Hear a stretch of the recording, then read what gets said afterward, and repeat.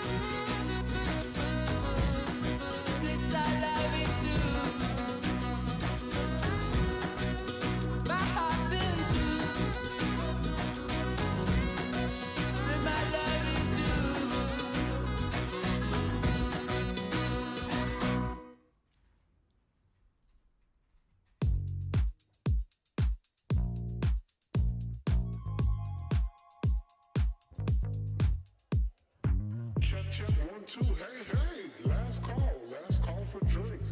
I need somebody out here on the dance floor.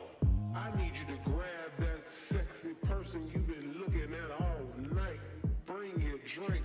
I don't want anyone leaving here alone. We got one more song. I got just a little bit left to give you.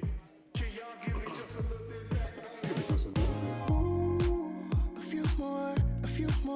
few more seconds. All we can do is forget it. Ooh, this could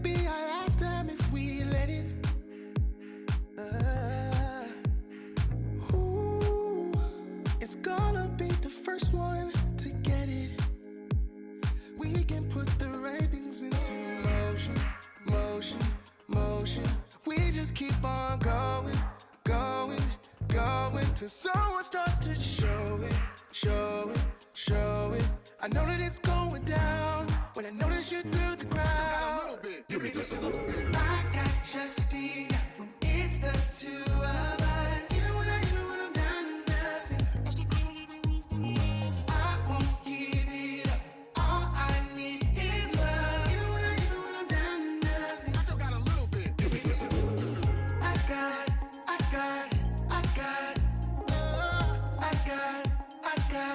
I got a little bit. All I need is. All I still got a little bit. Hold on. Let me take a shot and let it settle. Whoa, so strong. I fall right in your arms and dream a little better. Open up your eyes to my emotion. As we just keep on going. Till someone starts to show it. It's time for the Mixin and Chillin blog. Even if they implemented some ridiculous laws, this is something that if somebody truly wants to do this, they can still do it. But it's going to take a lot of effort on the vapors' part to actually learn what it takes to make your own stuff. I wouldn't change anything. I don't know what the heck happened to the last hour of my life, but it certainly wasn't streamed on YouTube like I thought it was. Restrictive policies block progress towards smoke-free world. Many people incorrectly think that very little nicotine content cigarettes are less carcinogenic than current cigarettes. This risk misperception by people who smoke could reduce motivation to quit under a nicotine reduction policy. That's a bit of a problem. Someone who specialises in helping people kick the habit is Dr. Colin Mendelsohn. He joins me now. Look, vaping is a far less harmful alternative to smoking for adult smokers who just can't quit, and that's actually the majority of them. The road to quitting smoking is paved with candy. Double chocolate clear from TFA. Published in the Vaping Post, we have long-term study. Vaping increases odds of quitting heavy smoking. This is Kenny Thompson, the Vaping Heed. He's got a YouTube channel. He's been on here a lot longer than I have. I'm not going to stop until this is legal and available for everyone. You know, I cover things from all around the globe, but that's because science has no boundary. I mean, you know, the FDA and everything would know that vaping is safer than smoking, but they'll have the pressure off the tobacco companies or the states that are in the MnC and all that. It's just a financial thing, and unfortunately that takes precedence against everything. And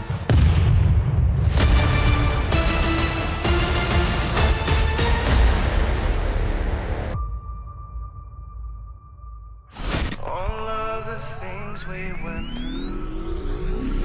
You just made my day. Just made my day.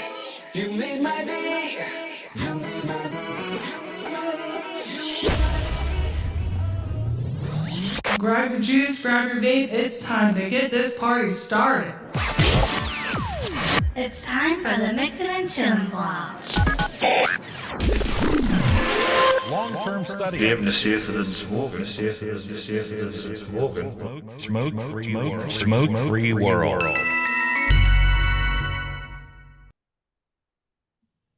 Hello and welcome, everyone. Time for another episode of Mixing and Chilling.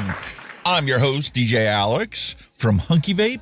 Kenny the Vaping Heat is working, and he will be here in about an hour and a half or maybe 2 hours, depending on how long it is for him to get back home and how bad the traffic is and whatnot. But we're going to truck on nonetheless. It's going to be a wonderful day today. We've got a wonderful show scheduled for you guys. And to be honest with you, I'm completely perplexed because I just don't understand how we have let the village idiots take control and lead us everywhere. Oh, man. We were out shopping the other day and the power went out, and the lady behind the cash register was like, sorry, you're not going to be able to check out. I'm like, why? You can't do some simple math? I only got like 5 things here on the belt. Just add it up. I'll hand you the cash and I'll walk out the door. You don't even have to give me change.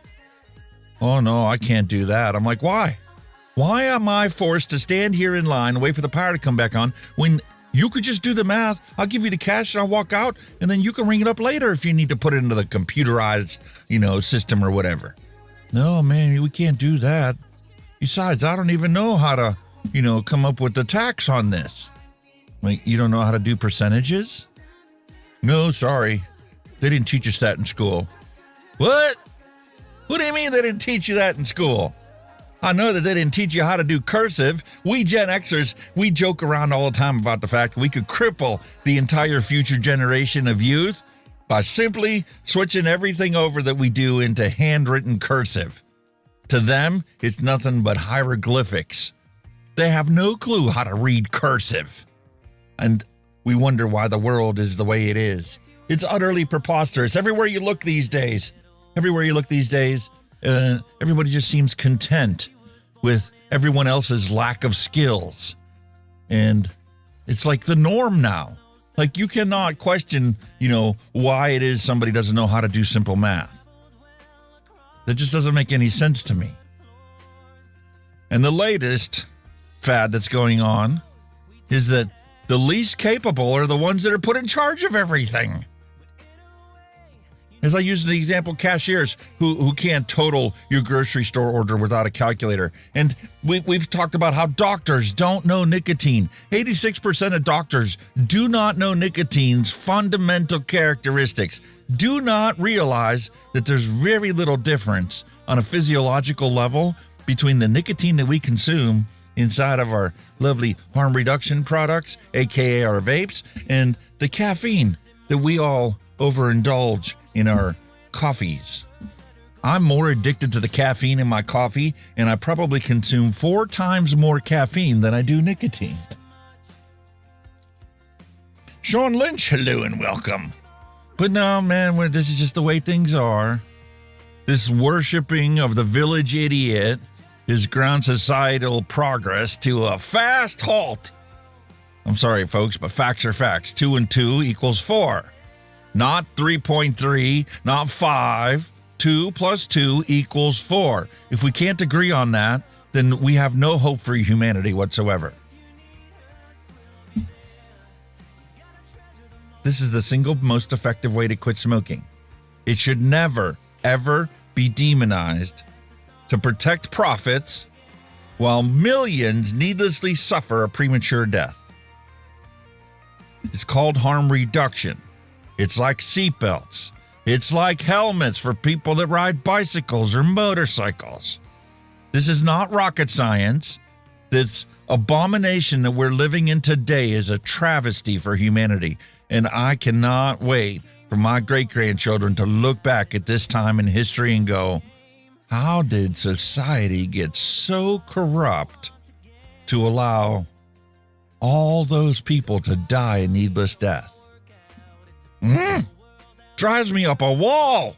And hence why today's episode is titled Idolized Mediocrity. Because the biggest, averagest nincompoop is the one that everybody's supposed to idolize in society. Drives me up a wall. Anyway, we do have a wonderful featured product today. And I think we did this one probably like 2 years ago, if I'm not mistaken. But this is the Vandy Vape Revolver. It's a rebuildable tank atomizer, and in the very bottom of it has a little revolver that you can change the airflow.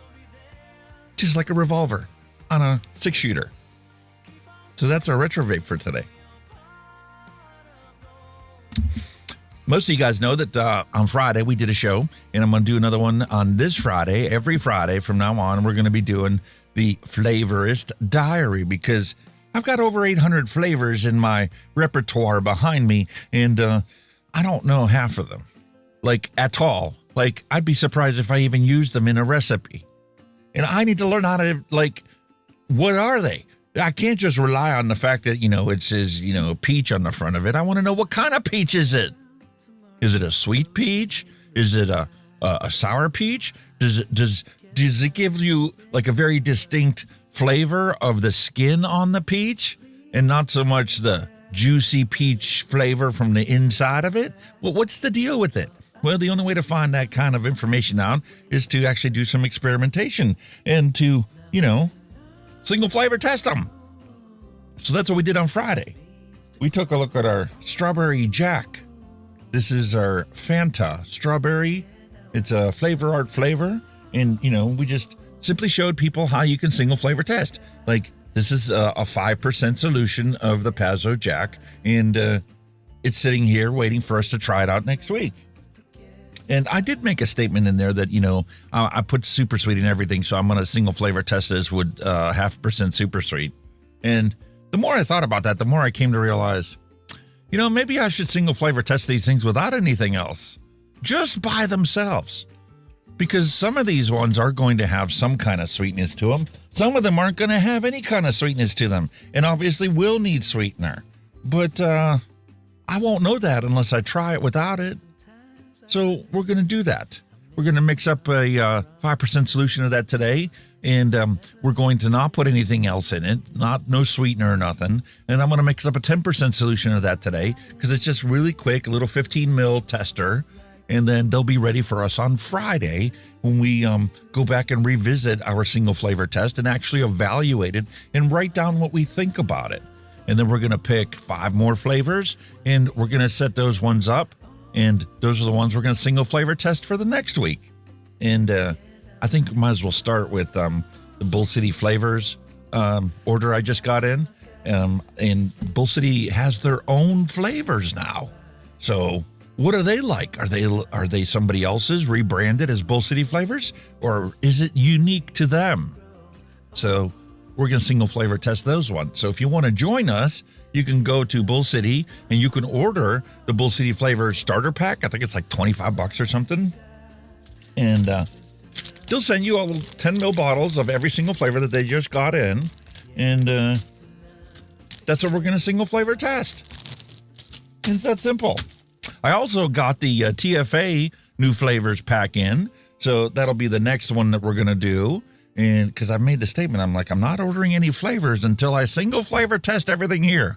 Well, so the compromise in my brain was, okay, well, we're going to single flavor test the brand new flavors first because I watched, there's people that have done this before. This isn't like, your first rodeo here.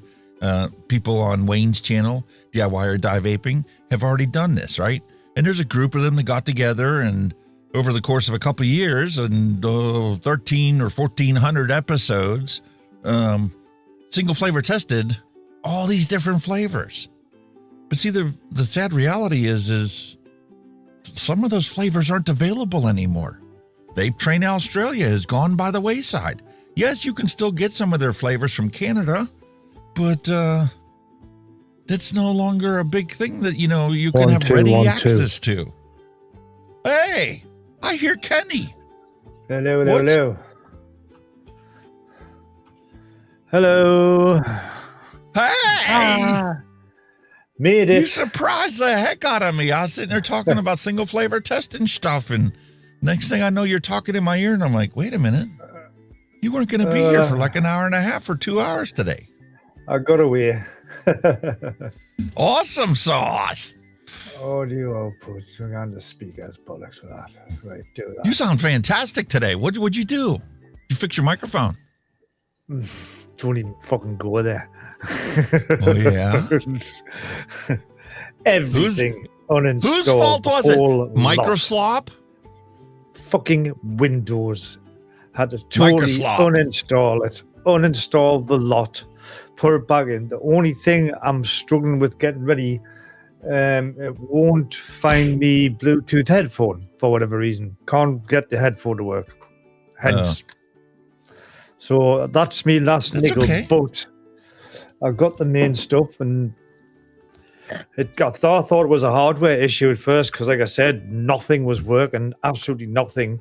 And I took it up and plugged in my son's computer, ran perfect, so I knew it wasn't a hardware problem.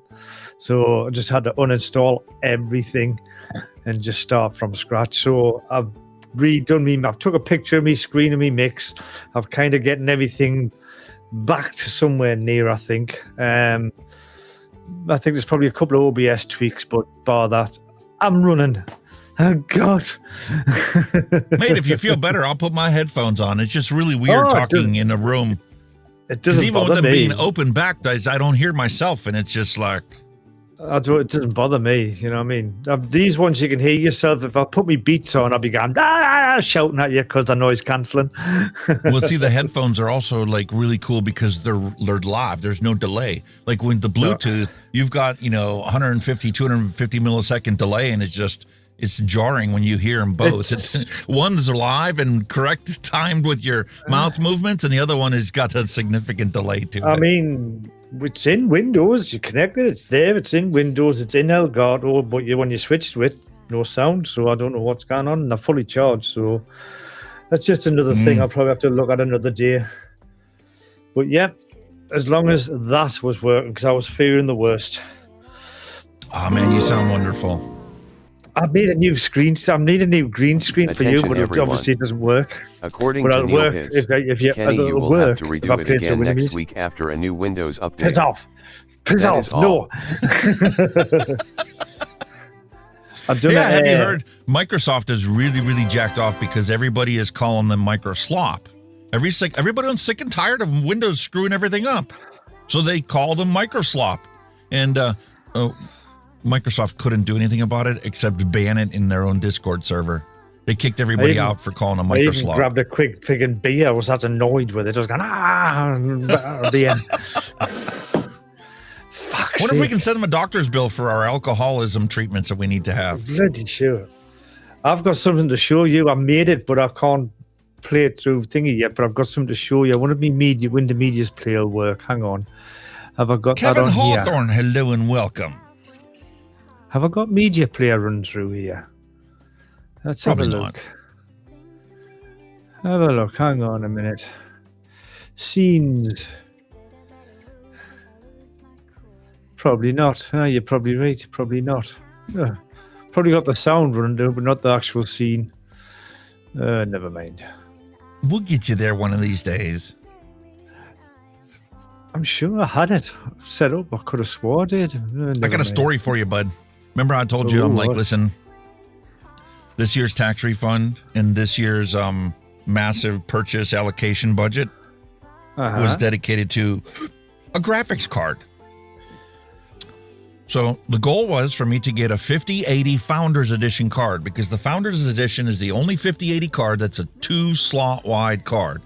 Not 2.5, not 2 1/4, 2-slot card, right?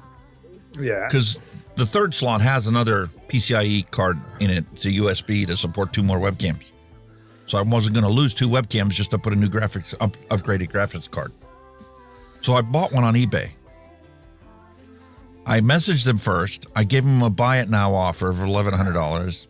Didn't hear back from them. Quiet as a church mouse. Meanwhile, I'm watching all the other unboxed 5080 graphics cards selling like hotcakes for $1,399.99, $1,400. Yeah.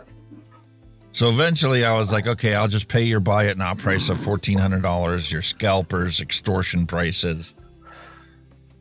Place the order.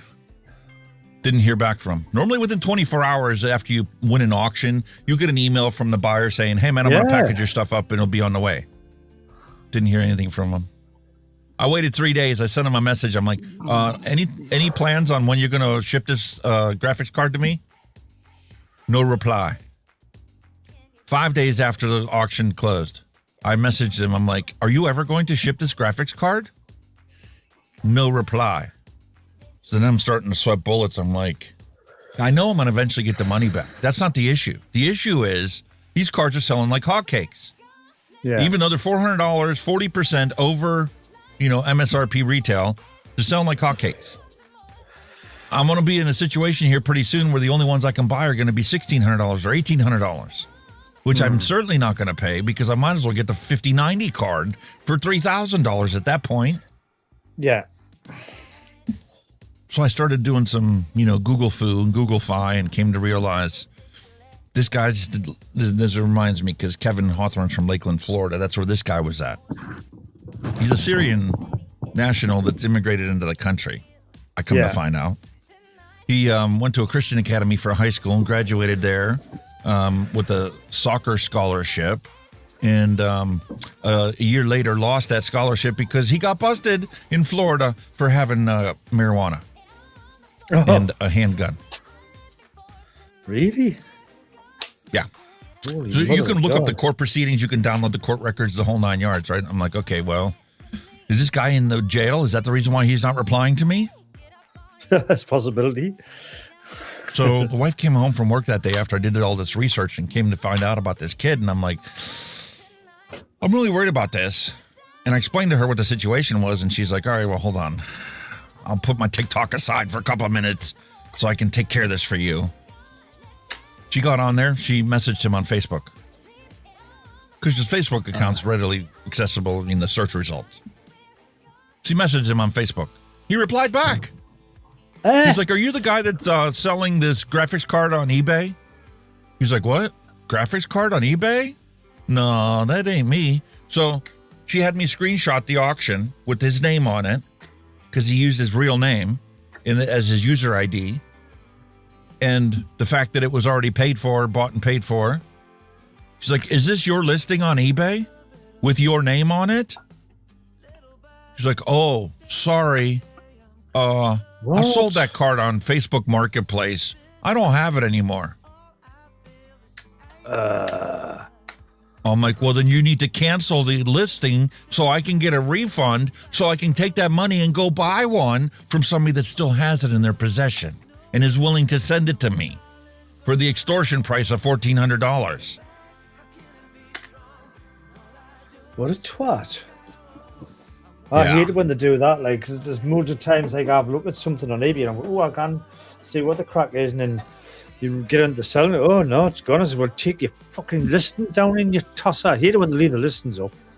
Just so needless to say, I ended up, as soon as I got the refund notification from eBay, the money's like in the works getting put back into the checking account. We had enough in there to cover it again. So I picked the lowest priced one that was closest to me that was still unboxed, and it cost me an extra $60. Oh, well, that's not too bad. Oh, shit. It'll be here tomorrow. The auction closed. It was over the weekend. I got a message within 24 hours from the guy that says, this will be on your way to you first thing Monday morning. First thing Monday morning, he dropped it off at a UPS access point. I got notification that UPS has it, and I've been able to track it ever since then. It's in North Carolina right now, on its way to Pittsburgh. Well, at least you're getting sorted. That's the main thing, eh? Be here tomorrow. But my question is when I put that into my computer, is no video driver's going to recognize that it's a new card and do what it's supposed to do? Because there's a whole bunch of drama there too. They put out a new graphics driver last week, and I have not been keeping up with their drivers because we've already had our stream crash multiple times, right? So they put out a new driver that just conveniently disabled the fans on your graphics card. Yeah. Oh, through the cook your card, basically. Bunch of cuts. Exactly. So they had to withdraw this graphics driver when they realized, oh, nobody's fans are spinning anymore on their graphics cards. They put an update out. They put an update out. You think that they put an update out that actually fixed the problem?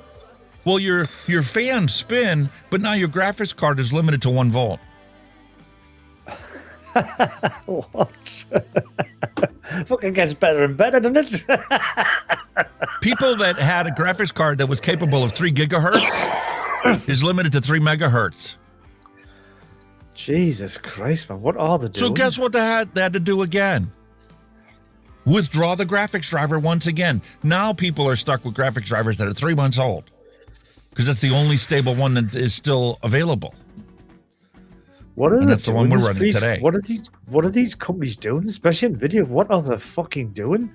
Releasing products for shit drivers, man. What's going on? Well, they're firing their actual coders and employees, and they are using AI to do the coding. They've gone right downhill with me, like right downhill with me. I was thinking of getting a 40 series card, but I'm having second thoughts now with all the driver shit. You know what I mean? Microslop and no video. From now on, that's what they're going to be referred to in my book until they get their ass in gear and straighten their act out.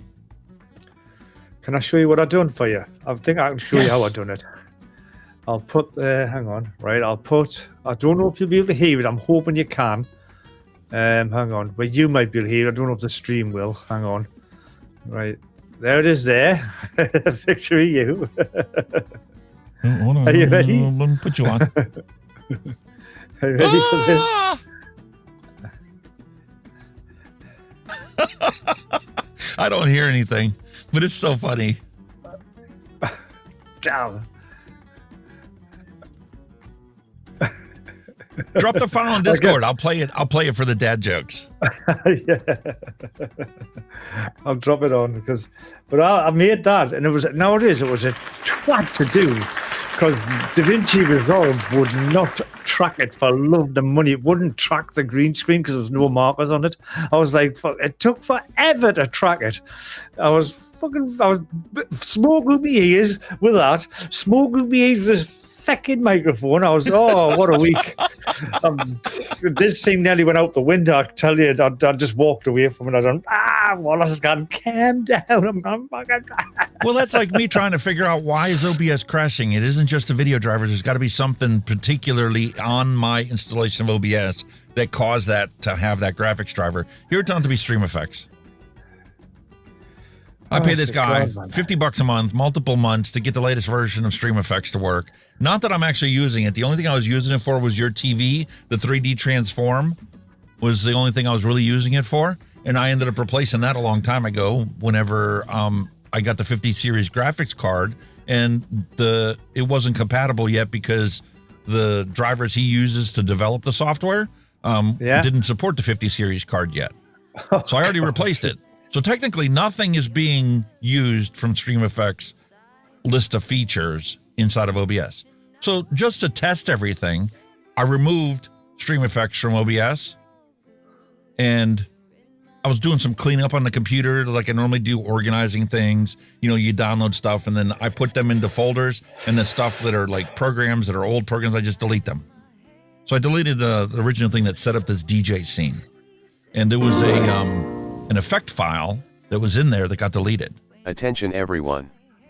According to Neil Pitts, so that's why Trump bombed Iran. He thinks Alex lives there. That is all.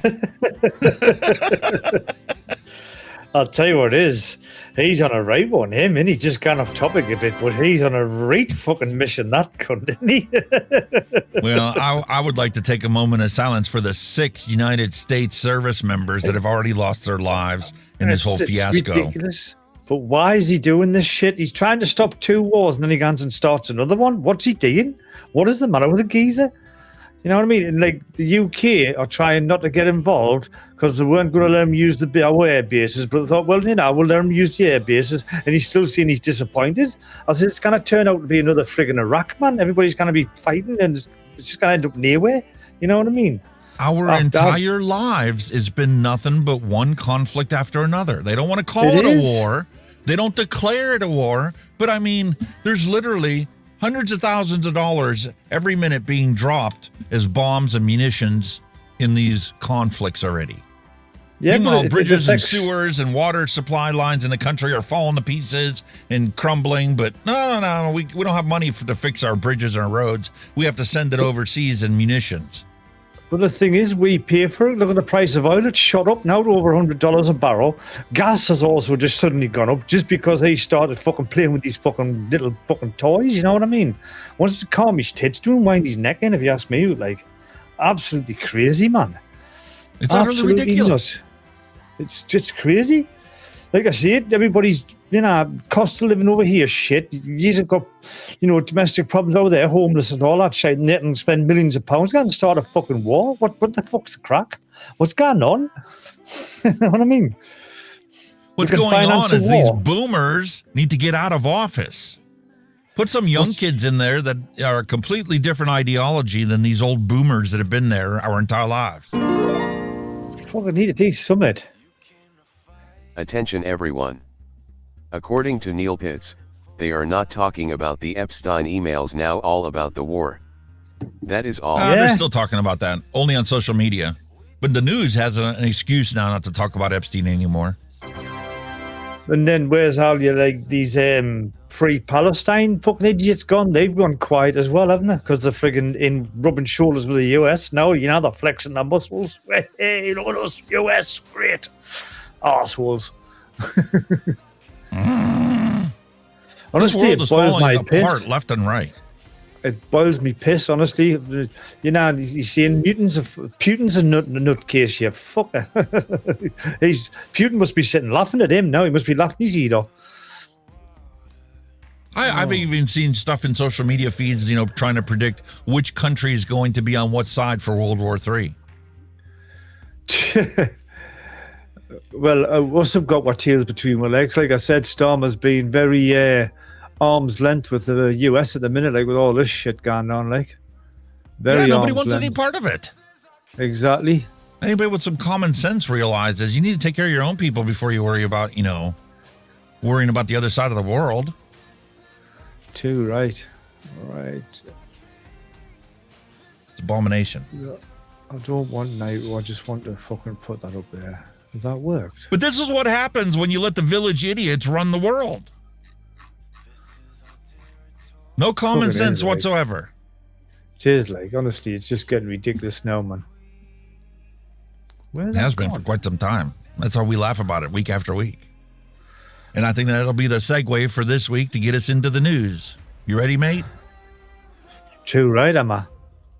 Because we could sit there and chirp, you know, for hours about the current state of affairs in the world.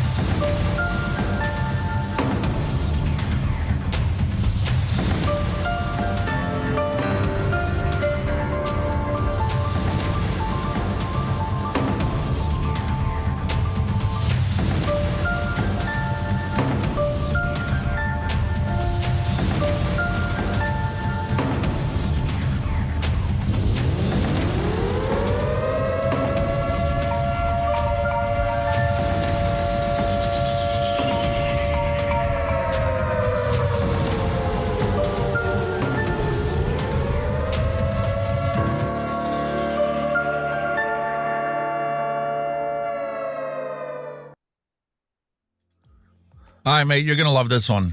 Ready? This is the perfect example of idolized mediocrity.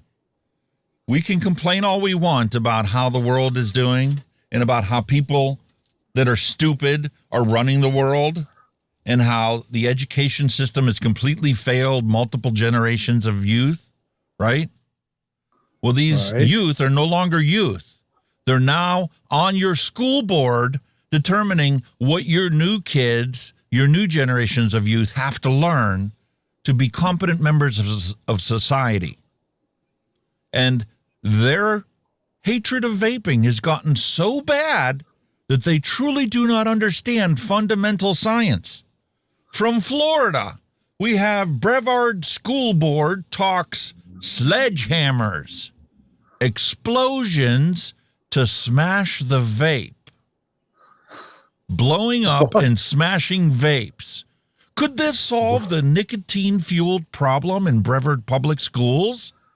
This is among the questions raised at the February 24th school board work session, where in a 30-minute laughter-filled meeting, board members talked about ways to combat students vaping in campus bathrooms. Why not have a Smash the Vape on TV program where every week they get lined up and your principal takes a sledgehammer and smashes those vapes for the kids and makes them aware, hey, if you guys are bringing them in, guess what? We're going to smash them again and again and again and again. The Brevard School Board is so incompetent in science and technology to not understand you cannot take a vape with a lithium-ion battery in it and smash it with a sledgehammer, because guess what? You are actually going to have explosions in your school. Shit. Honestly, the brain dead on there. They are, aren't they? They're just totally fucking brain dead on there. Look at the smug look on her face.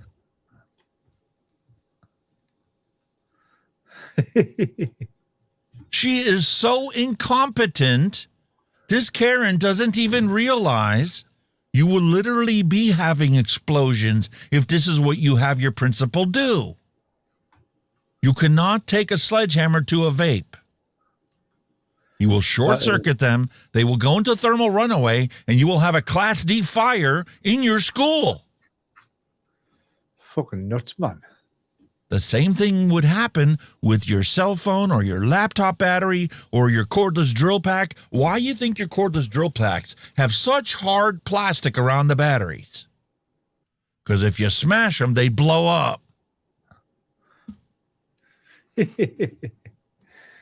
Oh, some people are just totally fucking brain dead on there. School board member Megan Wright has this idea. They're confiscating these vapes every single day. So why not have a Smash the Vape on TV program where every week they get lined up and your principal takes a sledgehammer and smashes those vapes for the kids and makes them aware, hey, if you guys keep bringing them, guess what? We're going to smash them again and again and again every week. They're just going to keep doing it. The school board discussed several possible solutions during the work session on Tuesday. They will discuss the ideas again in another work session. It's coming up on March 10th. And District 1 Representative Megan Wright is our guest this morning. Joins us live. Megan, thanks for being with us. Good morning. Good morning, Ryan. Thank you for having me on this morning. I got to tell you, your idea creates a lot of visuals, and we will volunteer to be that station that videos that as well. You know, there are schools that have done this. It sounds dramatic, but is there support for the idea? I believe that there is support for the idea, and really overall the objective here is to create an education campaign to really have that conversation about how dangerous these are. This is a problem that every school district all around the country really is facing, and we've got to get a hold of it. You're going to make me more fucking dangerous when you hit it with a fucking hammer, you stupid cunt. Fucking hell. They're not dangerous unless you take a sledgehammer to it. You might as well take a box of ammunition and, take a sledgehammer to that, too, at the school board, because you don't want kids to bring, guns and bullets into school. So why don't we take the guns and the bullets, and we'll take the principal and have him smash the bullets with the sledgehammer. And then next week you'll be trying to hire a new principal because the last one is dead. What the fuck is better with these people? Honest to fucking God, man. Just brain dead, man. They're looking at the long-term effects this could have for them. So chronic coughing and wheezing, potential long-term lung damage. How about the long-term lung damage from people that are smoking actual analog combustible tobacco? How about all those people that are dying right now from cancer and COPD?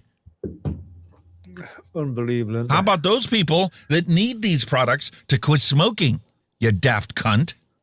Honest to God. Oh, I swore I wasn't going to swear today, but I can't help it. Absolute fucking madness. That's just even... you may as well just give them a stick of dynamite and just say, here, hold this while I light it. You know what I mean? The best part is, and I'm glad I was able to catch it with this cursor, she's looking down and to the left. And anybody that reads body language knows she's blatantly lying to the public. She knows she's lying to the public and is still lying anyway.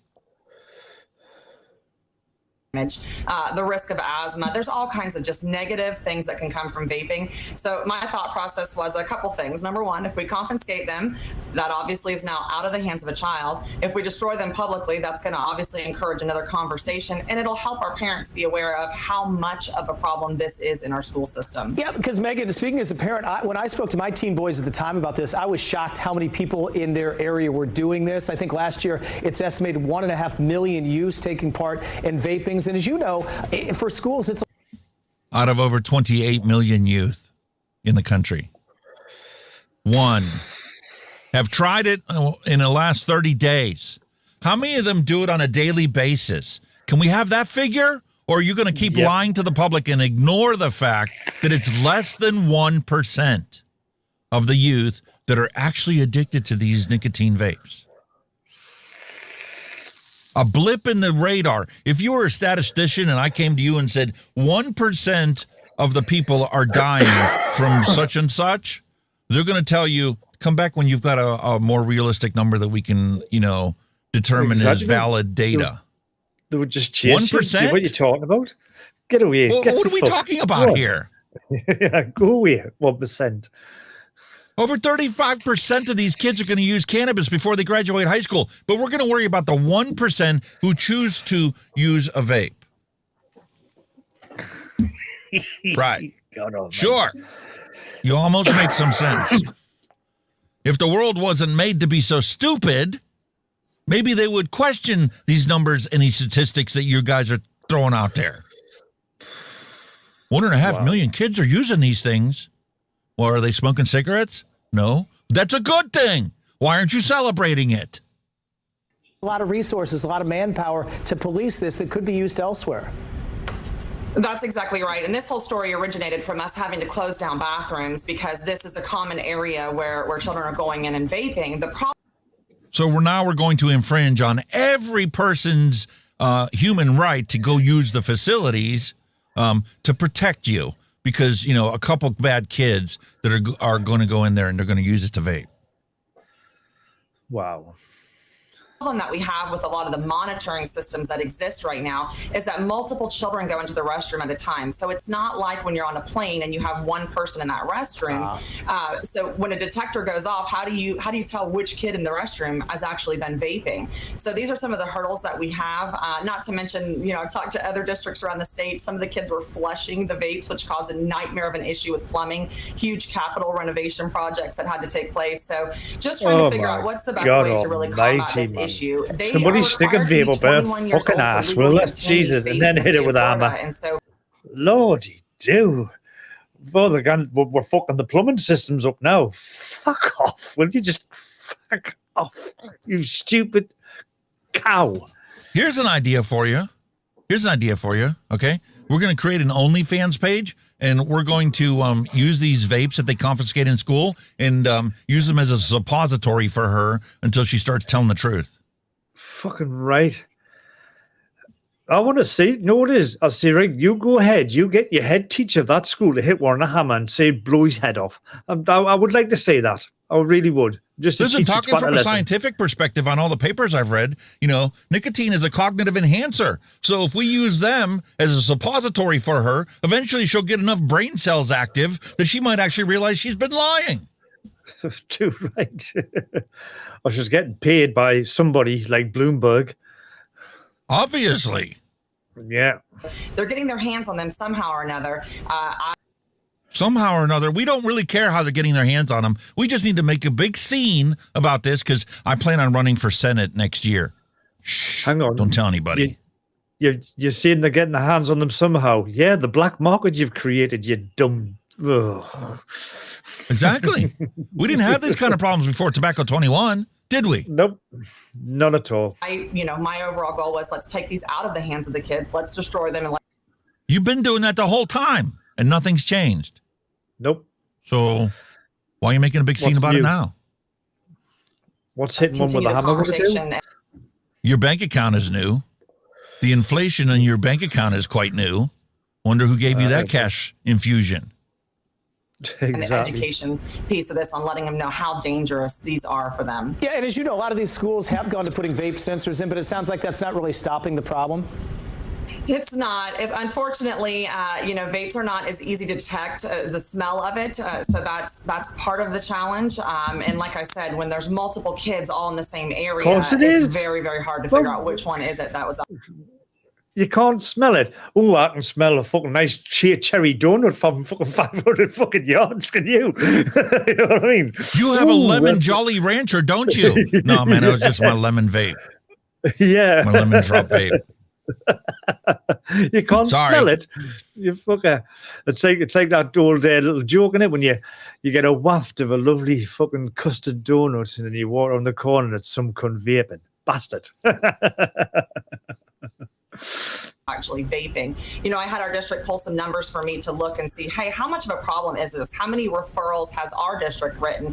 So for the 22-23 school year, our district wrote 1,286 referrals for vapes, 576 referrals for vapes that included THC. That's a so you did admit the fact. Most of them are THC vapes. Well, move the goalpost there, didn't you, darling? Or did you just let that one slip? We're going to conflate all of it together. Where comes the fentanyl? You want to take bids? You want to take bets on if she's going to bring up fentanyl in vapes? How many of our kids got sent to the hospital because they had fentanyl in their vape? It's coming, isn't it? It's definitely coming. Huge amount of referrals. So we are trending the right direction. So for the 25-26 school year that we're currently in right now, there's been a total of 501 referrals written. 303 of those referrals included THC. So our data. Oh! Did you see the data that's clearly hidden in plain sight? There's been a 70% reduction in the vape since the epidemic in 2019.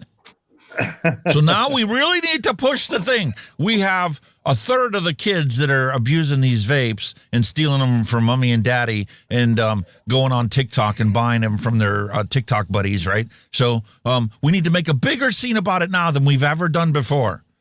Don't worry about why we didn't make a scene about it back in 2019 and 2020 and 2022 when we saw the numbers were astronomically high. We're going to make a big scene about it now that it's a third of what it used to be. What? Wow. Too little, too late, as always. Trending the correct way, but I would like to see that look a lot smaller of a number, maybe. Oh, because you know that next year it's going to be even smaller. Because if you look at the National Youth Tobacco Survey, you'll see that it drops 500,000 kids every single year. And it has consistently for the last 7 years. You come to realize if there's only 1.5 million kids that are doing it now and it drops 500,000 every year, we only got 3 more years to milk this. So I better start talking about it now so that in 3 years I can look, everything I did is the reason why there's no kids vaping anymore. It's all my efforts that protected your kids and got them to never touch a vape. It was everything I did. It didn't happen all on its own. No. It was me that did that to protect your kids. Mm-hmm. Liar. 0 would be ideal, but we'll see if we can get there. Yeah, those are big numbers because when you do the math, that's more than a couple written every single day. It is. I mean, majority of these are happening in our middle schools and our high schools, obviously. But again, Notice she didn't mention how many actual kids have gotten in trouble for this, right? None. Just how many slips were written up, hey, we caught you with a vape. Oh, you got caught with a vape? Okay. Tomorrow. Oh, we caught you again with a vape. Here's another slip. How is that fixing the problem? Nothing happens. Idea was to be a little bit of a, hey, let's make this a conversation that we're going to continue to have. And I believe, if kids want to. Because in 3 years, there won't be a problem anymore. Look at the data. National Youth Tobacco Survey, 500,000 less every single year. It's been consistent for 7 years. We've got over 70% drop in youth use. And, with a third of it disappearing every single year, we got 3 years left to milk this. Pretty much. And then come out at the end looking like heroes. Keep bringing them into the school, we will gladly destroy them for them. I think that's kind of the thought process I had when I proposed this idea. Obviously, I'm sure risk management has some issues with lithium batteries and some precautions we got to take, but we'll work through those hurdles. Oh, she did mention that there are precautions you have to take with lithium-ion batteries. You cannot smash them with a sledgehammer. Yeah, that's one precaution that springs to mind straight away. Yeah, and we laugh about it because it'd be a great visual, but it is a big problem, and we will certainly be there. It's only a big problem because you're trying to make it a big problem that it doesn't actually exist. Mm-hmm. If you guys go that route, but either way, let's hope you get a handle on it. It's something they do within a lot of school districts. Megan, thanks for your time. Well, I guarantee you, 3 years from now, you're going to come back and she's going to say, listen, the reason why we don't have kids vaping anymore is because of me. I did that. I got rid of the problem for you because I said we were going to smash them with the sledgehammer. Yeah. So you picture her all burnt and fucking arms missing because she hit one with a sledgehammer. Go on, I'll see it. Go on, do it. Do it. I would tell her to do it. There's a vape. Go on, hit it with a hammer. See what happens to you. I'm just going to stand 100 yards over that way while you do it, at least. Dion Troy, hello and welcome. Advocate for boobies, hello and welcome. Hello, welcome everyone. Mediocrity is the new norm. Fucking right there, mate. Jesus Christ almighty. Today I see examples of incompetency everywhere. No one seems to be noticing. It's as if no one cares anymore when people do things below the unspoken standards of the past. One of the first things I noticed is what's happening to our language. I hear people butchering it all the time. Between you and I, we can go do this. It's a matter between him and I. You know, me and she, we're going to do this. Because me is a she and she's a me and me is a he. Attention everyone. According to Neil Pitts, hey boobies. That is all. How about my favorite of all time? How about, did you know that is very unique?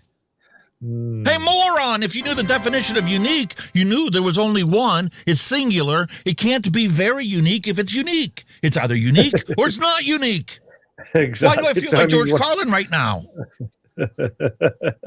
It's only one or the other, isn't it? God damn it. It's either unique or it's not unique. It can't be very unique. Nope. I should have went that way. What? What? No one corrects them. No one winces or says anything when someone crucifies the English language.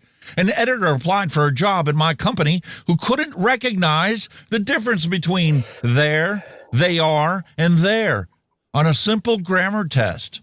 Wow. Meanwhile, she graduated from college just last year. But it's not just the language. Try going to your local vendor and paying for something in cash. If there's no calculator available, the person behind the counter who looked lost while you wait for your proper change is just astounded at how people expect him to be able to do actual math in their head. Offer to help them out, and the cashier, while grateful, fails to see the situation as they're lacking any skills. They're willing to accept being completely incompetent in something so basic as fundamental math. Wow. Shit. Those are some of the little signs of incompetence, and then there are the bigger ones that are more impactful. For instance, in the workplace, it's acceptable for executives and senior leaders to say that they are conflict averse. As such, they are reluctant to speak honestly to their direct reports for fear of starting a conflict. So these coddled direct reports continue to operate at their same subpar levels and never get to realize their full potential. In a competitive global marketplace, having leaders operate in substandard ways seems to be quite acceptable. Hence why Microsoft keeps putting out this crap as an operating system, because they know we have real no choices to choose from. True. Hence why NVIDIA keeps putting out drivers that keep causing new problems that didn't exist last month. I know a brilliant senior engineer in charge of a multi-million-dollar project who told me he's reluctant to say anything to young and aspiring engineers that we're protecting from vapes because their ideas are misguided or just flat out wrong. for fear of being accused of not being collaborative. Help! Are the people in these examples guilty of doing anything wrong? No. It's just safer to accept mediocrity. Saying nothing eliminates being tagged as a troublemaker, or worse yet, a difficult person to work with. Dear me. Ooh. Oh, my goodness. What are we going to do? People don't understand that no combustion is safer than combustion. You have a cigarette that you light on fire and breathe in over 7,000 toxic compounds. Over 100 of them are known to be cancer-causing and debilitating, versus a vape that only has 4 basic ingredients. You have your vegetable glycerin, your propylene glycol, your nicotine, and your flavoring.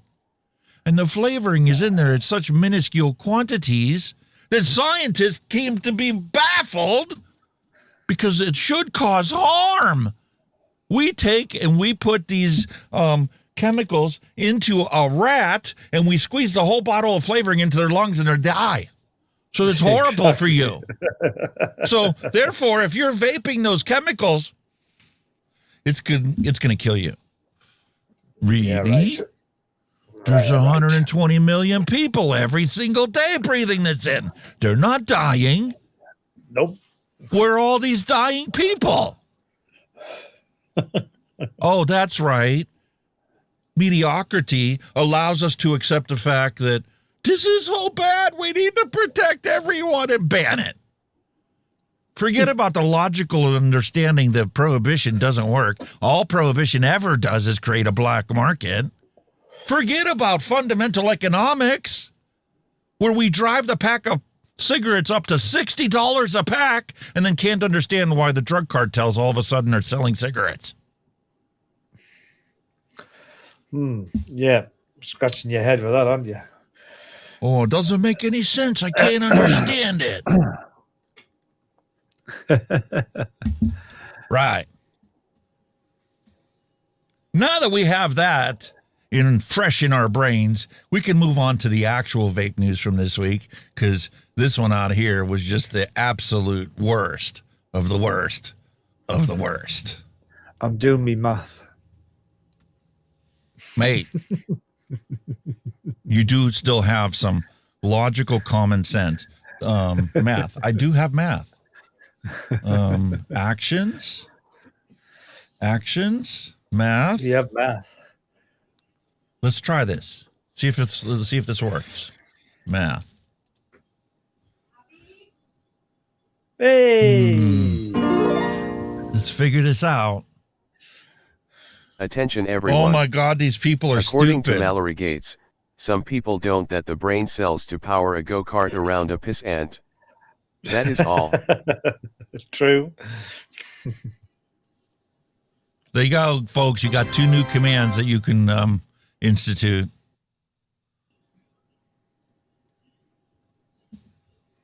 There is a timeout, so you can't use it right after each other one. I know. But give it a try later on in the streaming if your Alzheimer's doesn't have you forget it between now and then. Here you go, mate. The UK does still have some people that are following simple logic, and they came to realize, listen, when we buy vapes and we hand them to people that smoke, 60% of them are going to quit smoking. So since we have the NHS, that's a good investment for the people of the country. So in the UK, you still have councils that are doing the right thing. This one particular council advocates people switch to vaping, swap to stop smoking. So much so that they allocated £477,000 to go buy vapes to hand them to smokers to help them to quit. Yeah. Good counsel there. No, I'm not subscribing to the BBC. Now you are no longer authorized to view this article because it's actually putting vaping in a good light. And you can only do that if you subscribe to our publication. That's why the BBC wanted to use a television license for YouTube. Yeah. Cancel any time. No, thank you. We get the message. This council is allocating £477,000 to go buy vapes and hand them to smokers in their city. So that's a good thing. Link is in the description below if you want to check it out.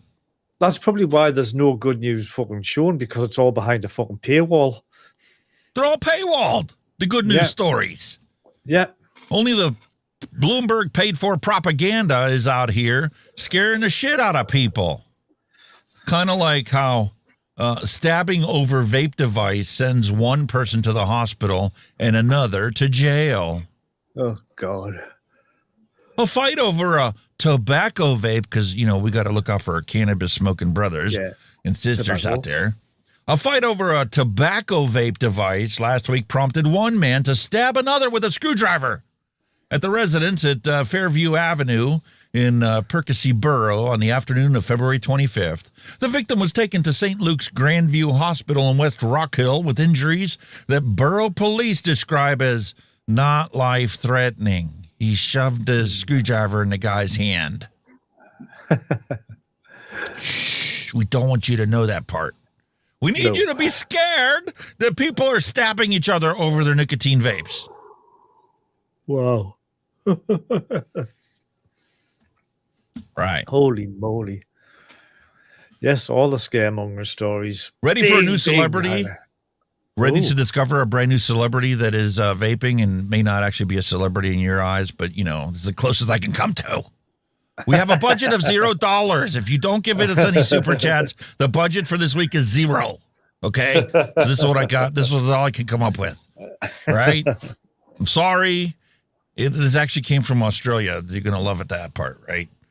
Sasha Obama seen vaping as she leaves a luxury Hollywood gym.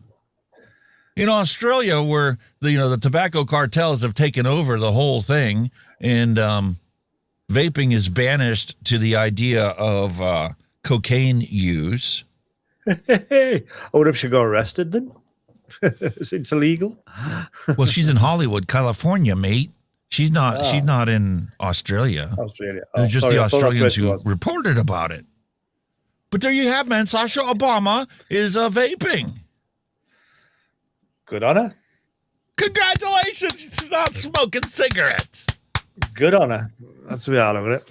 It's awesome. Ms. Obama, 62, opened up in 2025 about her and Mr. Obama's struggles keeping Sasha and her older sister Malia's smoking out of the tabloids during their teenage years. Because, Daddy smoked. President Obama smoked. Right? He did.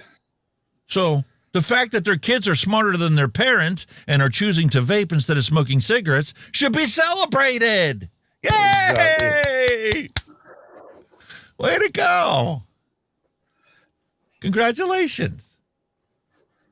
I'm so happy for you. Wasn't that mother one of the big anti-vaping people as well? And yet she's saying, it's nice to see she's been responsible. Well, when you're left with a choice of, do I let my younger sibling, my younger offspring, choose to inhale combusted tobacco leaves or choose to consume nicotine from a vape, we're going to choose harm reduction for our own kids. But for the country, sorry, you can't have it. Nope. That's what I was thinking. Hey, hallelujah. Right. Hallelujah. I sent you that video on your WhatsApp because it was too big for Discord. Awesome sauce, dude. We're going to get to it here shortly. Yeah, whenever. Because we've been talking about the West Virginia vape bill that is now going into law. It's an utter abomination. All vape bill is all smoke and mirrors, folks. We need to make sure you understand this because, I know you guys are vapors and I know you guys are on the same book and same page as me. But it's nice to see somebody actually wrote to their local publication and actually the editor let it get published. Some common sense. This vape bill that they're passing in West Virginia is nothing but smoke and mirrors.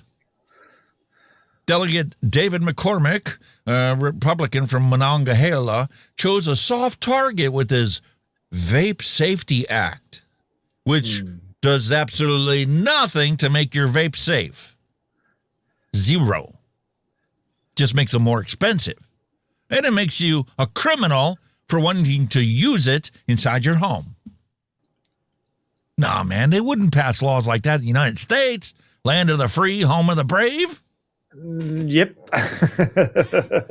Well, House Bill 5437, perhaps hoping State House of Delegates committee members would not look too carefully at the language he wielded or being affected by the dog whistle he was blowing. First, it's important to acknowledge that the vape shop industry should be better regulated. McCormick knows most elected officials will understand that, and they're going to take advantage of everybody's good intentions to pass a ridiculous law. So what happens? What goes into this language? Here's where the bill goes off rails. Are ready, folks? House Bill 5437 would also require that no part of a vape or smoke shop could be used as a residence, dwelling place, or location for human habitation. So if you had a nice big house and you wanted to convert the front of your house into a store to sell these products to get people to quit smoking, too bad. So sorry, you can't do that. Because somebody lives in that house, even though it's the shop owner, you're not allowed to do that anymore, according to this bill. You have to go and pay thousands of dollars of money to somebody else to go open up a shop in a business district and go pay your monthly lease to someone else, because we know you're certainly not going to own millions of dollars to go and open up a shop in a non-residential area. But a lot of shops in the UK that sell vapes, the owners live upstairs in a flat above the premises. Not in West Virginia, you're not allowed to do that. You know what I mean? Shit. How about we are now so anti-immigrant to the United States that you must be a U.S. citizen if you want to open up a vape or a tobacco shop. Wow. If you're in West Virginia. Oh, dear. Ouch. So if you're a legal immigrant, so sorry, you cannot open a vape shop. You have to open something else. You're not allowed to help people quit smoking. That's not good for the country because, you know, Big Tobacco's got to make its corporate funds and its, you know, shareholders happy. Capitalism at its finest. Yeah. These vape shops are all over the state. There's many bad actors. Many are not here legally. They live in the shops. They're selling to underage kids and they're marketing to underage kids. So only natural-born Americans are allowed to own a vape shop. Sorry for your luck. Okay. Wow.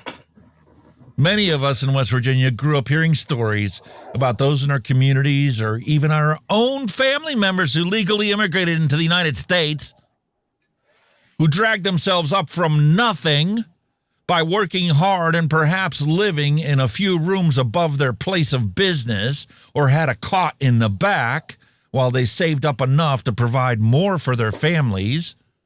How many of us know good, hardworking families right now who are doing the same? Further, how many of us know plenty of people who are working and here perfectly legal, but are not yet U.S. citizens? Takes time to become a naturalized U.S. citizen. There are lots of ways to be in this country legally, working and paying the bills and paying taxes without citizenship. Yeah. McCormick's own words like illegally and underage betrays that he understands that there are already laws in place to deal with the problem he says is targeting. There's laws in place to prevent these issues, so why do you have to have a new law? Whether they're being properly enforced is another matter entirely, one that we will conveniently completely ignore. to protect the children. Yeah. And there is space for doing something good with pieces of this bill. Further, how many of us know plenty of people who are working here perfectly legally that should be able to pull themselves up by their own bootstraps and provide better for their offspring than they ever had?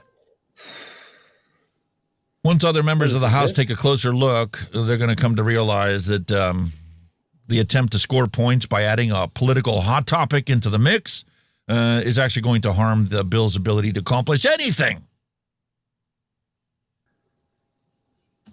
Vape Safety Act is not going to improve vape safety at all for anyone. No, not for that. Except for Big Tobacco. Big Tobacco's always going to win in this. Obligatory commercial. Let's get ready for it. I'm going to show you how Curves Resolve takes your track from... God, could it get any freaking louder? This... I'm sorry, Kenny. I muted it for everybody else. Jesus. Now I need to put the volume up for everybody else. Hello. Time. Sorry if we speak too loud because it was so loud in the commercial.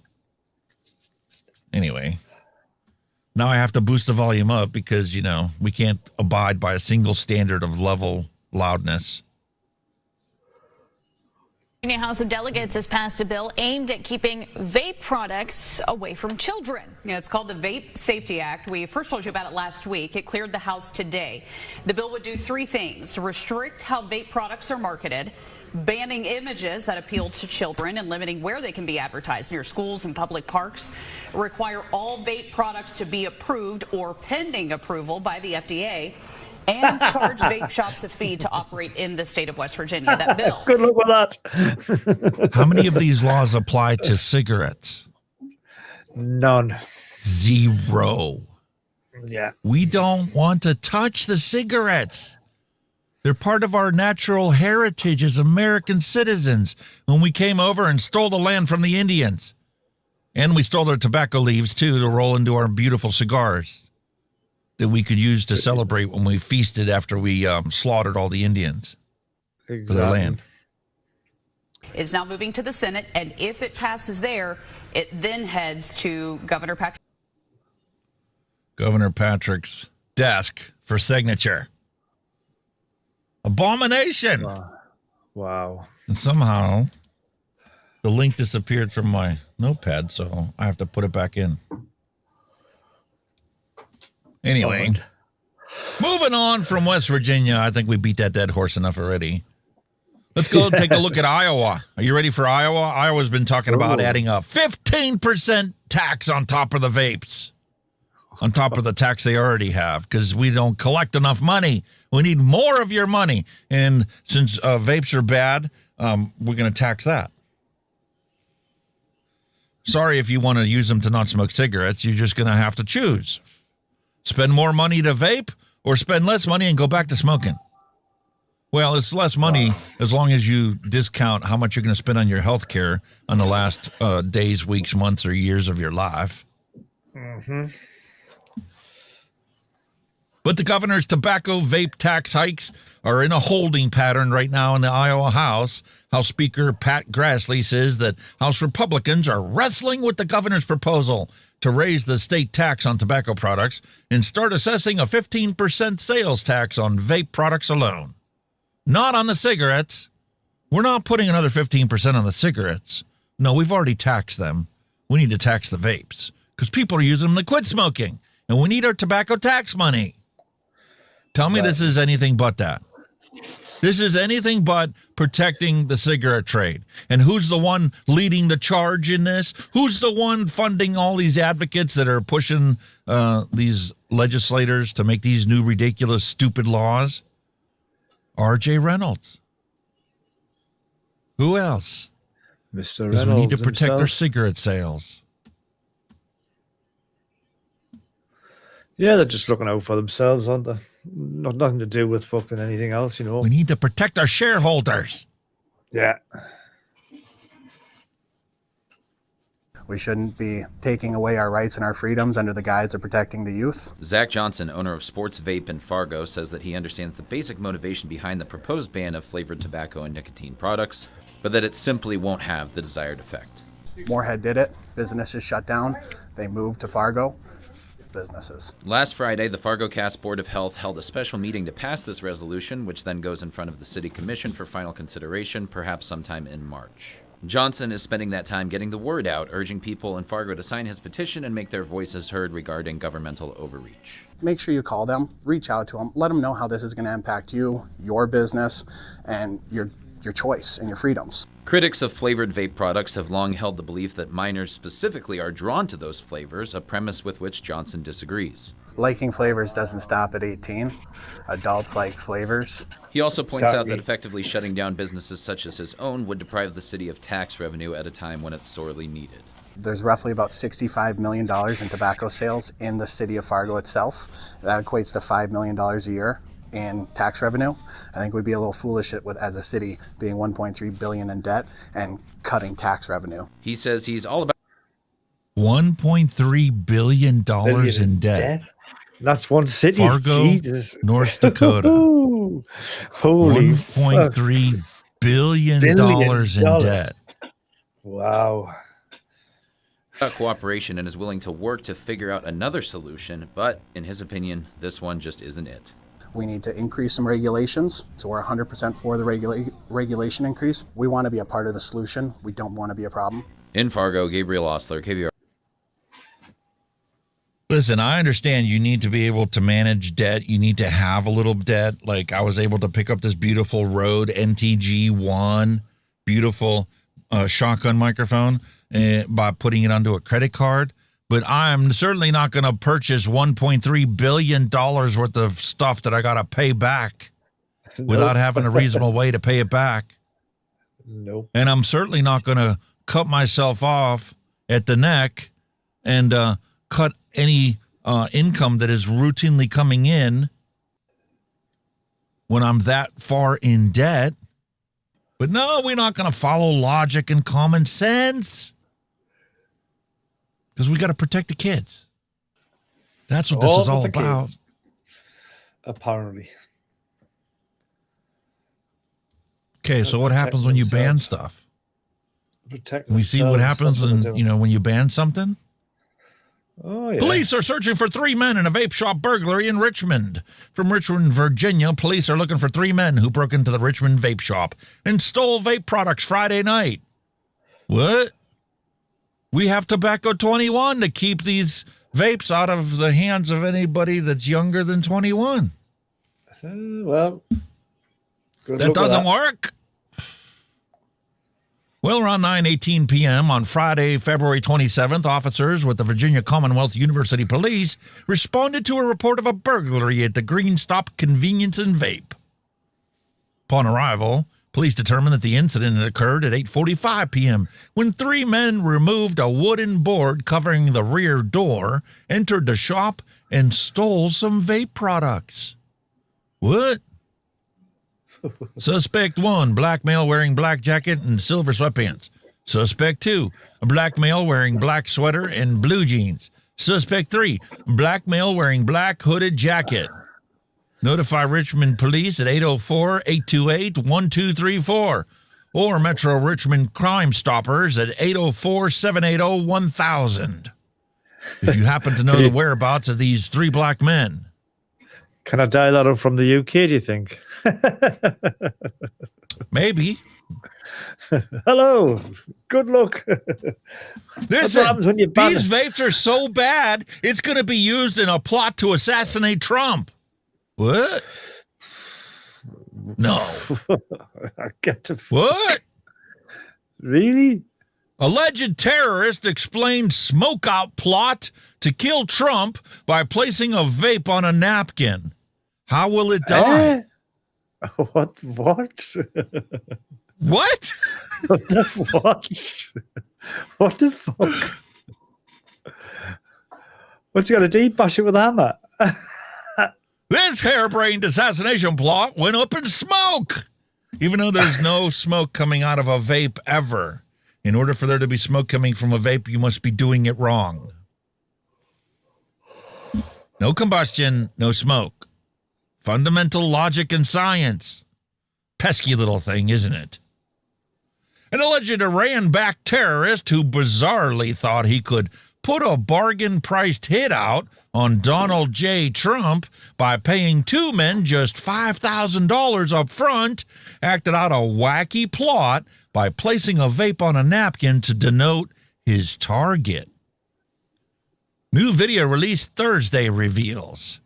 This is the target. How will it die? A Seif merchant said as he gestured to the creamsicle-colored smoking device. It's not a smoking device, you moron! No combustion, no smoke. Anyway, FBI secret cameras revealed the footage played for the Brooklyn jury. Merchant 47-year-old native Pakistani sketched out his plan to whack the then forerunner for the GOP nomination during his recorded June 4th, 2024 meeting with a recruit who'd been working with the feds. Oh, my God almighty. Spit in this, you know. Spit in this. What? Merchant spittoon. Give. What the fuck? Spit in this. What? Can this get any more bizarre?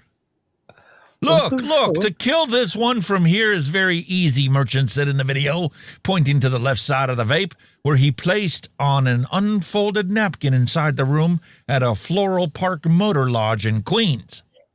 Iran has repeatedly targeted Trump in retaliation for his U.S. drone strike that killed prominent Iranian military leader Qasem Soleimani in 2020 during Trump's first term, officials say.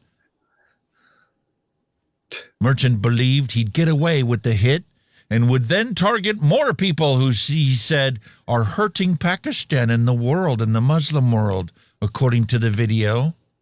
I understand, but what kind of power do they have? Can't the police here get them or the agency? What? What the fuck's going on here, like? Well, the accused terrorist placed a creamsicle-colored vape on the table, to denote his intended target, Donald J. Trump. This is not a one-time job. The work is going to continue. This isn't just a $5,000 payout to take out Donald. We're going to give you more work because we have more targets to go after. What? Are you serious? I think he's been vaping THC, hasn't he? Something. Fucking hell. Oh, Magic mushroom vape? Is that what this is? Is he like tooting on a magic mushroom vape? Fucking something in it there. But fortunately, folks, the FBI smoked out the scheme and arrested Merchant as he tried to leave the country that July after paying two purported contract killers who were actually undercover feds that Ally had connected him with, each a $5,000 advance toward the planned hit on Donald J. Trump, according to court papers. With a V. Merchant wanted to stage a phony protest at the Trump rally. In a half-baked ruse, he claimed he would allow the killers to escape. Recordings played at the trial show.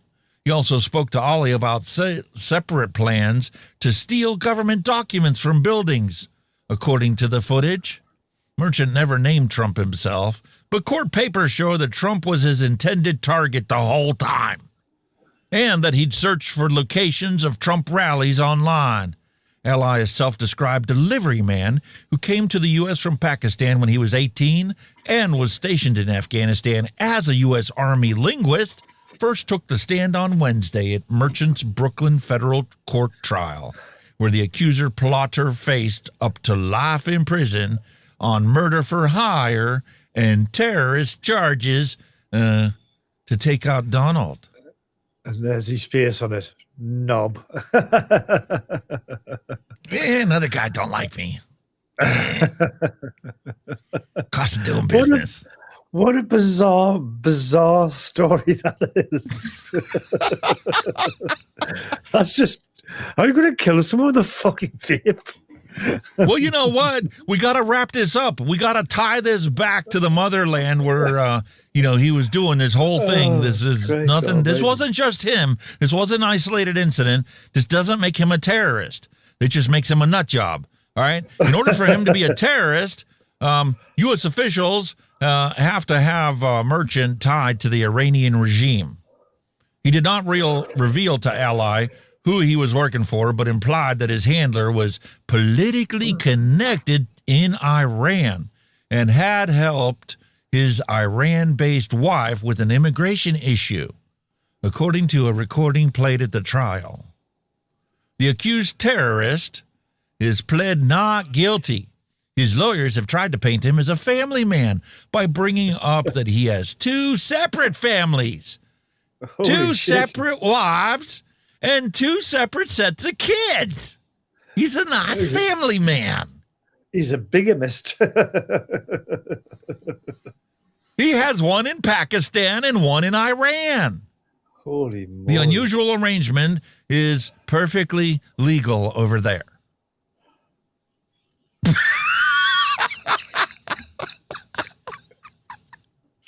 I'm fucking gobsmacked with that. Like, that is just so bizarre. That is just nuts. It's absolutely bizarre. Well, you should have put that one in the fucking dad jokes. That one. That's about the right facial expression. Like, what are you going to say to that? Exactly. Like, he looks a bit like Tony Blair there with his face, but never mind. Well, now. I'm baffled by that. I'm totally baffled. I'm lost. You lost us with that one. I mean, come on, let's kill somebody. Let's put this vape in a fucking napkin. That'll do him. Listen, we gotta bash the vape. So here we go. Here's another story. Are you ready for it? Gaston County man arrested after suspicion of shooting his uncle outside a vape shop, police said. From Stanley, North Carolina, a Gaston County man was arrested after allegedly shooting his uncle outside a vape shop. Why are we telling you it was outside a vape shop? Because we get paid to bash vaping.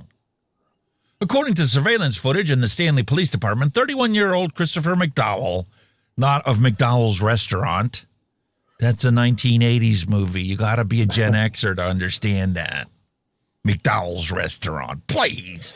Eddie Murphy. That's not Eddie Murphy. McDowell's Restaurant. Anyway, McDowell got into a dispute Friday morning with a family member outside the strip mall on East Dallas Road in Stanley. And McDowell eventually pulled a gun from his pants and fired multiple shots at his uncle. The victim, who officers say is McDowell's uncle, we already said that, was struck as he tried to run away and was transported to the hospital for medical treatment. He's expected to survive. Sorry for your luck.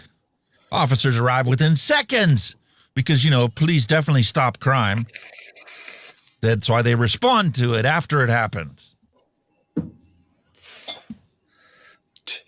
It was outside McDowell's charged with attempted first-degree murder, discharging a firearm within city limits, carrying a concealed weapon, and going armed to the terror of the public.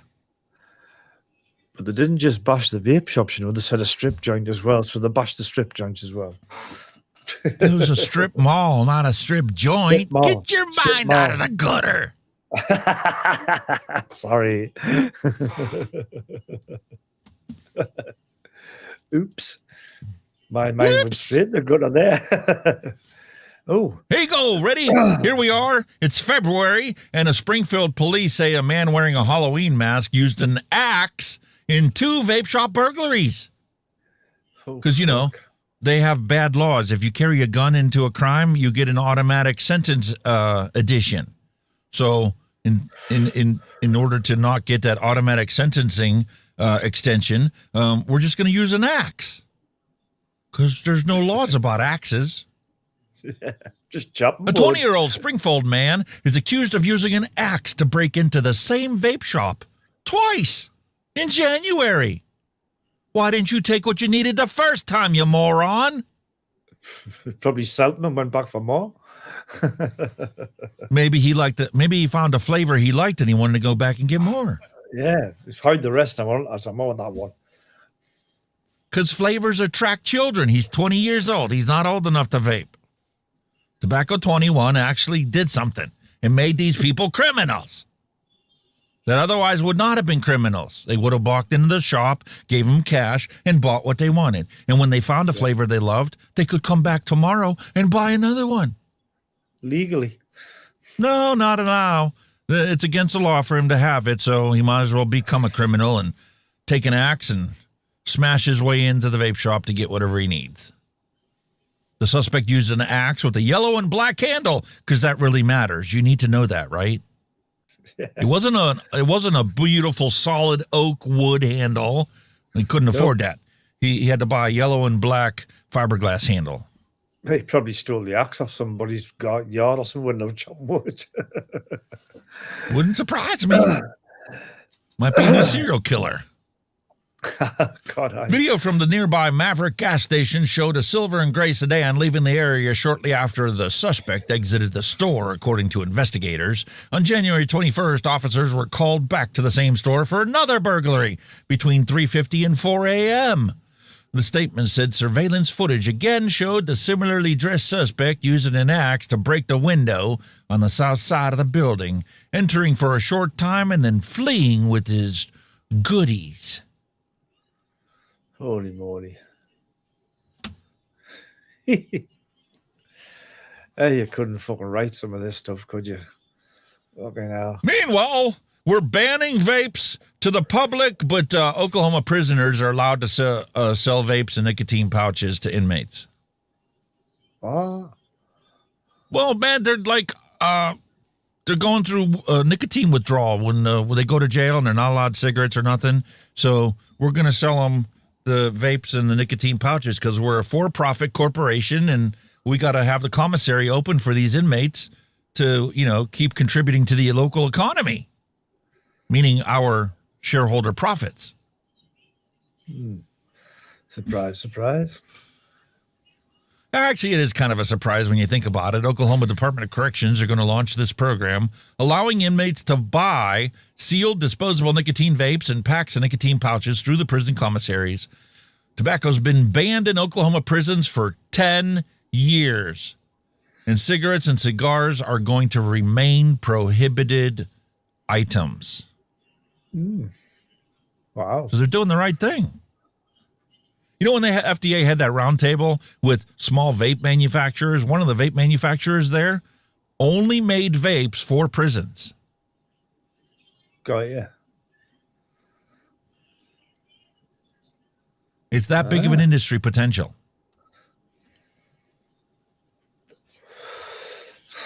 Meanwhile, on the other side of the world, Uzbekistan has completely banned vapes. On March 1st, the complete ban of vapes and electronic cigarettes took effect in Uzbekistan.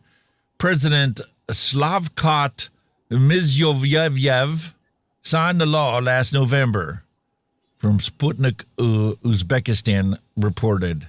Now, it's not only prohibited to vape, but also to produce, possess, sell, import, and export electronic cigarettes and e-liquids.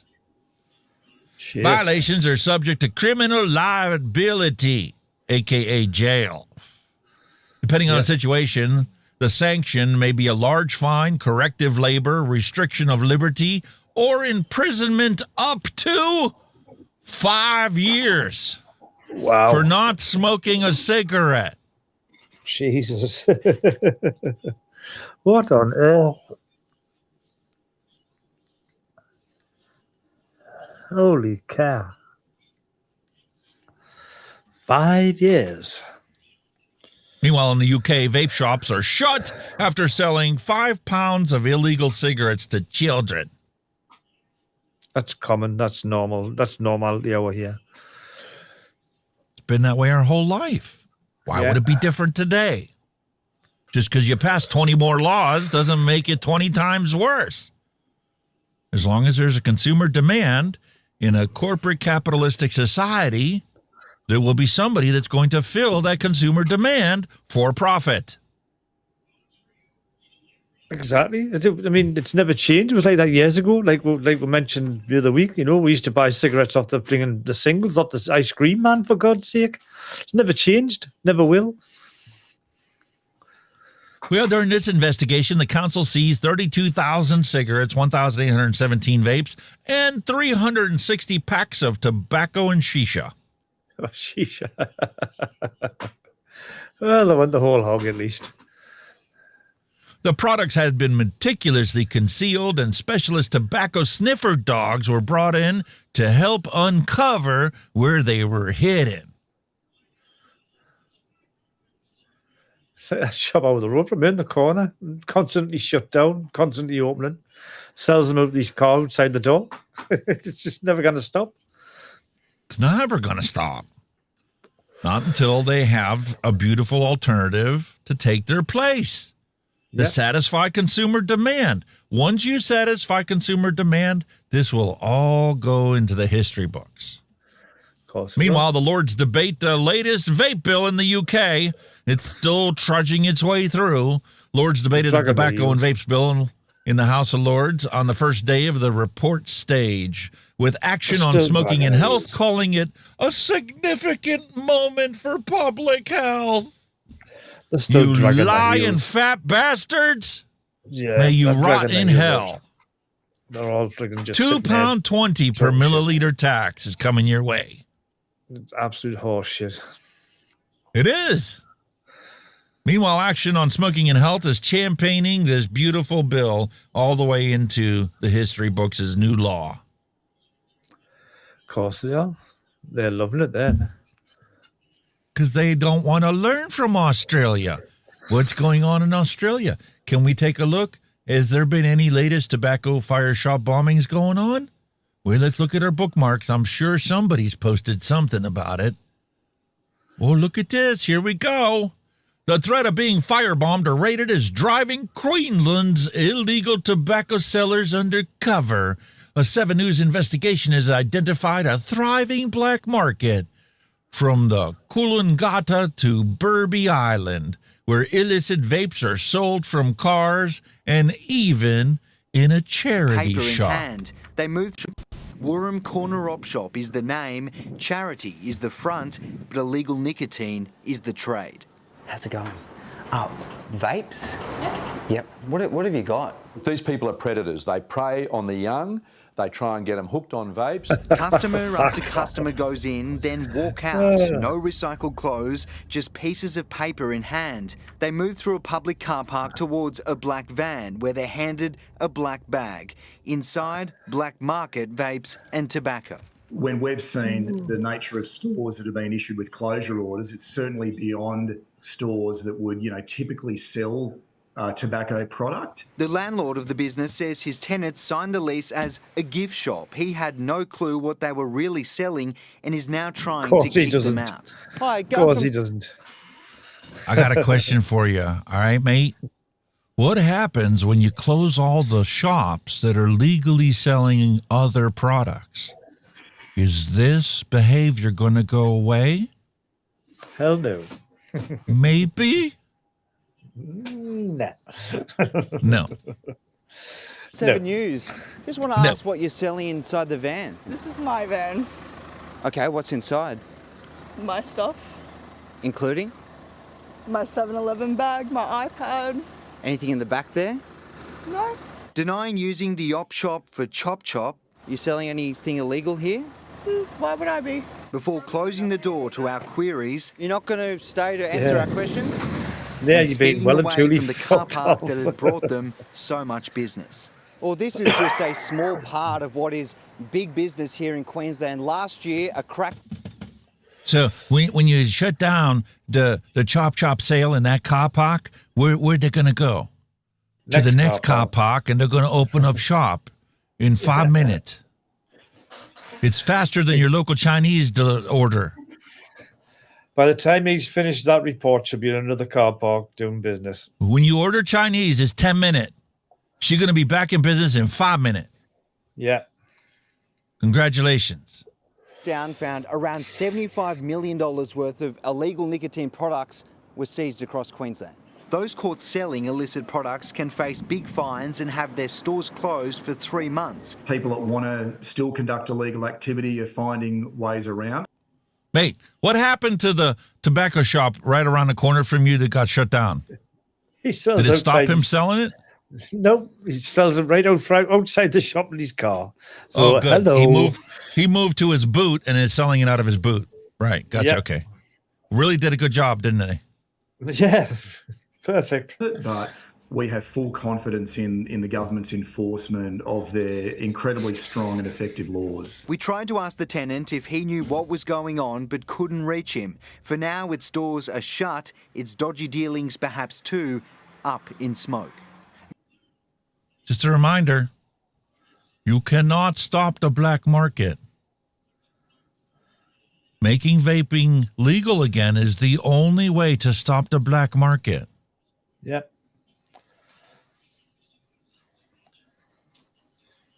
Totally backfired on them, big style.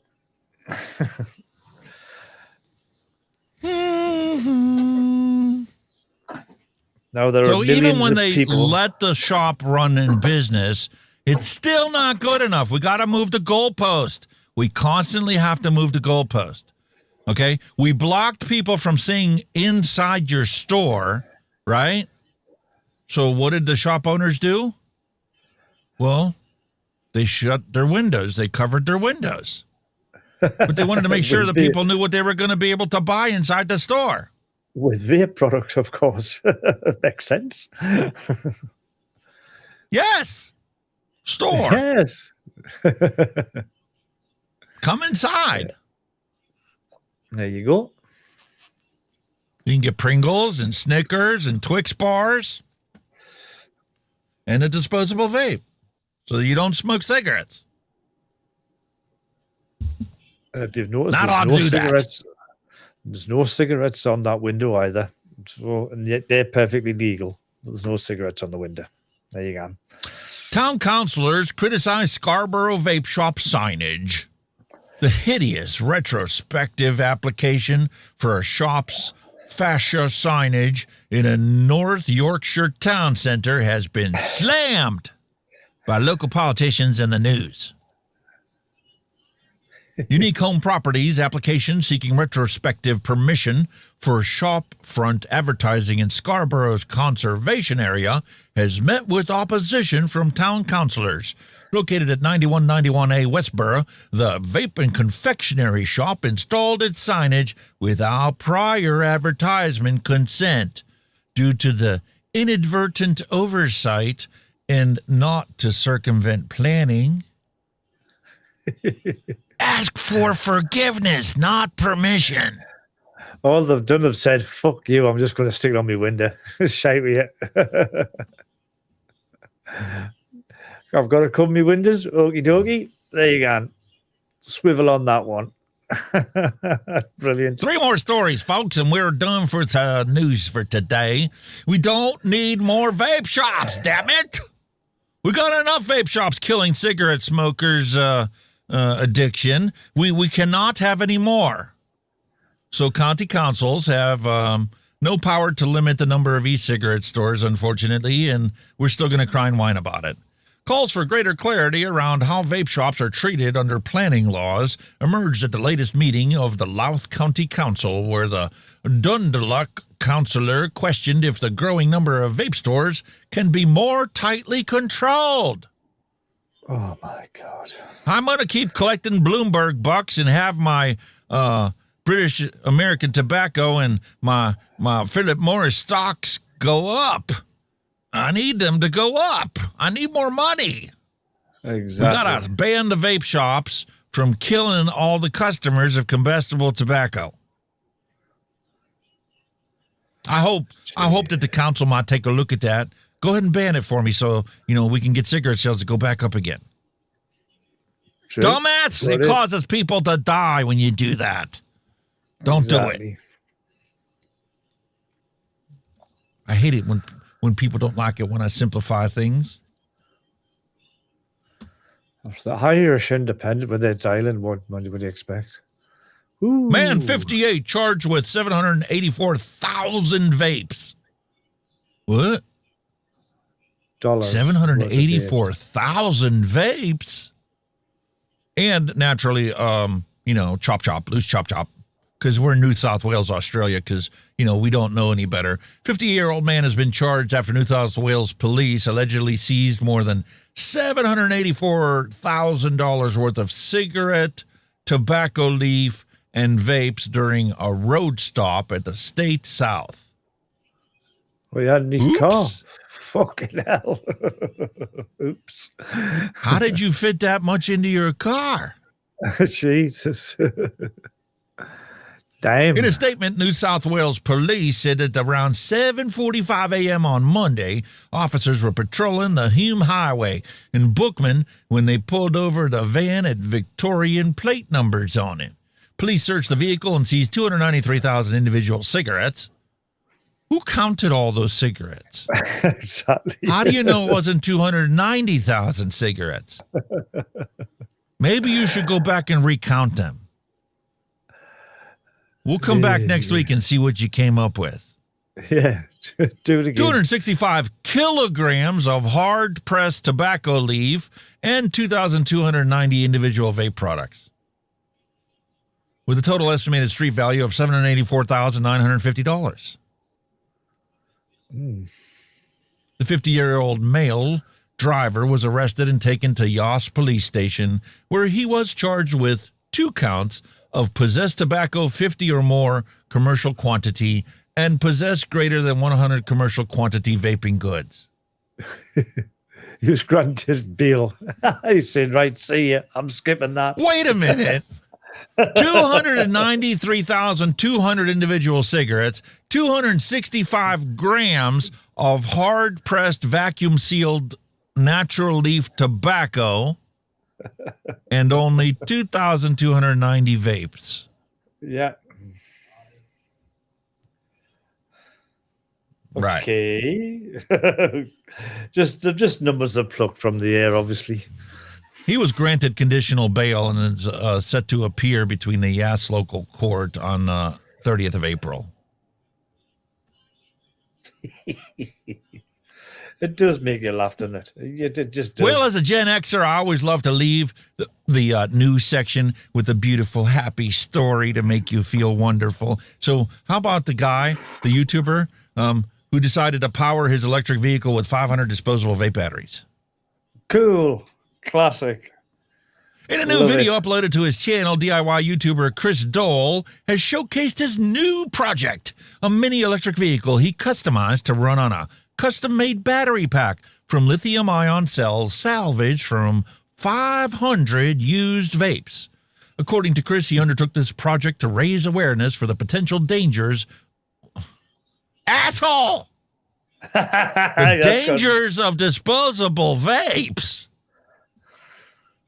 Don't you mean the recycling potential of these harm reduction, life-saving products?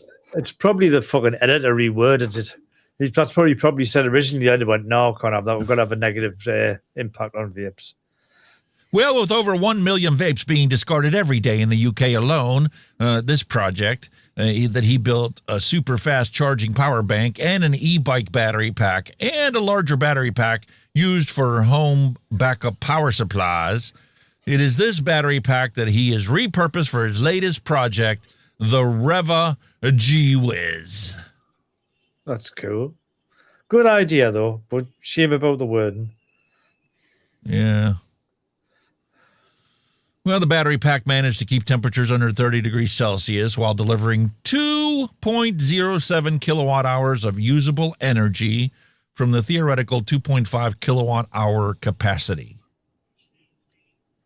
from used vape batteries. That's cool. Once you overlook the fear-mongering part of the story, that's actually a good news story. You know what I mean? Know what I mean, Vern? It is, young man. Damn, boy. Awesome sauceum. Good little news section, that, like. Very good this week. I love how you're going to kill me with the vape and the napkin. Like, I've really got to fucking figure that one out. I really need to figure that one out. Listen, was that on your bingo card for March? Somebody's going to use a vape to try and assassinate Trump. What? Oh, wow. Wow. Okay, now I can go back to the popcorn lung stories again.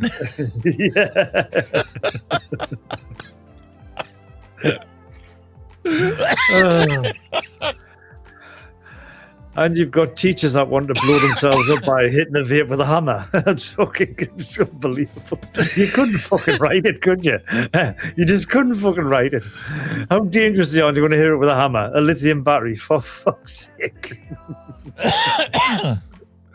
Oh, dear me. I don't know. What is the world coming to? Really, just what is this fucking world coming to? Idolized mediocrity. This is what it gets us. Holy moly, fuck's sake, man. I'm not going to sleep tonight thinking about that now. How the fuck are you going to kill someone with a vape and napkin? I'm going to be up all night fucking googling the cunt.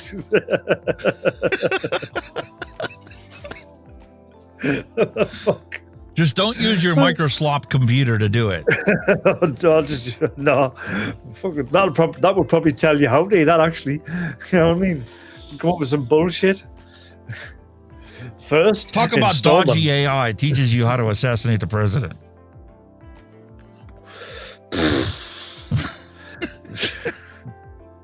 But here's one for you, right? There's no shit. The government here are now fucking pushing the eye, right?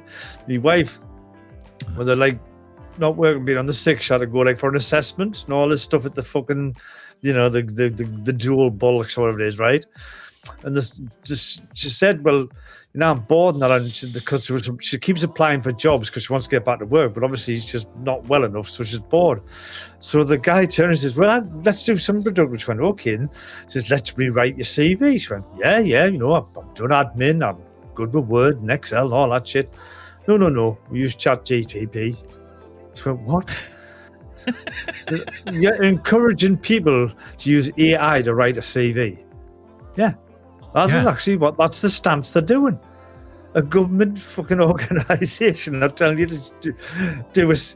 And imagine some snotty-nosed arsehole who's never worked in his life with a fantastic CV. Do you write this? Nah. Come on. Really? People don't think anymore. They're just getting brainwashed with all this AI and bullshit. Wow. I think that's who told Trump to invade Iran. You know, he put in ChatGPT. He says, what am I going to do about this wanker in Iran? Chat him, shoot the bastard. What am I going to do about this Epstein list that my name's on thousands of times? Yeah, go bomb another country. Yeah. Okay. Erase it. Yeah. Deflect the news. Oh my lordy too much.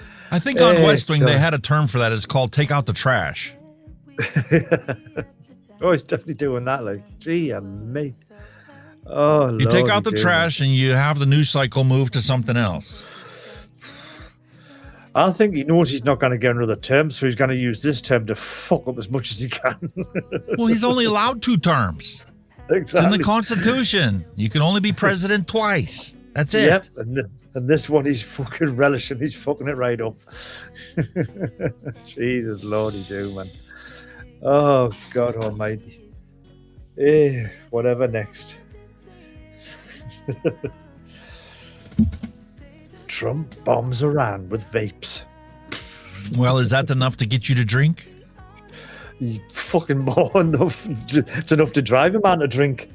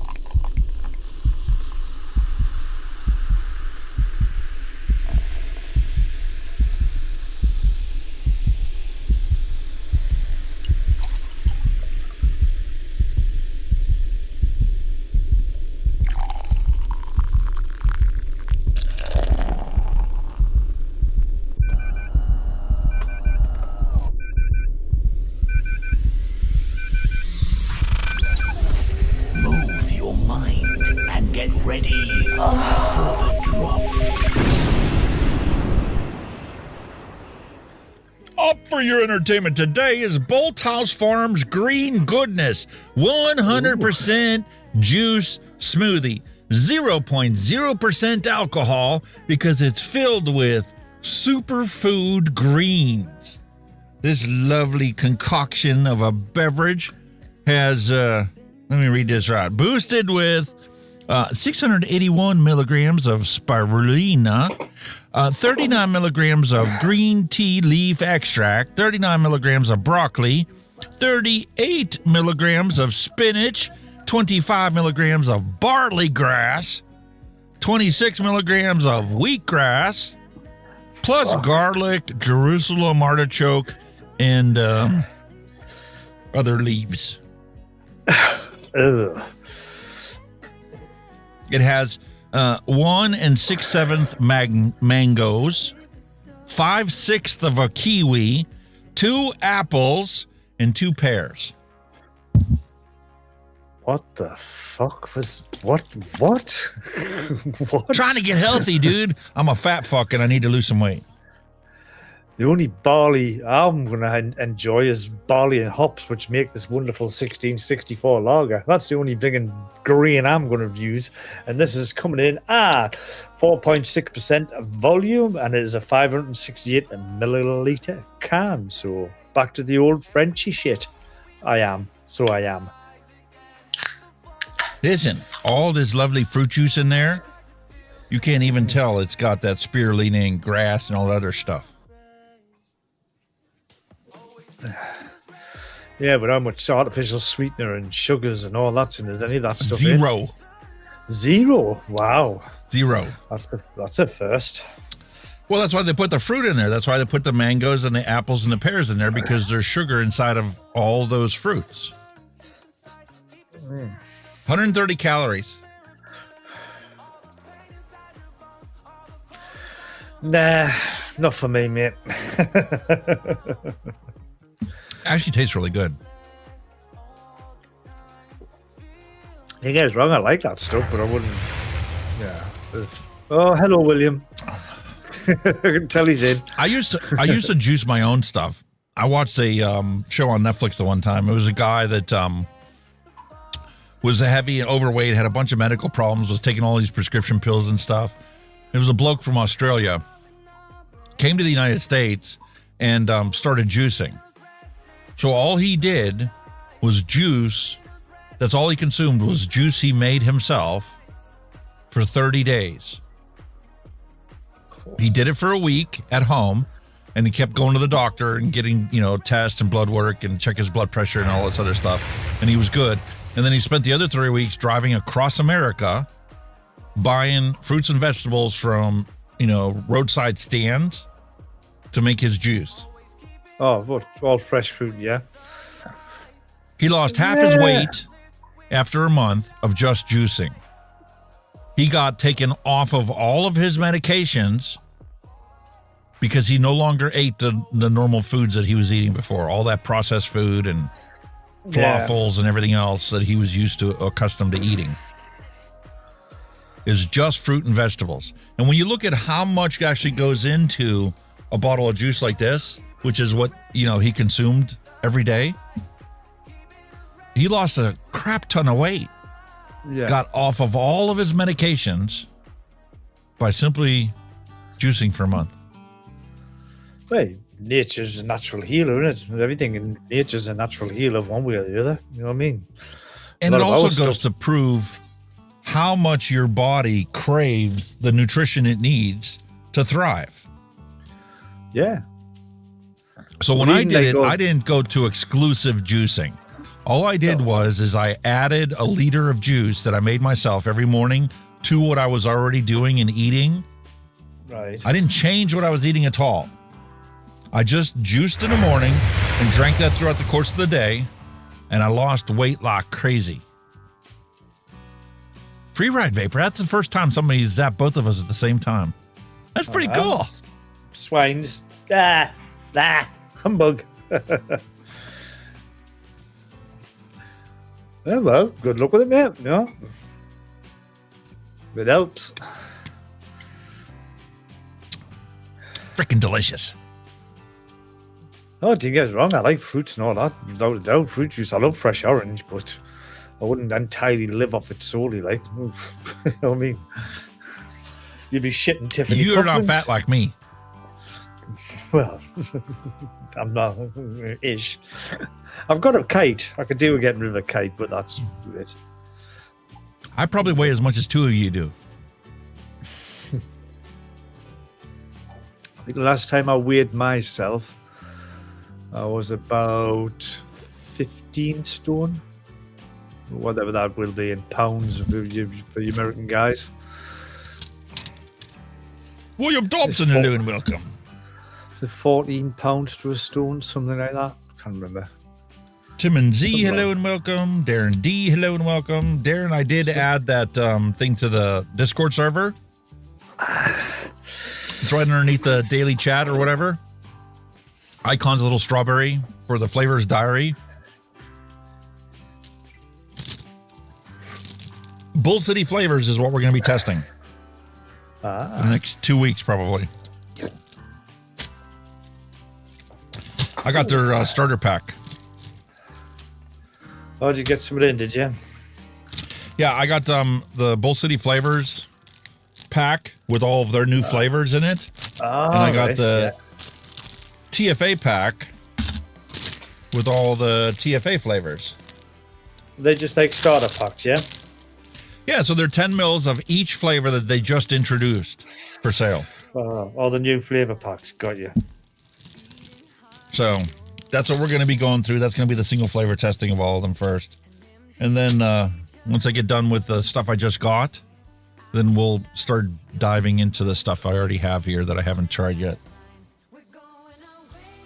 And then there was 2 bottles of stuff that I was running low on, so I had to order replacements for them. Vanilla cupcake and this new one I haven't ordered before, orange tang flavor from TFA. Oh, yeah. So I want to compare that to tangy orange from Vape Train Australia. See what that tastes like. Because you're still looking for a nice orange for your Wine thingy punch. one, aren't you? Your wine punch, aren't you? The orange and the pineapple. You never know. You will come across it. You will come across something one day, man. There's got to be something out there that's closer or probably much matches it. Got to be. Yeah, because I really love the freaking thing. That's all I have left of my Hunky's Hawaiian Punch is what's in this tank. You're minimalistically vaping it because you want to make it last.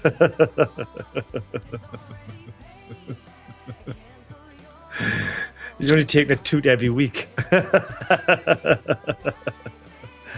Wants to make it last. Man. God, I love that flavor. I need to make a version of that I can keep on making. Definitely. Love it. All right, so let's see your hand checks. What are you vaping on? I've still got the usual the out and about guy, the High 80 Pro. Love these things because these last me for 2 weeks, and because I've got 2 tanks on them, one that side, one that side. Absolutely love them, and I'm still vaping on this fella, the Saga I bought, and I've just bought some new wire, some nichrome 26 gauge to make some nice series coils because of what I've got. I think it's 28 in this, and it's close. It's a bit close to how a bit low for me. So I want to up my resistance a bit. And I'm still vaping this juice I've got with it. It's I don't even know who the brand is because I can't even read the writing.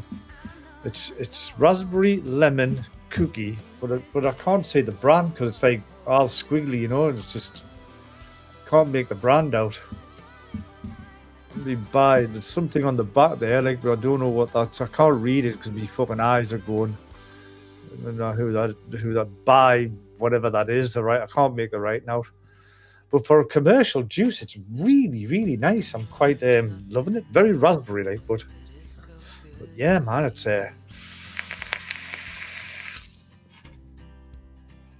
wow. Cloudy. good old mech mods, mate. You know what they're like? Shh, don't tell the wife. It's okay. It's okay.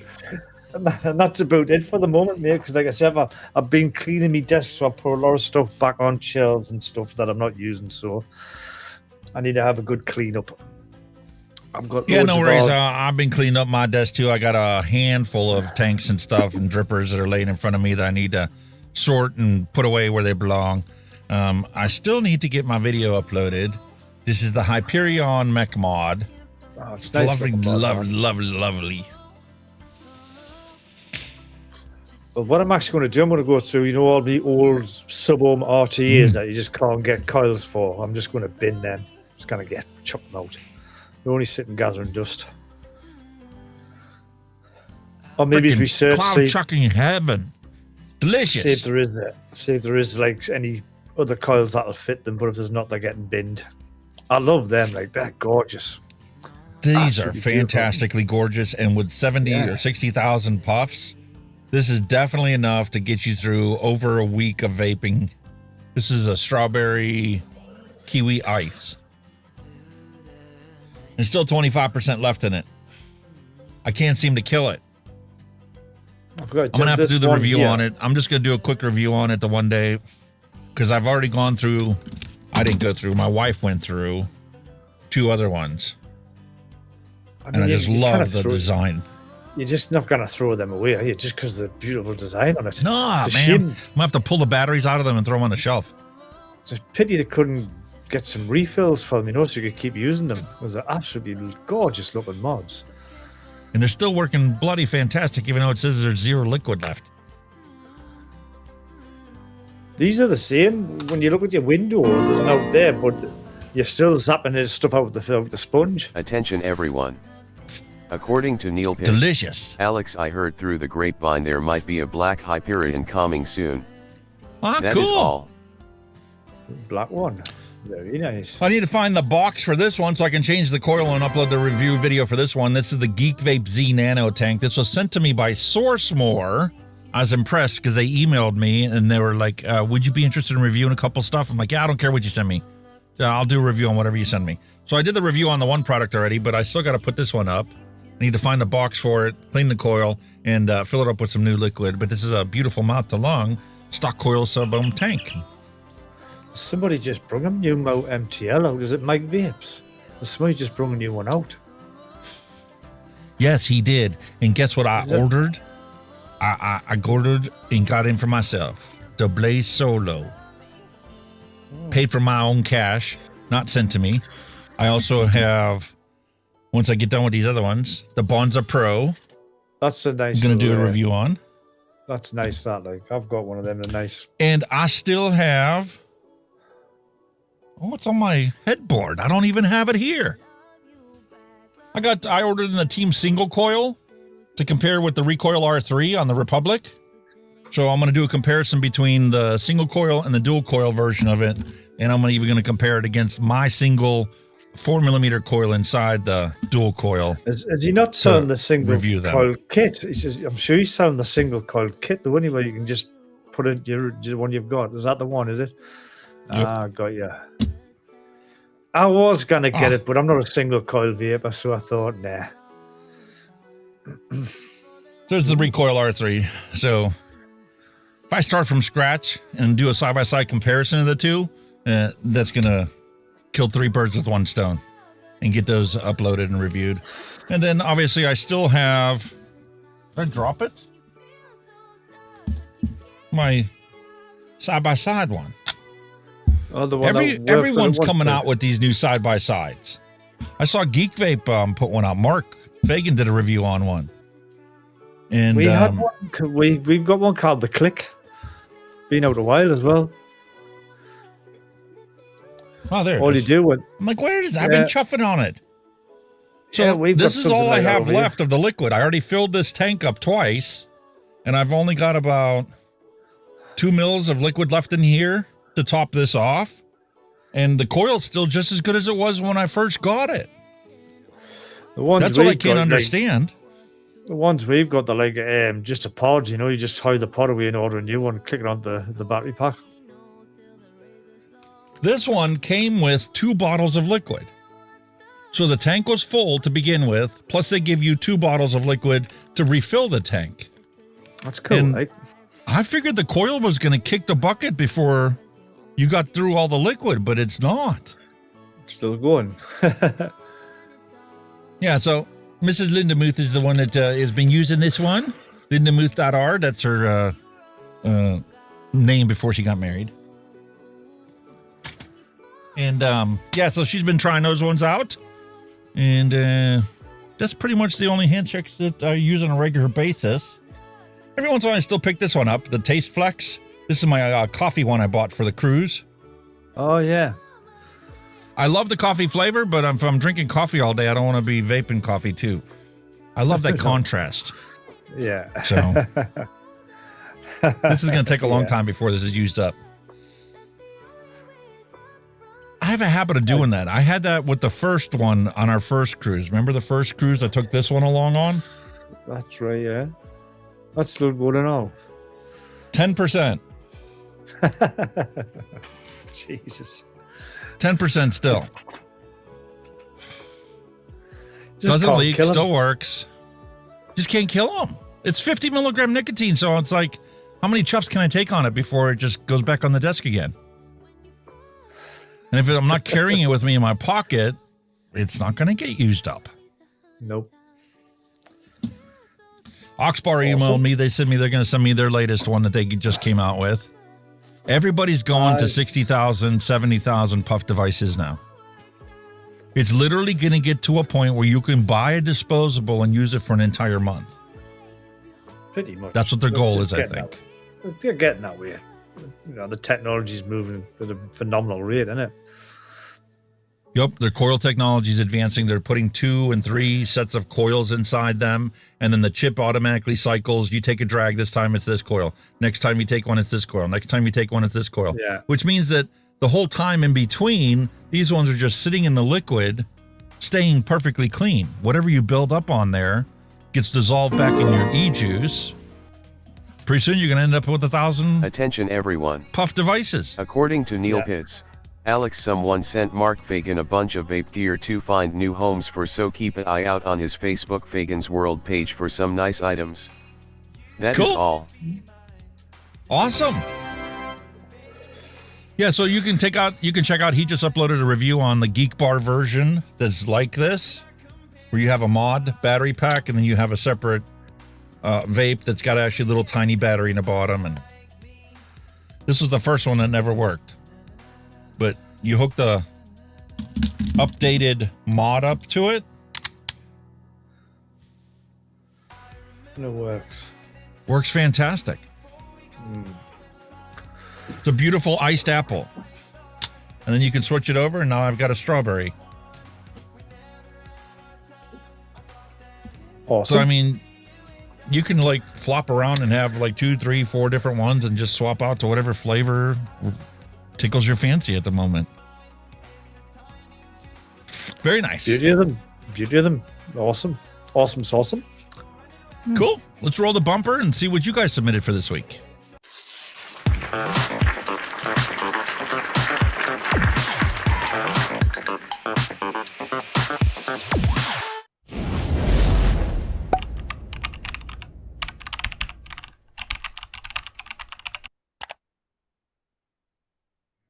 Very, very nice. I put everybody's name attached to the picture as I download them, so they're always in alphabetical order. So we'll start off with Buta Squad. Very nice. He's got his lovely all-in-one. Dude loves that sucker. That's the one that I keep seeing all the time. Yeah, I wonder how he likes all the juice I sent him. You know those little 10 mil bottles and stuff? I had a whole Ziploc bag full of them. I'm like, what am I going to do this? I'm never going to have time to test every single one of these ones. So I threw it in his box. He's probably still gone through them, and that's why he's gone through them. I made him 120 mils of cinnamon Danish swirl muffin, so he can actually try that. Yeah. Plus, I gave him a couple other bottles, 60 mil bottles that we made for the show. If he does Mixed not like live. cinnamon Danish muffin, I'm just kind of fall out with him. If he doesn't like that, there's something wrong with him. Really, there is. Honestly, there's something wrong with him. He doesn't like that. Really. Awesome. Honestly. So I'm curious to see, like, I sent him some lights, some LED lights that you can control from the phone, change the colors and everything. I'm hoping he sets it up so that we can see his mug when he's on camera. Yeah, man. He's got his window behind him. I sent him a curtain he can hang up over the window. I sent him a green screen curtain he can hang up if he wants to do green screen effect. Whatever. Yeah. I mean, it's up to his imagination on how he does it, but he's the next generation of vapors out there, so he's got to start uploading content, man. Talk about your non-smoking and why this helps you not pick up a cigarette. Exactly. Here you go. Cheryl's beautiful setup for the week. She's got her beautiful mech mod. Look at that thing. That's nice. It's engraved, Mr. Merce. Oh. Very nice. Coffee caramel vanilla butter cookie. Ooh. Nice combination. Love it. Nice mod. Pepito. I can't trying to figure out if there's any name on it or nothing, but it looks like it's like a personalized one, doesn't it? Yeah. Nicely. Very, very beautiful. Beautiful. The Pepito. Pepito? Well, could that be the brand? I don't know. Yeah. Awesome. And Robert Lawyer uploaded his lovely collection that he's currently using to not smoke cigarettes. Let me open up Discord to read because he always adds a beautiful description of his liquids that he's mixing up with and trying. French vanilla, eggnog. Link to the Discord servers in the description of the video below if you want to join the Discord server.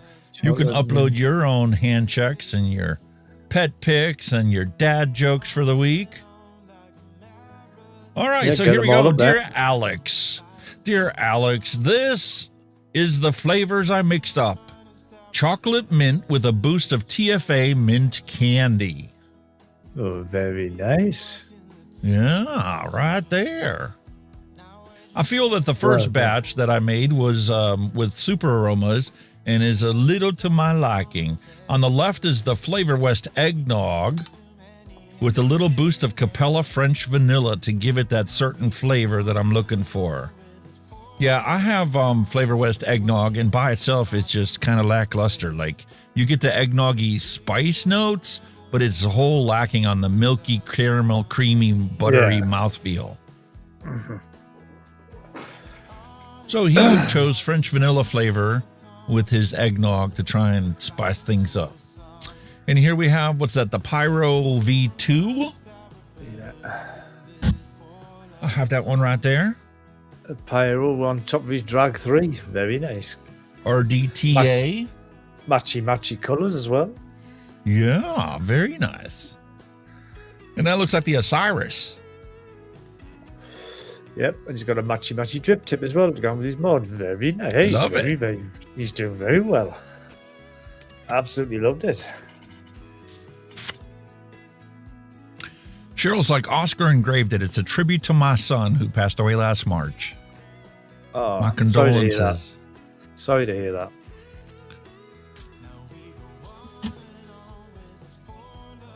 Six-pack kid. Check it out. Advocate for boobies. Got to show us some boobies. Battery wraps. Booby battery wraps. Listen, I need to get me a 3D printer so I can start printing my own devices. You have to get a couple DNA boards sitting in the drawer here. Very nice. And that right there be all the hand checks. I had to send everybody a message in Discord yesterday reminding them, listen, we are having a vlog tomorrow. If you want any hand checks, you're going to have to upload them. Otherwise, we're going to have to skip the whole section. Go straight to the dad jokes. Yeah, man. Ready for some dad jokes? Ready I am. Ready and willing. Good.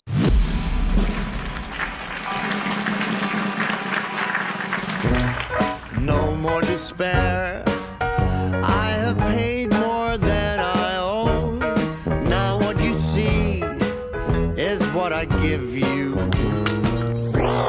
If a vapor's been robbed, which detectives are assigned to the case? Sherlock Holmes and Dr. Watson. What is a vapor's favorite fantasy film? Cloud Wars, Episode 1, The Phantom Lost. Hey, man, what do you call advice from a vapor? Drip tips. Hey,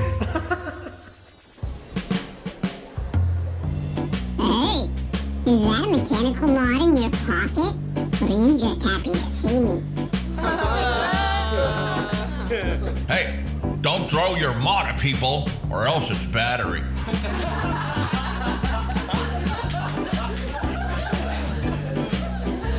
Hey, why did a vapor cross the road?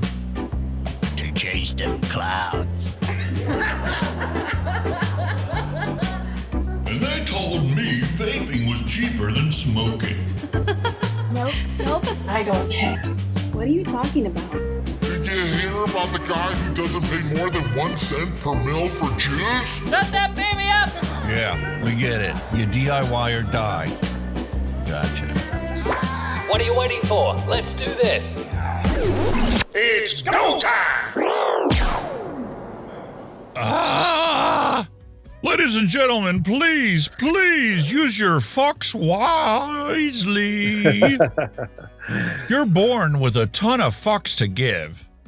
So you spend them like a kid with a credit card.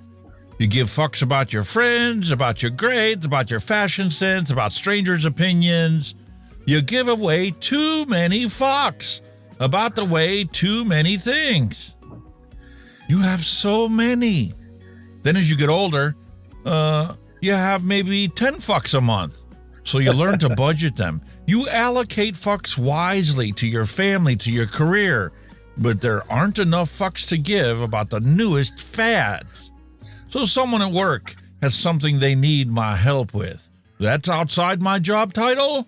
Well, I'll do my best to allocate some fucks, but this month is pretty tight, so you're going to have to deal with it. Then as you get even older, you're down to 1 to 2 fucks a month. And those fucks are pretty damn precious, let me tell you. You give them to your family, to your hobbies, and your job. But that's kinda about it. It's not your fault. Fucks expire too quickly. I would have saved my fucks from when I was young, but I couldn't do it at the time. Then you hit fuck insolvency. You're getting like 1 fuck a year. And you make it last. So you go without. And even for previously fuck-worthy things, you just can't give a fuck. Some people run out really quickly. Some people have a fuck trust fund that pays out a decent amount even into old age. But at some point, the fuck faucet runs completely dry. And you're out of fucks to give. That's just basic fuckonomics. Gandhi, probably. I like it. Whether this jar of fuck sits on your desk at work or on the bookshelf, let it be a physical reminder that your fucks are a precious resource. Don't let all the frustrations in the world distract you from what's really important. Breathe in, filter out, and move on without giving a fuck. That's quality, that. That's absolute quality. I've no more fucks to give. You're offered $30 million, but you have to be chased by one animal for 24 hours. Which animal are you picking?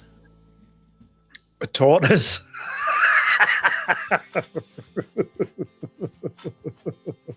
Or a snail. That about sums it up. So we got to catch, is it? Here you go. Here's a reminder of the current prices on hardware. Wow. $784 pretty much. Jesus Christ. For 2 terabytes. 6 months ago, that cost you less than $200. That was $189 2 months ago.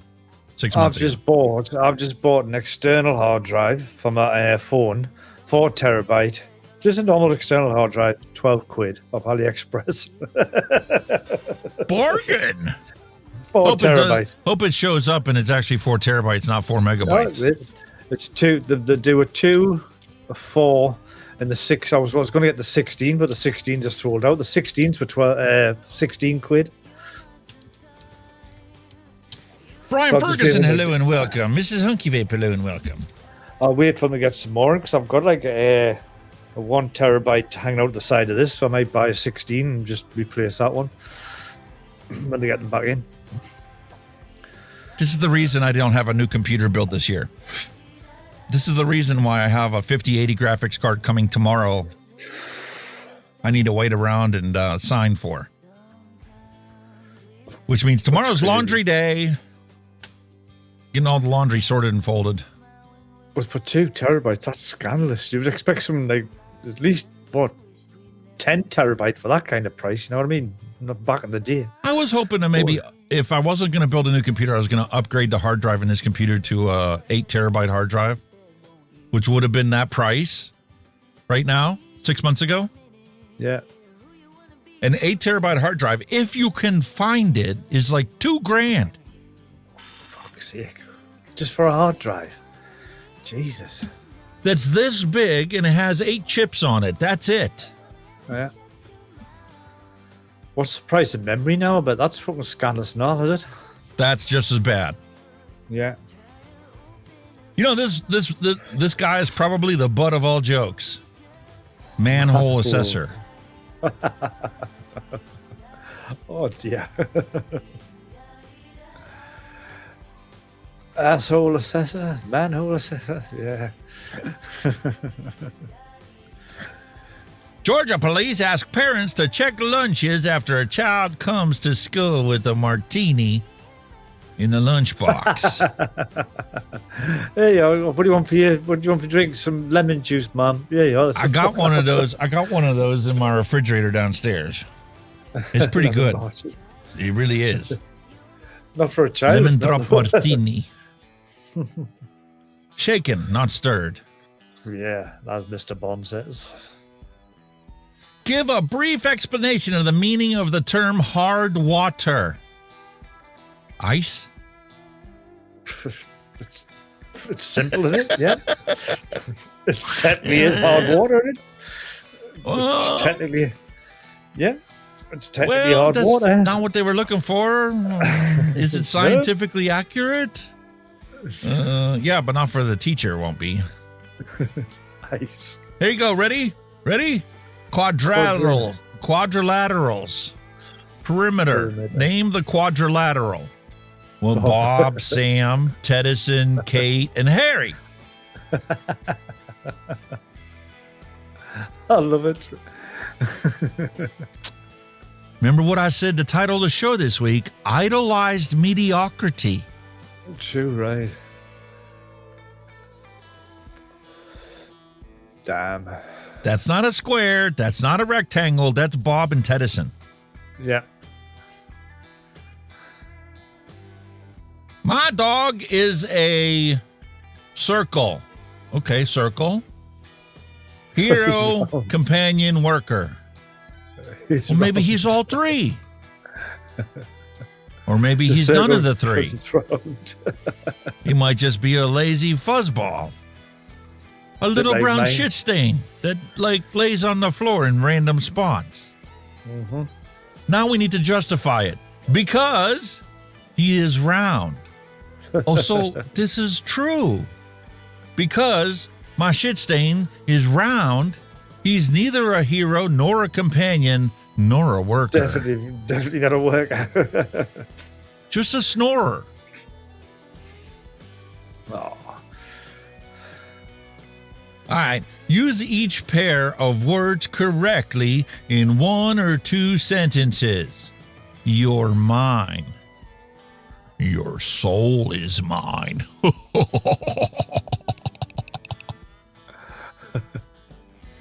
Her and his. God. His and her soul are mine too. Wait a minute. I see it's a theme coming on. There's something going on. There's hers.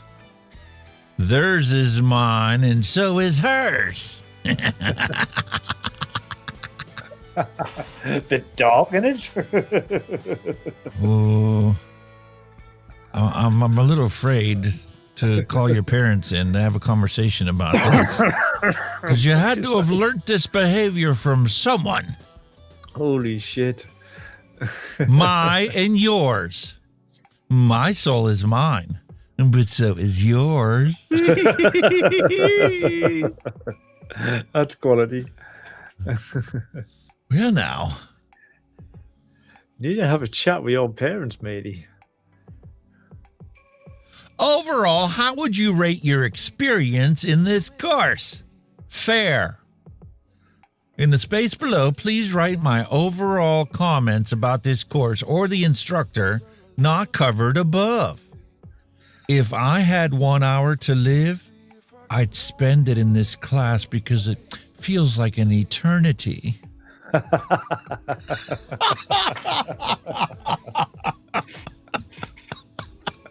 I like it.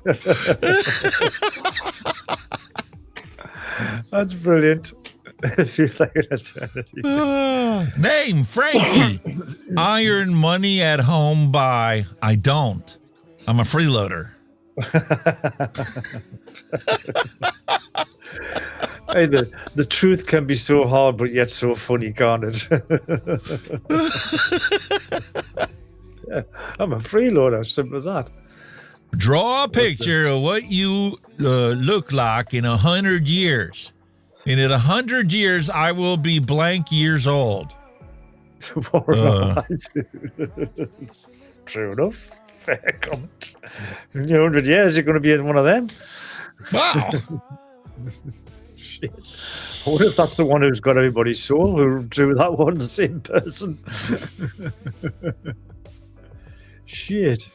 Nah, man, because that kid probably thinks he lives for an eternity. When I grow up, I want to be a mailbox. What? Why?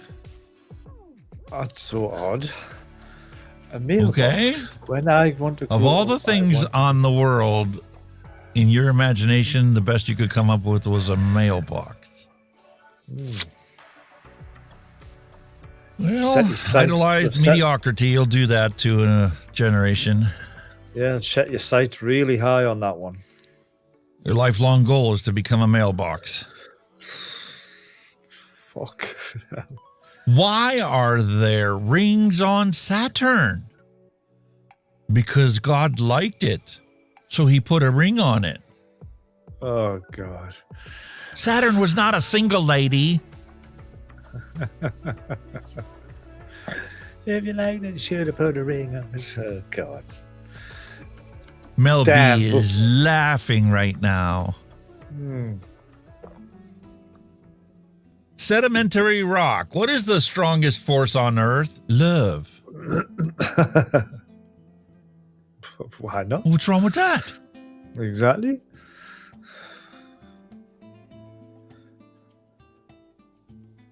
On your own.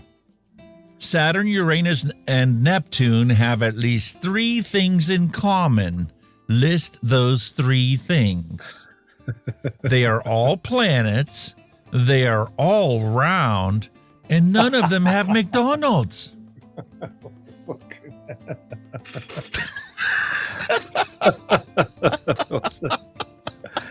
Oh, dear me. Okay, now. The first cells were probably lonely. Think of all them cells by themselves. What else would they be but lonely? Lonely. I'm lonely. Yes, I'm lonely. My 5th grader's spelling test. Since idolized mediocrity has become the norm. Spelled everything wrong except the illiterate. She did. Jesus. Well, isn't that interesting? At least you know what you are. And Exactly. you're content at it, too.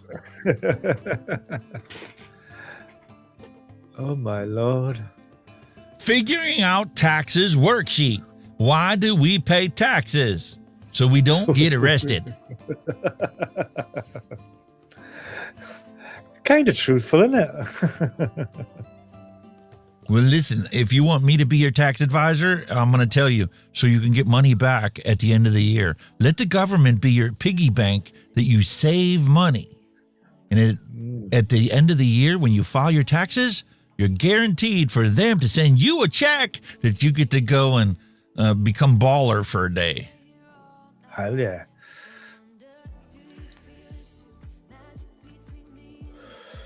The walrus. The walrus has lost its home due to global warming and has chosen to reside in my math book. I apologize for any incontinence caused on his behalf. What the fuck?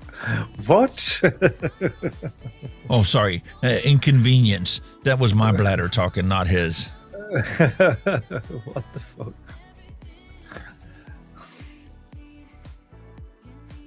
Okay. This guy's going to change the world. I'm telling you, man. Kids with imagination like this are a rare breed. True, right, man? Free alcohol, February 30th only. I'll be there.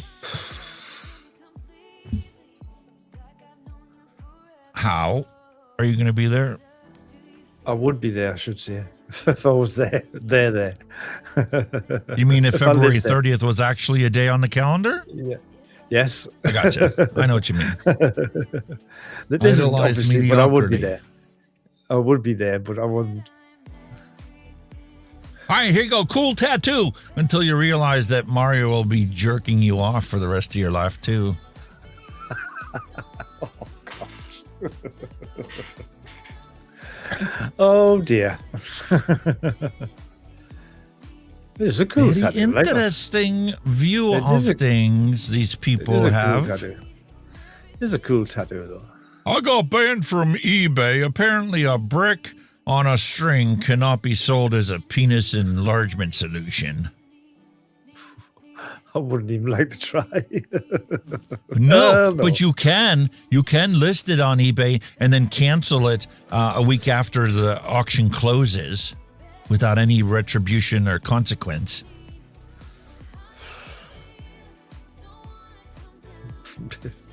Your job is to pick the most awful actor possible to play James Bond. Go.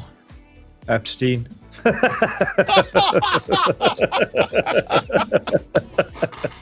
That just fucking straight in my head. I didn't even think about that. William Shatner. Yeah, he Boris already Johnson. failed with his Shatner panties. That was a bad idea calling him after himself. Boris Johnson. Our old PM. In the Boris Johnson. Doing good vaping Black and Blue by Yovo on my fogger. Very awesome nice. sauce, big dusty one.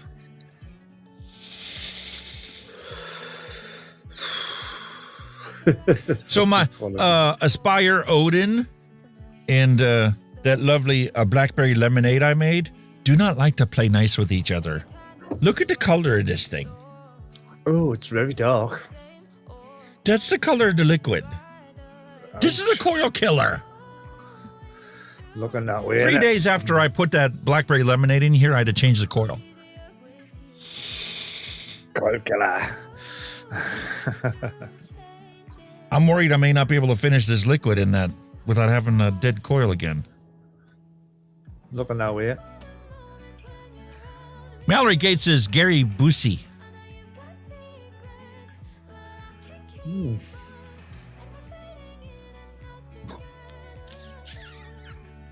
really think of anybody else off the top of my head. That's an actor anyway. Billy Connolly would make a good Bond in his day. Scottish. Scottish. Scottish. A Scottish bloke. The big yin. How about Mel Gibson? Yeah, he didn't make a good Scotsman in Braveheart, to be honest with us. Like so, he wasn't.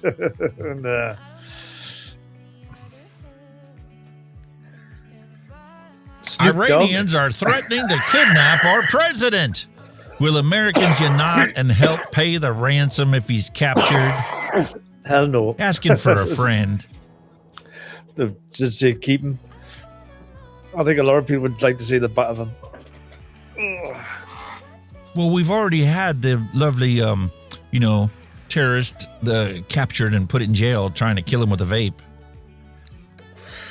Well, this is it, isn't it? When you reach a certain age and the doctor says, put ice where it hurts. That makes sense.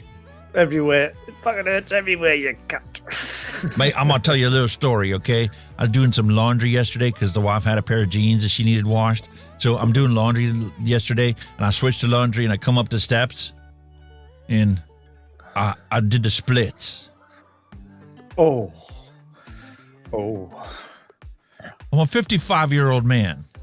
Oh. A large 55-year-old man. But that hurts. I stretched and tore muscles I didn't even know I had. Because the dog took a shit in the kitchen while I was downstairs switching the laundry. Oh. Whoops. Talk about having a shitty day. It's horrible. And I'm paying for it still. I'm still recovering off my back. I've actually pulled my back when going to tie my shoelace. Can you believe that? That's a sign getting old. That's a sign you're getting old. Went down. All right, the next three are going to be pretty similar, but I think they're wonderful ideas, and I think I'm going to save them and put them on the show on Friday for the Flavorist Diary. Oh. What better way to come up with recipes for beautiful e-liquid than to follow the recipes for beautiful beverages? Magic boner. Okay. Yeah, you could do that for drinks as well as food. I can't see it would work. So we have gin, vodka, triple sec, light rum, grenadine, lime Attention juice, sweet everyone. and sour, champagne, According and to lemon Mallory spiral. Gates, at Hunky Vape, I bet that is the fastest you moved in years. That is Yes! all. Well, not all of me, just parts of me. That was my legs. Iced tea. Looks interesting. How about the adios motherfucker? Tequila, blue Caraco liqueur, vodka, white rum, gin, sweet and sour mix, 7-Up soda with a maraschino cherry. Sounds very nice to drink. I know what it'd be like the vape.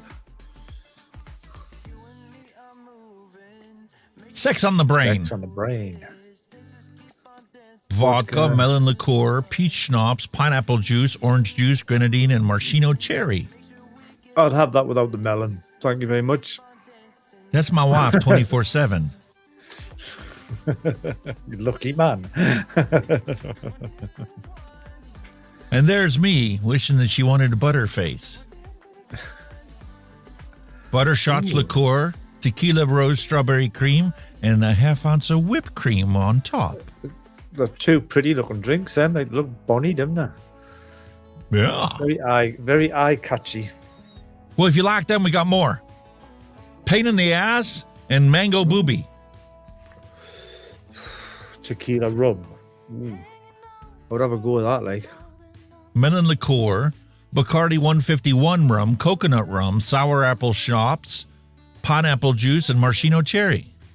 No melon. I'd have without the melon. As always. Mango booby is white rum, sour mix, pineapple, grenadine, mango nectar, and tequila. Very nice. 1 tequila, 2 tequila, 3 tequila, floor. Oh, yeah. Sex Floor, in the driveway. not 4. You never make it to 4. You're always on the floor. Get laid, no. My favorite. Get laid. Vodka, That's cranberry a juice, simple and one? pineapple juice. That's really simple one, that, no. And then we have Sex in the Driveway. Peach schnapps, blue Caraco, vodka, and Sprite. Very nice. I'll probably have a go at all of them. Like, they're very nice. Ooh, three-way with the dirty pirate hooker. Who's brought these fucking names up like? That's the name of these drinks, man. Jesus Christ almighty.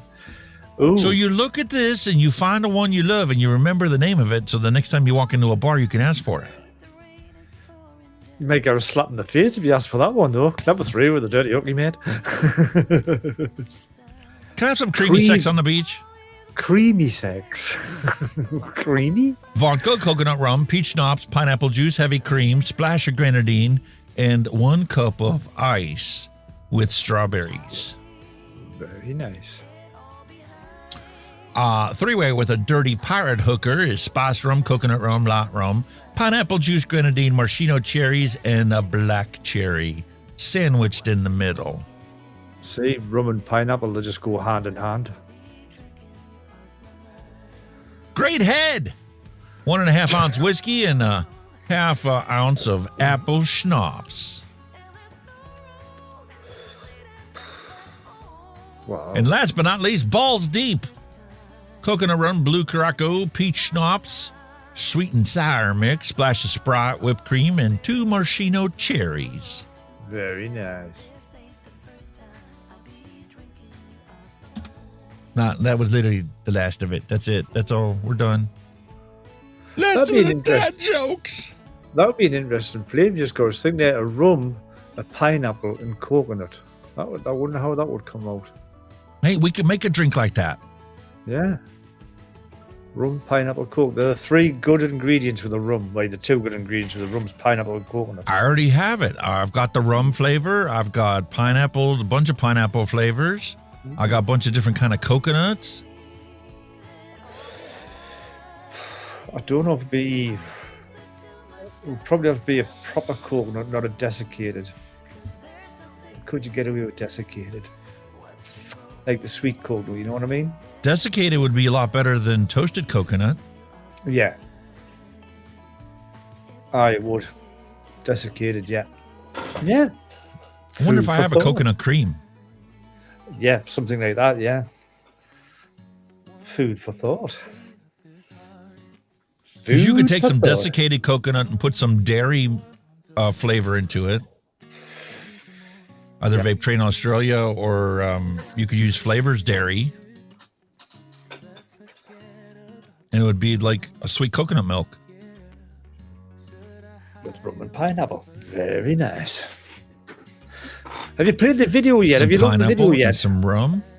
No, let's get that video. Where's that video? I've sent you it. If you've got the sound, you'll understand with the sound. Did you send it on WhatsApp or Discord? Yeah, WhatsApp.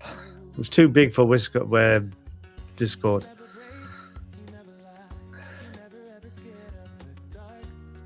What's WhatsApp? Download. I thought of you straight away when I seen it, actually. I did.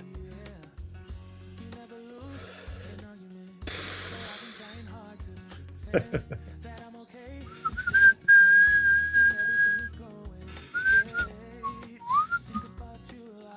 thought that's definitely you.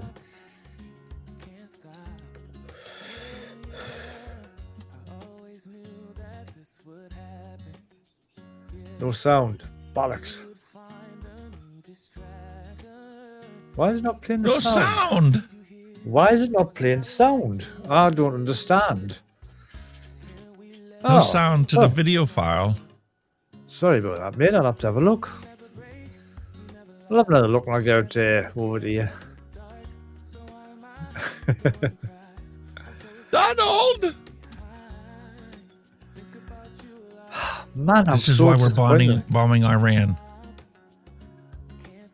I'm so disappointed. I'll sort that out. I'll get it over to you. I'll have a look at it. Awesome sauce, dude. I don't understand why it's not playing sound, little bastard. All right, I don't have a bumper for this because I didn't do any bumpers for the Flavors Diary. I will be getting around to doing that. But I do want to visit some content that we're going to be covering on Friday. I mentioned to you guys about how when I was doing single flavor testing, I said I add 0.5% of super sweet to my single flavor testing because I always add super sweet to every single recipe I ever make. But in order for me to truly understand a flavor, I need to be willing to taste that and test it without anything else besides that flavor we're testing. So that's what we're going to be doing today.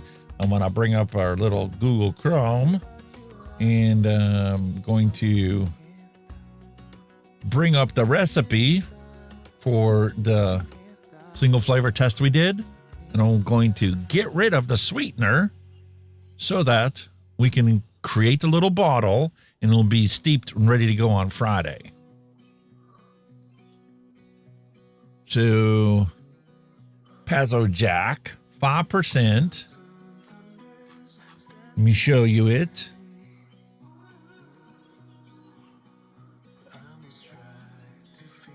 Okay, and then we're going to adapt this. No sweetener. And we're going to delete this.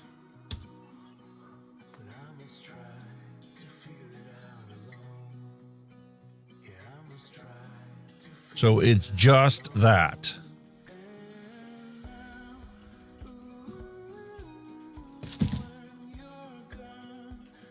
Okay.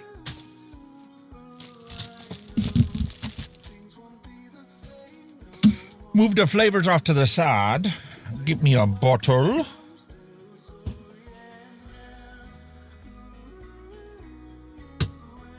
My scale.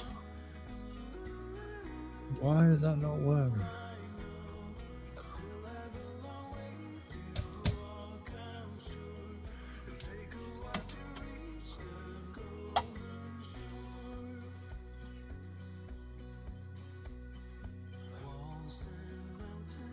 Why have I not got that on there, you tosser? No sound still? It plays on mine, no bother. I wonder why it didn't play on mine. I'll have another look at it and I'll get it sorted for you, buddy. All right, I do need to change this because if you look at the recipe, I only set it for 10 ml bottle.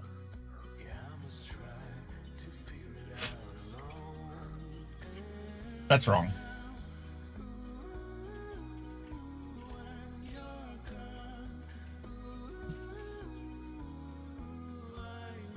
I'll make it the same as the other one, 20 mils. Save. There you go. Cool. Single flavor test.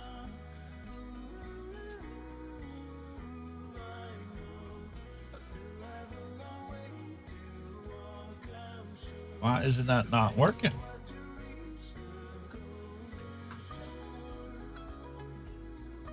Stream Deck is not working. Really? There we go. That worked.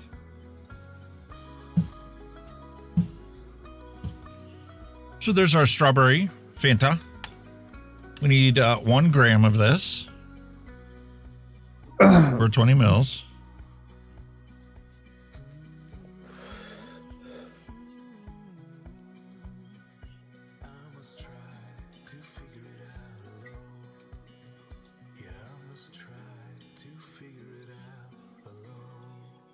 There you go.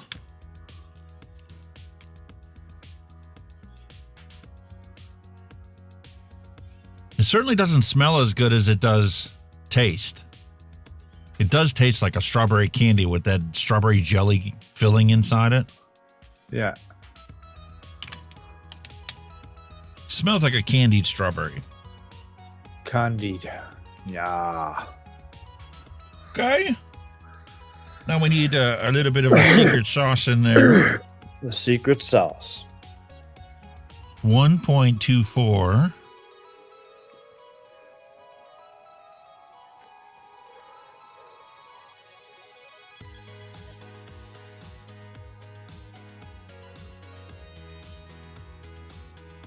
Cool. Cool, cool, cool.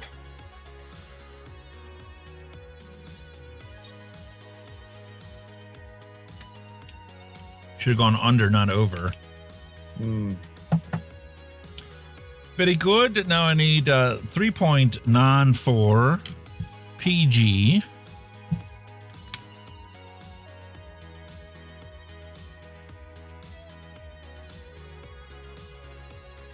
Boom.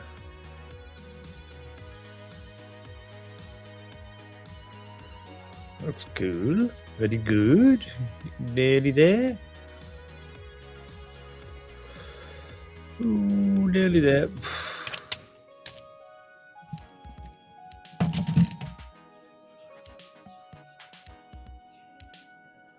Shake it, shake it, shake it. Shake it on, baby. Twist and Shake shout. it on, baby. Gotta twist and shout. Twist and shout. Come on, baby, now. You gotta work 17.6 grams of VG to fill the bottle and finish off our single flavor test without any sweetener. Interesting.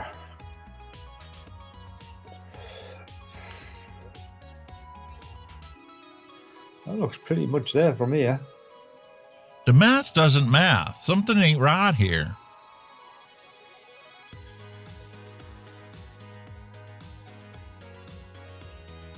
What's that? 11.67 in there now. What are you going to put in? 17. Oh, yeah, I get 17, a 10ml bottle.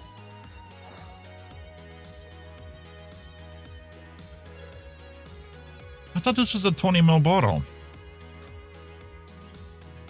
Obviously not. It's a 15ml bottle. It's a 15, isn't it? Shit. Show. This is going down the drain. Wait, have you not got a 20ml bottle? Have you not got a 20ml bottle and just pour that in and then just top it up with a VG? I can, but there's gonna be so much residual inside of that bottle that it's never gonna be accurate. Got you. So I'm with you. Just a shame to waste, that's all. Yeah. So I need to edit this. Make it 15 mils.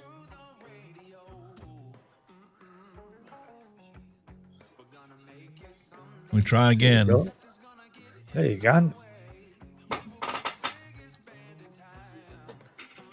The whole thing weighs 17 grams now. Ah.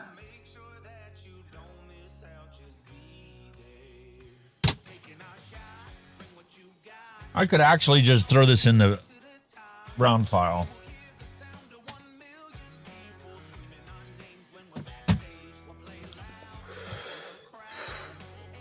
Okay. Let's try again. Try again, sir, with the right size recipe for the right size ball. The bottle. You're only human, mate. We all make mistakes. 0.75.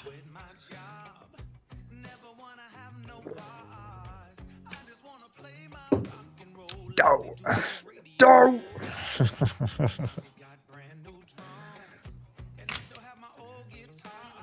Very good. 2.96.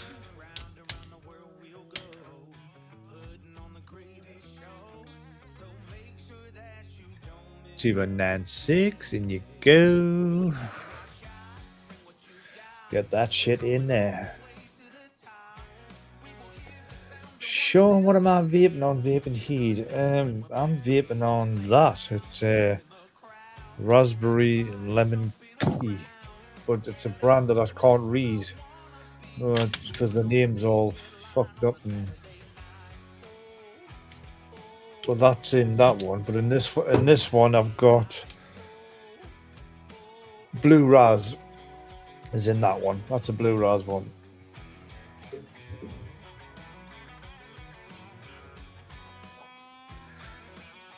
Da da da.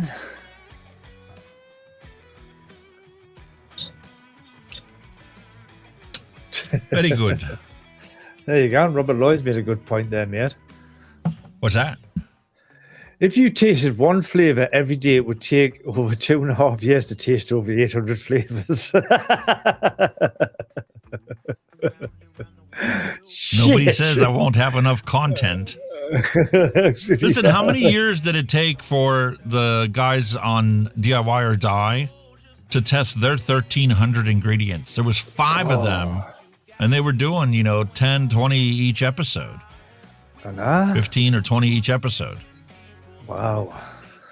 Years they spent doing that. Bet. I'll go back to YouTube. I'll show you. I just got done watching their, it was their 100th episode, and they were talking about the 10 best and 10 worst flavors they've tried. All right. Okay. And I just had to laugh because when I was watching it, there were so many ones that they did where everybody was like, oh, yeah, this is all great. Everybody said it was great. There were some that had a certain flavor in their worst 10, and somebody else had it in their top 10. Well, flavors are very subjective. This is about going through and you learning them individually. Just because I love it doesn't mean you're going to love it. You might hate it. Yeah. Well, it's very subjective flavors, definitely. Without a doubt. That's where, obviously when you start vaping, you find your niche, what you like, desserts or fucking fruits. There were flavors that these guys tested that one of them described it tastes like mushrooms.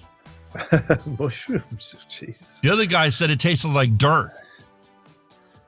Mushrooms, soil, earthy. Yeah, I get that. And then the other guy just said it was like a soggy bran cereal. Ooh. Without the milk. Like, okay, I get that all three yins hate it, but what does it actually taste like? Yeah. They're selling it as something, whatever the flavor was. Yeah. None of you get what what the name is on the bottle? What they're trying to aim for, what it's actually supposed to be. 13.25. Let's see if we got it now. Looking good.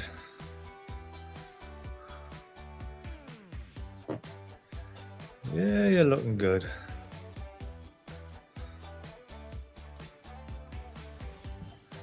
Looking good. There you go. It fits. All fits in the bottle now. It all goes in. All right, so this is the reason why I had the default setting at 10 mils.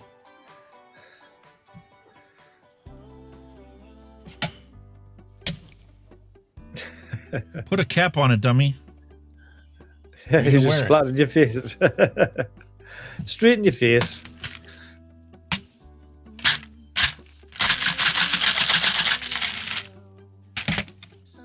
Wrong way of getting it out.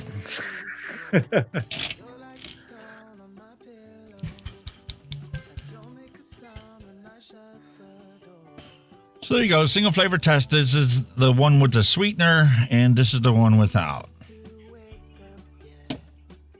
I will knuckle test this one. I did on the show, and I really liked it.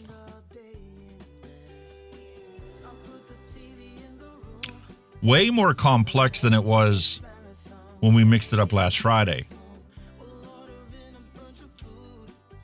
The strawberry is like...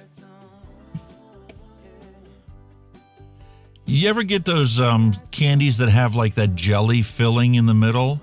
Like even some cough drops do that. They have like a liquid center. Oh, yeah, yeah. That tastes like the liquid center came out of a strawberry candy.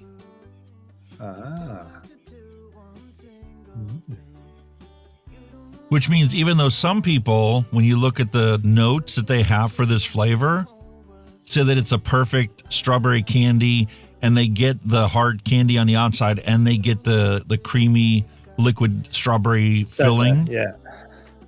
I don't get that. I just get the filling. Like if I were to mix this up and tried to make a strawberry candy, I don't think this is a good enough one shot.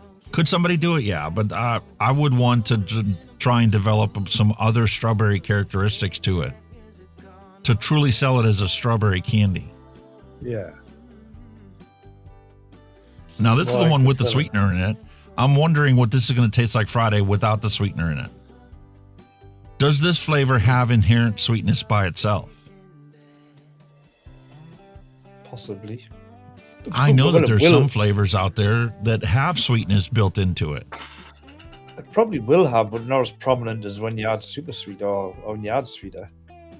I want to approach this flavor as diary like in a scientist. Like, I don't want to come into here with any preconceived notions, because I want to be able to fully test something and come up with my own impression of it that's not like tainted by what I've been believing for the last 5 years.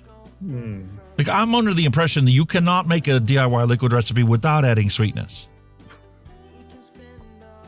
There are people that insist on having liquids with no sweetener added. Yeah. Just flavoring. Which is obviously a lot harder to make a recipe that can do that. But I guess if you had the right flavors, anything's possible. Oh, without a doubt. You know, you get flavors like this glazed donut. What flavor does that impart? I mean, if you're going to be trying to get a glazed donut, that's got to have sweetness. It's got to have a fried characteristic to it. It's got to have that donut bakery characteristic to it, at the very least. I think Vic does his custard with no sweetener in. And that's when I bought the commercial ones, I added sweetener. It's completely different with the sweetener.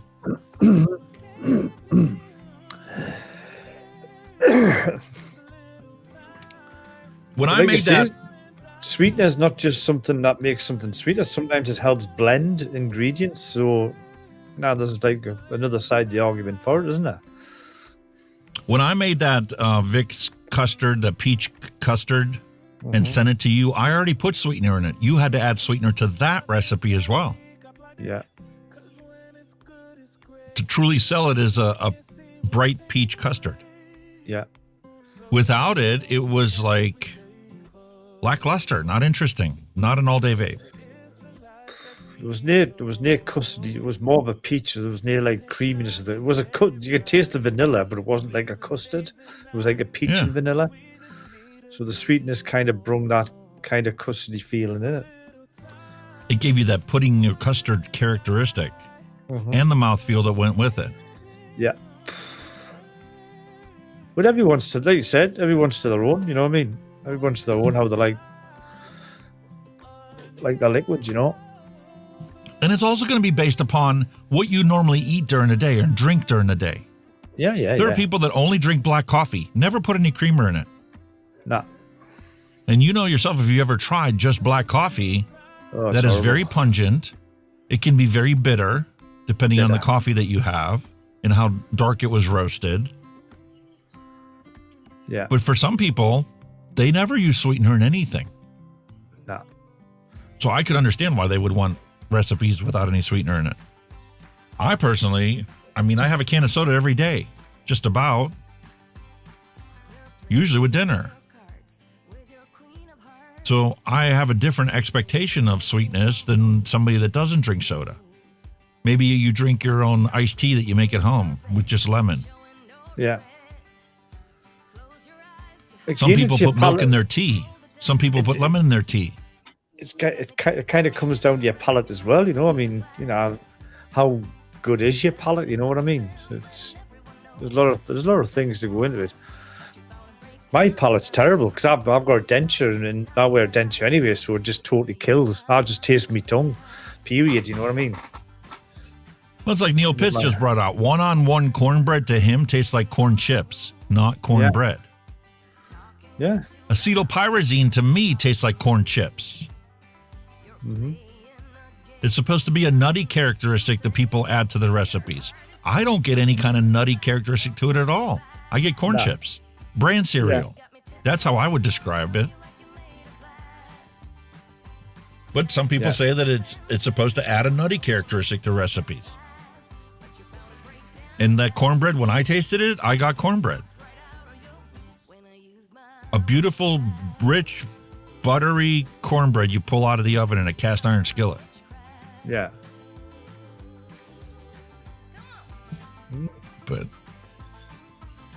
everybody has their own. Robert Lawyer's like, I had a guy behind the counter at a vape shop recommend turtle tears. I tasted coconut. I liked it. The other guy said it tasted like dirt. I could kick him because all I could was dirt. Because somebody suggested. It's the power of suggestion, what he says, yeah. It's like when you taste one thing, then somebody says, I think it tastes like the other. You're searching for what they're thinking, and you're like, oh, it does or it doesn't or it doesn't. You know what I mean? You start to doubt, didn't you? Well, for me, it's fun because I mix some stuff up, and then I'll ask my wife to taste it if I think it's really, really, really good. And I'll ask for her impression of it. And most of the time when I give her something, she can recognize notes and flavors in something that I don't even come close to being able to identify. Yeah. But then again, she's also an amazing cook. No matter what she makes, it tastes better than any restaurant could ever make it. Of course. Well, that's what I'm saying. She has that tongue and that sense to season things appropriately. She's probably got a more heightened palate than you, unfortunately. So be it. But I mean, it's like anything else. If you exercise enough, you can build the muscles up and you can get better at it. You may never be, Elton Brown or whatever, but you still want to be able to make your meals every day. So I want to be able to make my e-juice, and I want to make them better and brighter than what the recipes that are in the random recipes do. The only way to do that for me is to test them individually, which means putting the time into it. So part of the fact that this show is on every Friday is forcing me every week to allocate time exclusively to this. And I came to realize during the show that I can't spend the entire time mixing up liquid on the show. For people that have never mixed before, I am going to always mix up at least one bottle in a single flavor test, and I will do at least one bottle on the show of a random recipe. But I need to prep these bottles ahead of time. So like Tuesdays, I need to get the stuff ready for that Friday show. Yeah. So that I can have, like 15 of these bottles laying out in front of me, labeled, ready to go, so that they can steep for a couple days before we're live on the show Friday. And then Friday I can literally just test them. And I can start off with one at 5%. I can test it at 10%. Then I can test it at 5% without sweetener. And then move on to 10% with sweetener and without sweetener. Yeah. So I will eventually get a routine built up where I can do this and, not waste your time for 2 hours. I would imagine, like you something that you can walk away from. You need a bit of stout. See, you definitely need a little bit of steep time for your flavor testing, whatever that may be. Yeah. And it's not going to be for every flavor. Like the fruits, 24 hours is enough. But if I'm only doing one show a week, that you're not going to see it in 24 hours. I can make it up the day before, and we could find out what it's like in 24 hours.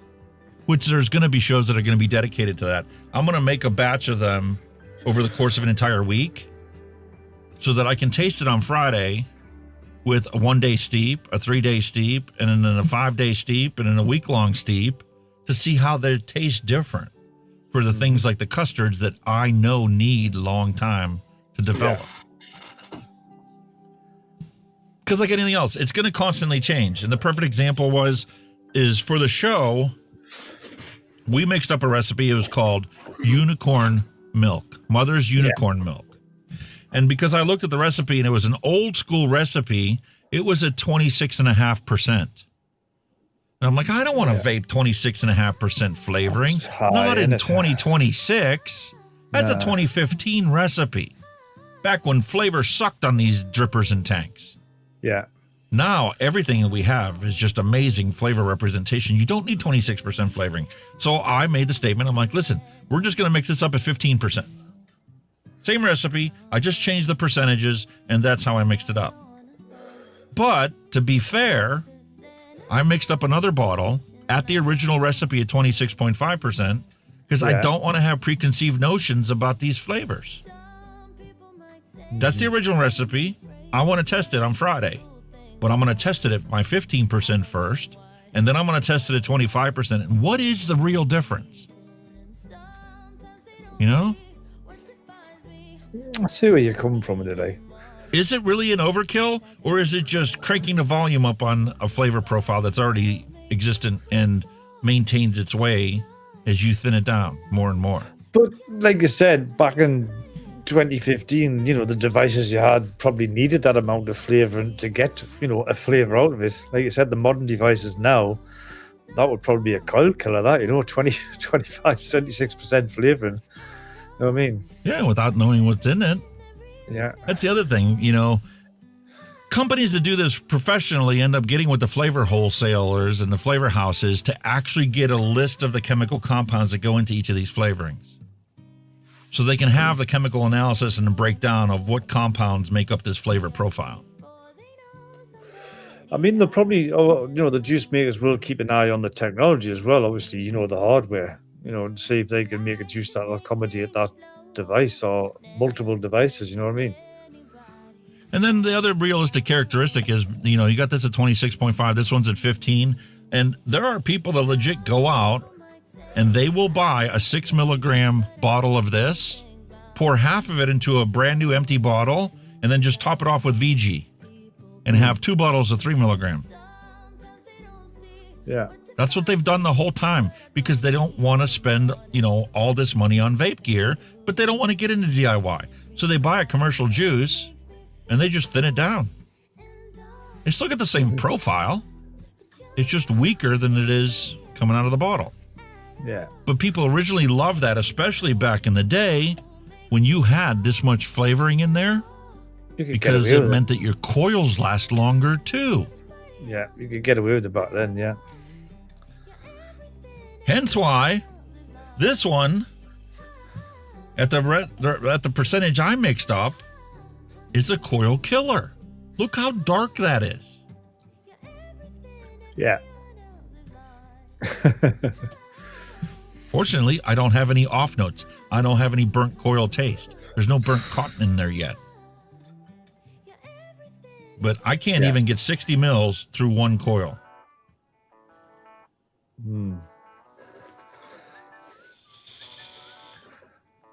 But that was always the thing with sub-ohm coils, man. You know, they never lasted 2 fucking minutes, man. I didn't think I had a sub-ohm coil that lasted more than a week in a push.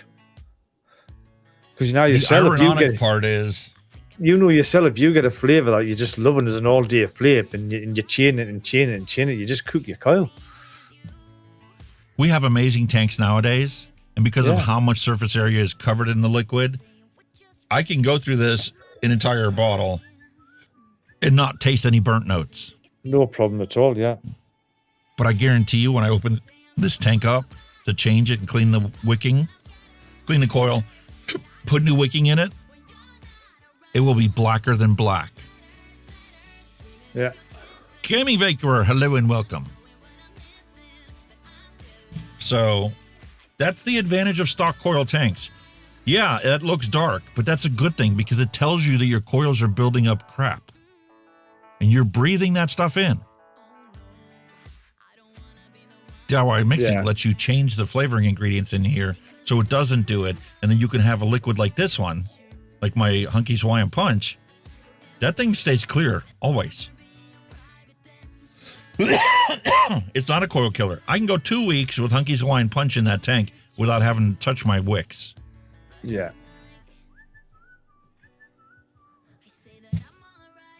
It's how much degradation is present inside of some of these flavorings when you vaporize that liquid. Some of these flavorings are very fragile and break down quickly, even though you're not actually getting a dry hit on this. Yeah.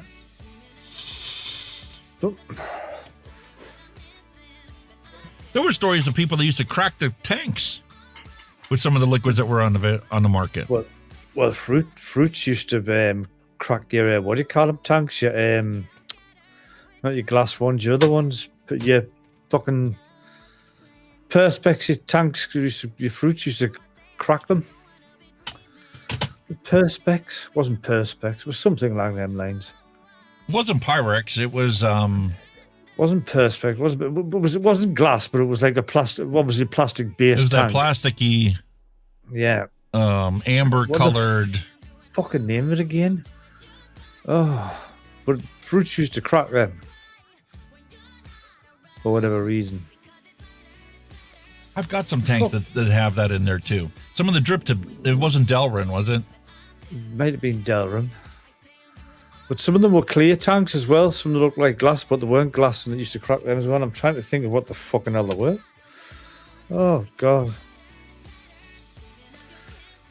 it's gone. Google, answer it. What the fucking hell were they again? Wasn't glass. Wasn't Perspex. What the fuck were they? Polycarbonate plastic. Polycarb, that's it. That's polycarbs. Fruits used to crack them. I got a Smock Novo, and as soon as I filled it, the tank cracked within 5 minutes. This happens with the next 4 tanks with this liquid. Within 6 hours, none of them are without cracks. Yeah, it's the polycarbs. The fruits used to always crack them. I don't know why, but it just did. There's probably some reason behind it.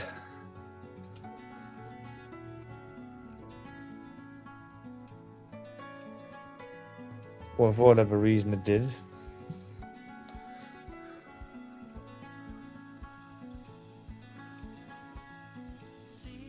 I wonder. Okay, I printed another label. All I did is add NS into it for no sweetener. And we can compare the two side by side. This Friday. Cool.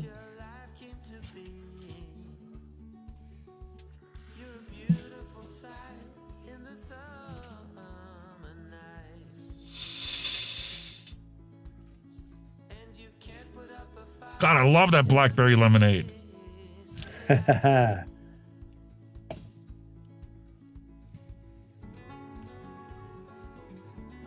Such a simple recipe. 3 ingredients. 2 lemonades and 1 blackberry. And then I did put a little % super sweet in it.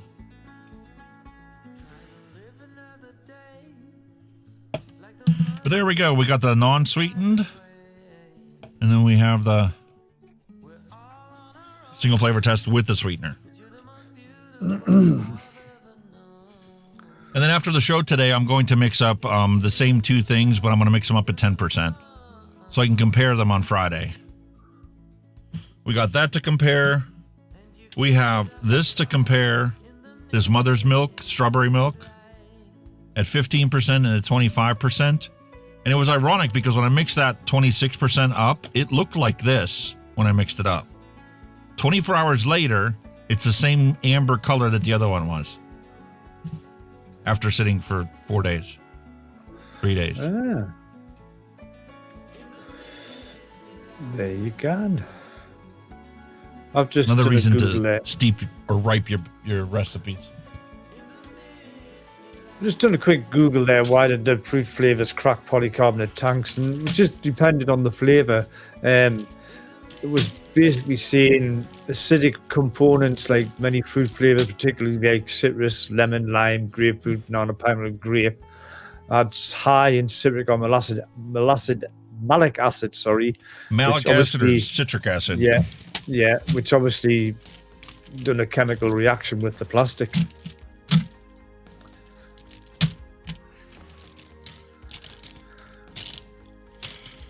So here we go. We got some Bull City flavors that we just got in. So we have their candy cane. I'm going to finally get a chance to try Bull City flavors candy cane. And we've got strawberry, mango, grape slushy.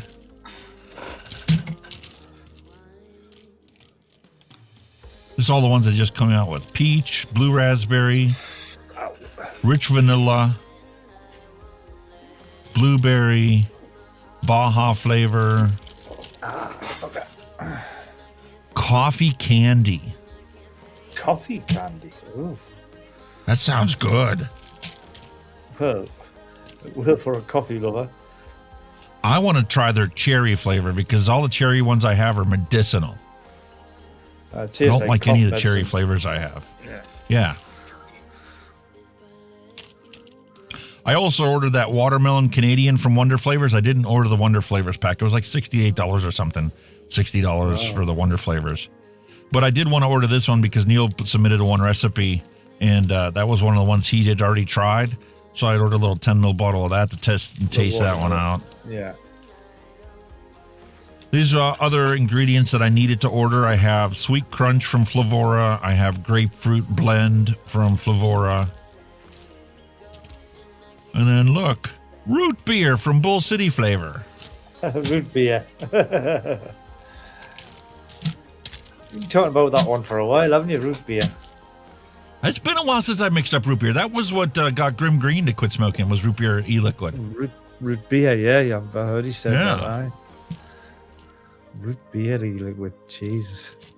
Did I send you a bottle of root beer? No, I've never had root beer. Ah, that was supposed to go in your Christmas box last year. Yeah, I've never had root beer. And then I also have the TFA flavors. They're brand new ones. So we're going to start off with the Bull City flavor stuff. You'll look in the Discord server. There is an envelope for the flavors diary. I'm going to pick 5 for next week's show. And then we'll get through those 5, then do the next 5, and then do the next 5. We'll get done with Bull City flavors, and then we'll move on to the new TFA ones. And then once I get through this pack here that we just got in, then I'm going to actually start doing like themes like apples, caramels. We'll do watermelon one week. I'll do all the watermelons, do all the pineapples. Work our way through the entire thing. In 2.5 years. Hey. And the thing is, where's that show? I want to bring that up. That's what it is. It is what it is, isn't it? Because in 2.5 years, how many of these flavors are still going to be available to us? In 2.5 years, how many more flavors will you have? That's the other thing. Question. You know what I mean? How many flavors are there going to be in 2.5 years? Exactly. And like the other characteristic of it, in 2.5 years, where's history? In 2.5 years, how many of these flavorings are no longer going to be available?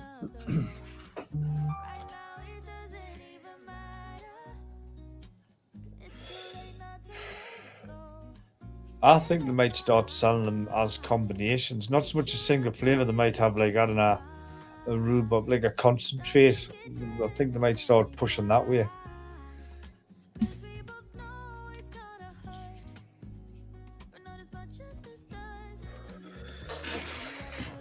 Ow, ow, ow. Fucking back. I need me girdle. Noted.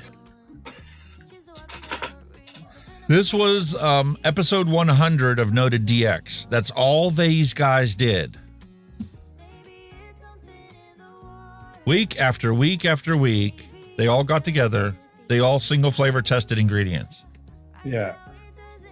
So they did this episode. Wayne was actually there for it. He's normally not part of the Noted show. He hosted it on his channel, and he probably paid for the Zoom subscription for them to be able to do this. But these guys got on here and talked about the flavors, and they single flavor tested everything.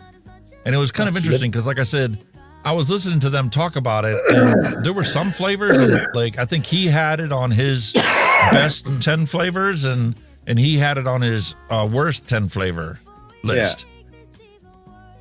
Everybody's going to perceive these flavors differently. Of course. So I hope you guys can join us on Fridays, and you guys can also test these flavors at home. That's why I'm starting with the Bull City Flavor Pack. It's a new flavoring company, and it's easy to get of, and it's really affordable to get into. It's only $25 for all the flavors they have right now as the starter pack. And that's not bad. I'll be the next 3 weeks of content for our show. So I'm going to put the flavors up into the Discord server, and when you guys flavor test them, upload your opinions and impressions onto the Discord server so that I can tell other people during the show what your impression was, what mine impression was, what Dusty's was, what Neil's were. Everybody's going to have a little different impression of these different flavors. And it's all going to be compiled into a source that we can collectively look at before. It's going to be an Excel sheet that I'm going to start taking the notes in, eventually put it into a PDF that I can upload to the Discord server. And, a year down the road, somebody can download the PDF and have quick access to all of the things that we've learned without having to watch all the shows. Yeah. That's cool. And obviously inside of ELR, you can take a look at the notes and you can document what your impression is of flavors when you test your flavor stash. So like I can click on, 27 bears. I can see what everybody else's notes are. Got you. Some people get really elaborate. Like that's an essay of that, not a note. Well, you have your flavor description, then you have a throat hit rating on it, and then what it's good to pair up with. Yeah. Meanwhile, other people are like, this is just a fantastic gummy flavor. It does mimic gummy bear, gives some tropical notes, and it's a sweet candy flavor. At 6%, you can add any kind of fruit you want to it, and add a 0.5% meringue to lift the gummy effect. And if you're looking for a fruit juice, this isn't right for that. If you want a fruit candy, this is exactly what you want. Yeah. So this is about the size and scope I want for my notes. But like if you guys add to it and you come up with your impressions, then I'm going to incorporate that into my review of it. And this is where you get to type your notes, and then you get to rate the flavor recipe on what you think it is. So it's simple to do. And this is, building the community, building the database, and it's going to be a resource. Like I said, I'm going to create a PDF of all this stuff that we're going to do the first year and just upload it to the Discord server. I'm not going to be like Wayne. I'm not going to charge for it. And have it as a resource for people to learn from. Every little helps. Let's be all over it, right? Every little helps. Whoop. Oh, hello, you bastard. Hey, bastard, hello and welcome. Because I look at it from this perspective. I do not profit from this industry whatsoever. I'm here to provide a public service to the community. It's a community of ex-smokers. It's a community of people who still smoke that are looking for an off-ramp. It's a community for the people that want to quit vaping. Whatever you want, I can help guide you. I'm not here to profit off of it. No. However, when I do get super chats and I do get Patreons that support me, that furthers the cause and allows me to make better improvements faster than just using my own cash along the way. Definitely. Like Facebook Marketplace had a Canon M50 Mark II somebody was selling with an 11 to 22 millimeter lens for $400. Fuck. I'm like, I just spent $1,400 on a graphics card. I can't cough up another $400. Not this quick. My wife would cut my nuts off. It's typical though. You pay one thing, you look at something else. I could have done with that now. Oh man, would that have been perfect? Because the capture card's only got 3 cameras hooked up to it right now. There's an open slot I could have plugged it into. Yeah. I needed a camera too for when I do the coil building. We're going to get to later this year. I've been doing mine with the good old-fashioned drill at the minute, so I've still kind of got it for the basic stuff. And just like DX, just like Noted DX, you guys are always welcome to come on the show. And I will be, once again, verifying and giving you guys the phone number. It'll be posted on the Discord server. You can call in during the show if you want to talk. If you want to have conversation, ask questions, throw your 2 cents in, throw your experience on what you've done and what you've experienced. We're here to build a community, not just have you sit there for hours upon end watching my ugly mug. Well, you know, some people might like that. Yeah, some people do. Some people also like the fact that, you know, because the audio is so finely processed and the volume is so consistent, it's set up as a podcast for a reason. That's what the audio goal was for me when I first got the microphone and picked it and got this one and set the processing to be what it is because you could literally listen to it while you're driving. If you were a truck driver, you could listen to the show and not have to watch it and still be able to get the most out of it. Yeah, it'd be like an audio podcast, I suppose. You know, the sound quality is decent. But it's like the news in the beginning. That's why that's set up the way it is.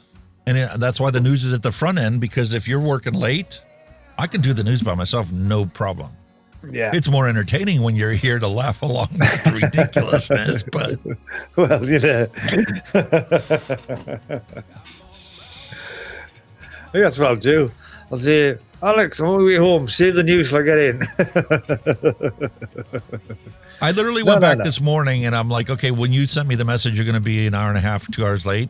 I'm like, okay, let me get 4 or 5 more stories to throw into the news, make that last a little bit longer. Because, like, I know about how many stories I need to gather if you're here. Because you and I stop and comment and, you know, have some shenanigans back and forth between stories. Whereas if you're not here, I can do that in our newscast in half an hour. Yeah. So I'm like, give 4 or 5 more stories. We'll get them in, yeah. And then when you are here and I've got a lot of stories, I can plow through it quickly. I just don't cover as much of the actual story. Like I said, I thought I would have been finished that time, but I've got a bit of a fly of the day because there's a few vehicles off the road. And I'm loving it. So, you know, if I can get here on time, I'll get here on time. I'll try my best. It's like McDonald's, dude. I'm loving it. Really? It's always a more entertaining show when there's 2 of us. Yeah. I've got people that are going back to the very first show that we ever did and are watching it one after the other to get caught up to where we're at today. But yeah. Seems like a bloody eternity, doesn't it? It does. I have a hard time because I was looking at the website today and I'm like, come September, I'll be 7 years smoke-free. Where has this time gone? It's flew, I know. I figured I'd have more subs by now, but, you know, YouTube is what YouTube is. I think you missed the boat with it, to be honest with you. Like I said, if you'd probably started in its heyday, you'd be sitting pretty now with your sub count, like. No doubt. Yeah, well, I might have also been one of the ones that got axed along the way. Well, there's that now, like. But nah, I think a lot of them just left because, well, I don't know if it was the same in the US, but in the UK it was very bitchy. Very bitchy. Attention everyone. According to Butter Squad, we'll be getting flavors soon. That is all. Good man. Way to go, dude. You have to let me know what you think of those flavors and some of those recipes we mixed up. We'll get you on the show maybe next week if you got some time. You come and join us for a while. Yeah, but like I said, UK, it was a little bit bitchy and there was a lot of drama and some people just walked away from it because they couldn't be arsed with the drama, which is fair enough, you know. Some people got into doing vape reviews simply because, you know, they wanted to be part of the community. They wanted to throw their 2 cents in. And back in the day, they would constantly be sent stuff. Like, because there was so many products coming out all the time, everybody got something. I think that was another reason people tried to get in. That's why they stuck in around. And then when it dried up, they're like, I'm not spending, after 5 years of doing this, I'm not spending a dime on this. Yeah. Jay Hayes was one of them. I think some people got into it for the wrong reason, and that reason was free shit. You know what I mean? It just, you know, it doesn't work like that. It doesn't work like that. And then when the free shit dried up, they dried up with their stuff. Yeah. My stuff dries up from time to time because I get a bunch of videos struck. So I'm like, let me take a little pause, and then I'll go back into the swing of things. For what I've done, I've been considerably lucky. I haven't really had any issues as such with YouTube. I mean, I've had a hacker, like where my channel got shut for a while, but then obviously that got re-established. But the odd copyright violation, but bar that. They've pretty much left us alone, touch wood. But then, obviously, recently they started age-gating me videos, so therefore I've just went, well, I'll keep doing that, and they pretty much left us alone. It's not that I wanted to do it, but it was just to keep them off my back. So I think I've been reasonably lucky. You know, I've had videos taken down and getting them back on, but that was resolved within a matter of a day, you know what I mean? So yeah, I think if you try to keep out your head, you know, try to keep below the parapet, they kind of leave you low. But like I said, sometimes it's easier said than done. Yep, and I've definitely learned something. You know, my interactions with AI has really helped, even though I couldn't follow the format that they established for me. Like, I had AI legit write a script, and I'm like, I'm not a script person. I do this naturally, and I just cut out the bits in between. I looked into it, and I found the majority of it is the wording. It's your wording where they pick up straight away. And the physical thing was actually doing a vape as well, because it picked up on that if you actually sat and went that. Yeah, but you can vape on as a depiction, and it's not going to get flagged because it's just a depiction. But if you're doing an unboxing and depicting vaping, now you're promoting. There's a certain combination of certain things. That's right. But the big chunk of it was your wording. How you worded it. So I'm going to take cues from the video suggestions that YouTube gives me, and I'm going to be uploading videos like this one here. I'm going to be uploading this one as in a depiction of me using this and like how many days I've been smoke-free. So it's not actually going to be like an unboxing. It's not going to be it's going to be a review because I'm going to tell you what my impressions are of it, but it's going to be uploaded as today is day such and such of me non-smoking, and this is what I'm using today, and this is a strawberry kiwi ice, and I really wish that the ice was turned down because it is just as punchy as the strawberry and kiwi combined. But you do get a residual strawberry flavor that is really enjoyable, and I cannot get over how fantastic the device looks. Gorgeous looking thing. And I'll pull my Zippo out of the drawer and I'll say, look, we used to do the same thing back when we were smoking. Yeah. We had a collection of Zippos because of how fantastic this is. But I think I've noticed over the last few years, I think your big reviewers, they're not actually doing an unboxing now. They're just saying, this is what you get in the box and picture now. They're not actually physically unboxing now. I've noticed that on a lot of the big review channels now. And the other thing I noticed is none of my comparison videos ever got flagged for anything. Nah. So when I did the Pyro V3 versus the V4, that's not even age gated. Nah. It's weird. It's a minefield, man. It's an absolute minefield. Yeah, so that's why I'm going to do the recoil, team single coil versus team dual coil. I'll do that as a comparison video. Right from scratch. It's going to be, just like Steve, Legion Vapes. It's going to be a one take, one cut. That's all I do with mine. Mine are all one hit. Just down me FaceTime, I just keep the camera rolling from the intro straight to me last bit. I just keep it running. I just cut it. Just one hit all the time. I do the same thing. That's why I have my scene set up in OBS this way, because I legit can do a single take. And my best performing videos are the ones I do like that. I'll sit down in a good mood in the morning after I've had a cup of coffee and I'm in the mood and I get everything all prepped up on my desk and I do it as a single take. I'll do the recording. It'll take me an hour, literally a full hour to do a recording because I want to make sure I cover everything. If I don't know something, I'll research it, look it up, and then have that as my glancing notes, and I'll restate that section once I know the facts to include that facts in the video. And I'll just cut out the first section where I was like, what is the capacity of this tank? I cut that part out. I kind of do that before I do. I do a little bit of homework. And I've always got a couple of notes wrote down. But normally if I can get it, I can't be fucked on with doing different this, different that. Just one take. See you as you are. You're not fucking fake. You're not some fucking studio and all this shit. You just rattle off. There's a lot of people watching, not just for your review, but for you, your personality and all that crap. So be yourself, you know what I mean?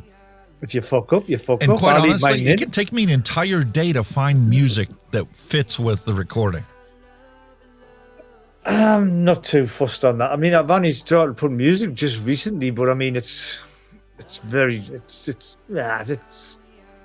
just something, you know, like it's that'll do. I don't go overboard and going, oh, I just go, that'll do, you know, just to cut out the quiet bits, you know. I just got on like YouTube and just look, because there's a few sites where they just do, you know, background music, various, you know, genres and all that, and it goes like for 3 hours. So you just download it and just cut it, you know what I mean? Just cut what you want. Attention everyone. According to Neil Pitts, I don't know if I showed you this recipe. It's ppomhttp://tjek.nu/r/l6qe. That is all. Take a look at it. And the reason I bought another external hard drive is because I've just realized I can hook one up to my DSLR, so I don't have to keep fucking recording on the SD card. I can go straight to a hard drive. Mate, that's the reason I wanted to buy that other Canon camera. All three of them are fixed mounted in the studio. I need one I can carry around with me to be able to do recordings outside of here. Yeah. I want to do B-roll shots. I want to put it on the turntable. Get a GoPro, one of them naff little thingy ones. Me. My wife's like, just use your cell phone. I'm like, I've tried. It's not the same. Well, I'm pretty good with mine, but I've used different software for mine. Like I use that Black Magic. Have you not tried that Black Magic yet? It's pretty good, that. I did try that when we went on our cruise. I used that to actually record the shots on my DJI gimbal. Yeah. It worked a lot better than the native app that came with the Google phone and the app that DJI has. Yeah. To record. So PPOM, we've got golden pineapple, mango Alfonso natural, orange mango with stevia. I don't think I have that flavor. Pineapple juicy from TPA, pomegranate from Flavor Art, pomegranate raw from VSO, and 0.5% super sweet. That looks really good. Looks nice. It's a nice balanced medley of flavors. Pineapple, mango, pomegranate. Cool. Interesting. Don't worry, that camera will get relisted next year cheaper. I don't think so, man. $400, the 11 by 22 millimeter lens that's on that camera, that's what my wife paid for my corner camera lens. The lens, the glass costs more than the body. It always has. The camera glass. The body cost $700 when she bought it at the time. But the lens cost like $400 plus tax and shipping. It was almost $500. My Sony A7, when I bought it, it was going to be 1,400 quid just for the body. But I got like the lens, which is just a standard lens, but I added that and it come to 1,800 quid. So it was about similar price. Yeah. Just under $2,000 what I paid for this. And it's out of date now. It's only an 8-bit camera. You know, all the new ones are 10-bit. So I think if I upgrade, I would get a 10-bit. It's the same situation here, but for me to run it as an HDMI camera input into OBS, I mean, it works perfectly. I don't need 10-bit color. I can do 8-bit color through the HDMI. Yeah. It depends what you use it for, I suppose, you know, but I think 10-bit just gives you a bit more room if you do any color grading. Like you only do basic color grading because you've got everything set as you have straight off your camera. So, but if you're gonna do color grading, 10-bit, you've got more room to fuck about with it. You know what I mean? 8-bit just breaks up if you fuck on with it too much. Just go shit. Which I like Joe from Home Studio Corner. Get it right at the source. Yeah, he does that for audio recordings for home studios. I do that with the whole production for here. I get the cameras and the lighting set, and the lighting is set to be bright enough so that my face is enough in the right color shade that I expect it to be. So it's an actual depiction of me. Yeah. Mine probably could do with fine tuning, but I can't get behind it to do it because obviously I've got a wall and a table. You know what I mean? You can put a color grade in OBS. I've got a not an actual set the camera itself. It could be better because I've got grey cards. I've got a what do you call it again? A fucking. That's the one. I've got two of these. I've got one for video and I've got one for photography, which are your color checkers, color checker shots. Yep. When you use them, you get them spot on. They're really fucking minted. You can get that on. But again, I can't like hold that and sit at the camera while I'm holding that. You know what I mean? It's just impossible. I mean, looking at my picture, can you tell that the color inside my lights is 5,000 Kelvin? No, it really looks great. I've got a yellowish hue to my face, and that's my natural skin color. And if you go inside of DaVinci, when I do the editing, it falls directly on that line where your skin tones are supposed to be. I've just matched mine to me lights. They're all 5600, so I've just set mine to 5600. Just match your thing with your lights, and it's half the battle one. That's where I do mine. Well, sir, we're coming on the 4-hour mark. How are you feeling about a random recipe? I'm feeling really good about a random recipe because while I run the bump, I'm going to have a quick random piddle. Nice. Off to the loo. Off to the.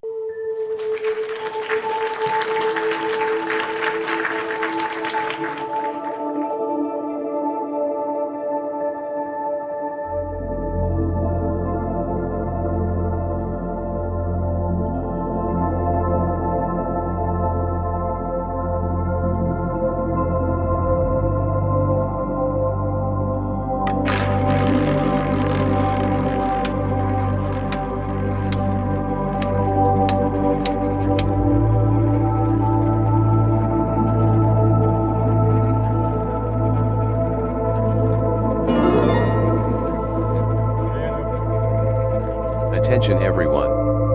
According to Neil Pitts, Alex, this is not my recipe, but I vape a lot of it. http://tjek.nu/r/gxx. That is all.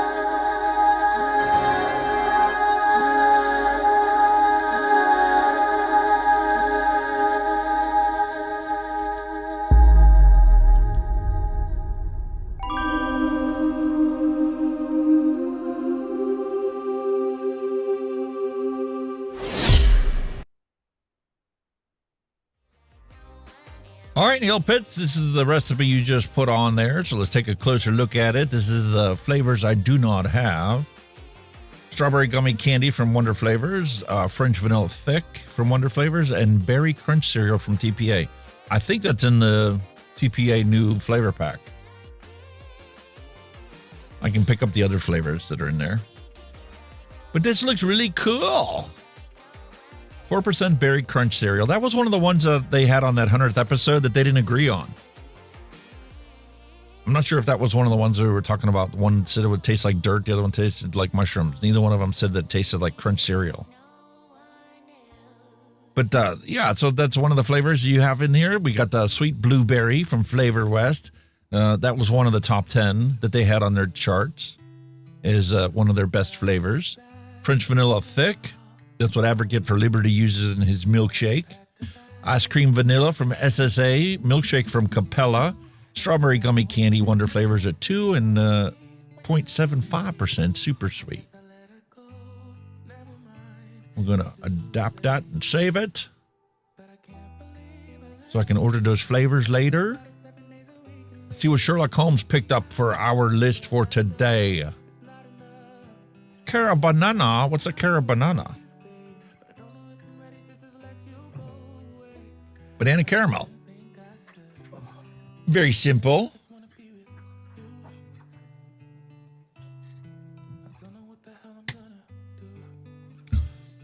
Banana cream from TPA. I like Vape Train Australia's banana cream better than TPA's banana cream. We have Caramello from Flavor Art. For Caramello, any recipe I've done with that in it, it takes me a month before I can recognize any caramel. I don't know why. What's that? Carabana. Oh. Sweet cream, caramel, and banana cream. Pretty simple, isn't it? Looks very simple. OJ's guilty. Juicy orange, orange cream, and sweet tangerine. That's a nice orange blend. That's an Holy flavoring. 55% flavoring. What? That's pod, that surely. Like, there's no way I can have enough room for the nicotine in there. 55%. No. a bit over the OTT, that one. Marty did a blueberry candy for ELR's Blueberry 2026 recipe. Blueberry Extra from TPA, Blueberry Wild from TPA, WS23 at 30%. We have 1% of that added to it. Cotton candy, which is ethyl maltol, 10%. TPA is at 2. TPA marshmallows at 1. And sucralose maltol, which is TPA sweetener, is at 1%. Do you ever follow Advocacy for Liberty? I must be following him because I always get notifications when he puts recipes up. Is it Advocacy? I follow him on ELR, I believe, but I get notified of him. I get notified with Hippie, Happy Hippie, when he publishes something, and who else? Always get notifications of Advocate for Liberty. Always. Hippie Vapes, whenever he publishes something, I get one once in a while from him. Been busy lately, like my phone's been pinging all week with the stuff he's been knocking up, like, but I've never had a chance. That's somebody we haven't seen in a while. Happy Hippie or Hippie Vapes. Happy Hippie, aye, Happy Hippie. Hippie Vapes. We'll have to see, what he's up to. Maybe he'll have a couple minutes to pop in one of these days. 2-ingredient strawberry custard. Sweet strawberry from Capella and vanilla custard from Capella. Nah, not work. I can't see that working. Nope. With like 3% sweetener, maybe. Yeah, you need some sweetener or some cream element. You would need a cream element of some sort, not like Bavarian or whatever. Yeah, because vanilla custard's pretty heavy on the vanilla. Yeah. The vanilla in. You need a cream in it of some sort. Ain't nothing wrong, people are trying it. So it's all we did the cake Bix. Let's do like we did on the show Friday for the Flavors Diary. I'm going to sort this by rating, and let's pick something that's already got, a 5-star rated recipe. Oh, yeah, I forgot. And I want to not do strawberry custard or strawberry cheesecake. No. Those are 2 no's I want to find. So let's roll down the list. Birthday cake by Not Charles Manson. Not what a name. Anywhere biscuit at 0.5%. Cake batter dip from Flavor West at 7. Meringue at 1 and vanilla bean ice cream at 2. 10.5% total flavoring. That looks really good. That doesn't sound too bad, does it? Just a simple birthday cake. You know what this needs? This needs frosting. Frosting. Or icing. I need to talk to the wife. I need to place an order from Capella for frosting. Any of you guys out there need frosting flavor? Because everybody's out of it. I can't find frosting anywhere. Or if you know of a place that has frosting in stock, let me know. How could you simulate icing sugar? Like icing, nice layer of icing on a cake. I mean, just sweetener. Just a sweetener. Yeah. I've always wondered, like an icing cake. Yeah, royal icing is nothing but powdered sugar and water. Yeah. Ice and sugar. And ice and sugar. Yeah. Duh. Fucking hell. Brain fart. Yeah, you guys have it easy in the UK. Flavorings are not restricted. You don't have to deal with the tariffs right now and the consequences of the tariffs. And get fucking all sorts over here, man. It just drives me nuts because, in order for me to buy that from Capella directly, which is in California. It only cost me like $35 for 4 bottles of frosting flavor, but I think they're $250 each. It's $30 shipping. So I'm paying $35 for the flavor and $30 shipping. Oh, it's near good, that. And that's on your home soil. You probably should get it from over here. But because you're buying it directly from Capella, you can't get a bottle smaller than, 16 ounces? Yeah. The smallest bottle they have, and they'll sell you a 4-pack of it. Fuck. So That's a 4-pack of 16 ounces, 64 ounces, is going to cost me, I mean, when I break it down per ounce, it's like $1 something an ounce. You normally pay $4 an ounce when you buy it from somebody else. I just hate the idea of having to pay $65 for one flavor that I'm almost out of. No, that's shit. Maybe Bull City will get it in. They'll order some. They'll order a gallon of it or something. Oh, so where is Bull City from you? How far is Bull City from you? Is it South Carolina? South Carolina, yeah. Like right about where my graphics card's coming from. Yeah. My graphics card's in Henderson, North Carolina, I believe. Got you. I'm hopeless with geography in America. I haven't got a clue. It's just a big fucking landmass to me. They're 50. Well, yeah, because I mean, the whole country of England is like the equivalent of maybe 5 states in the United States. Plus, we've already got 3. You know, England, Scotland, Wales, Ireland, 4, tell a lie, and the nice, you know, the easy, the nice and small. They're little tiny things way up north. yeah. In America, you know, you've got some state that's probably is the size of the UK or something. You know what I mean? You're like, what? Well, the you fuck? got Texas is the biggest state of all of them. Yeah, it's huge.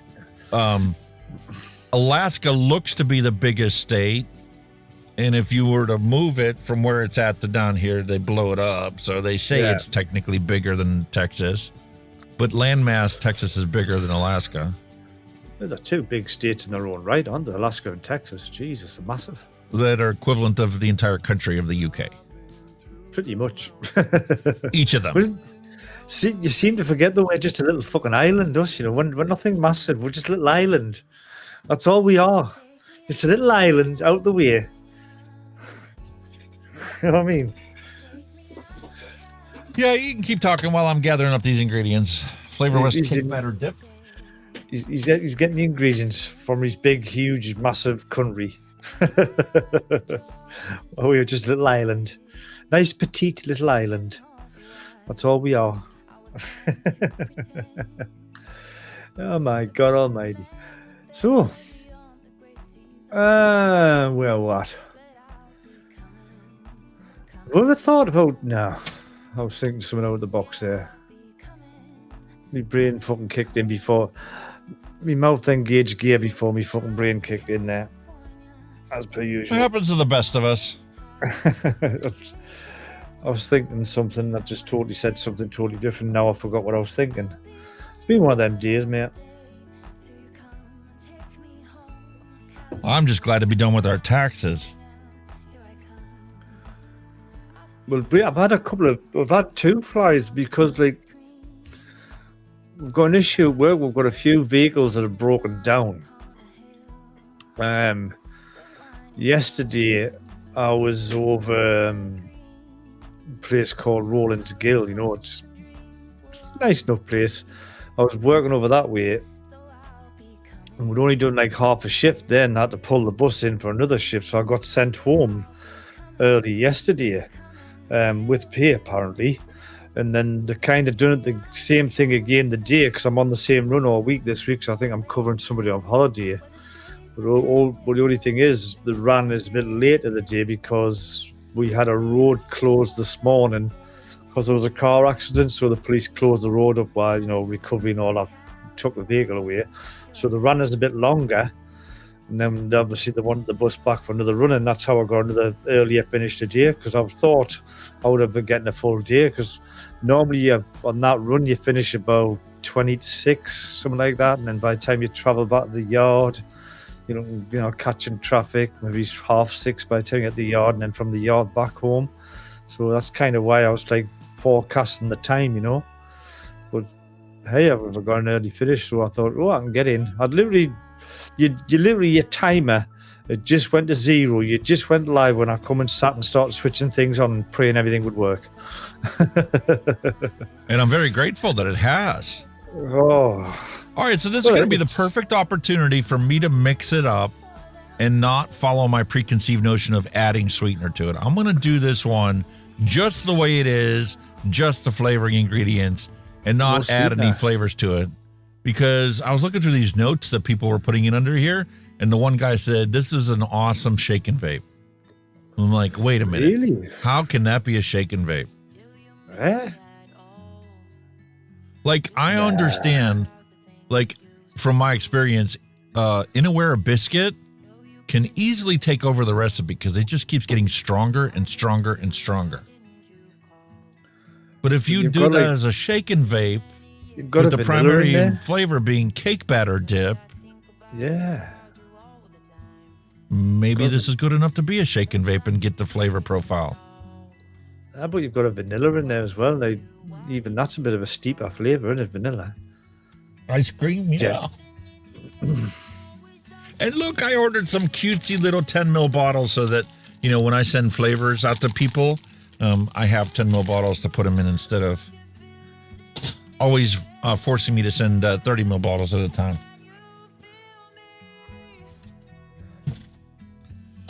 But I am going to use a 30 ml bottle to make this recipe, since that's what the recipe is. I'm legit going to make it as she sits.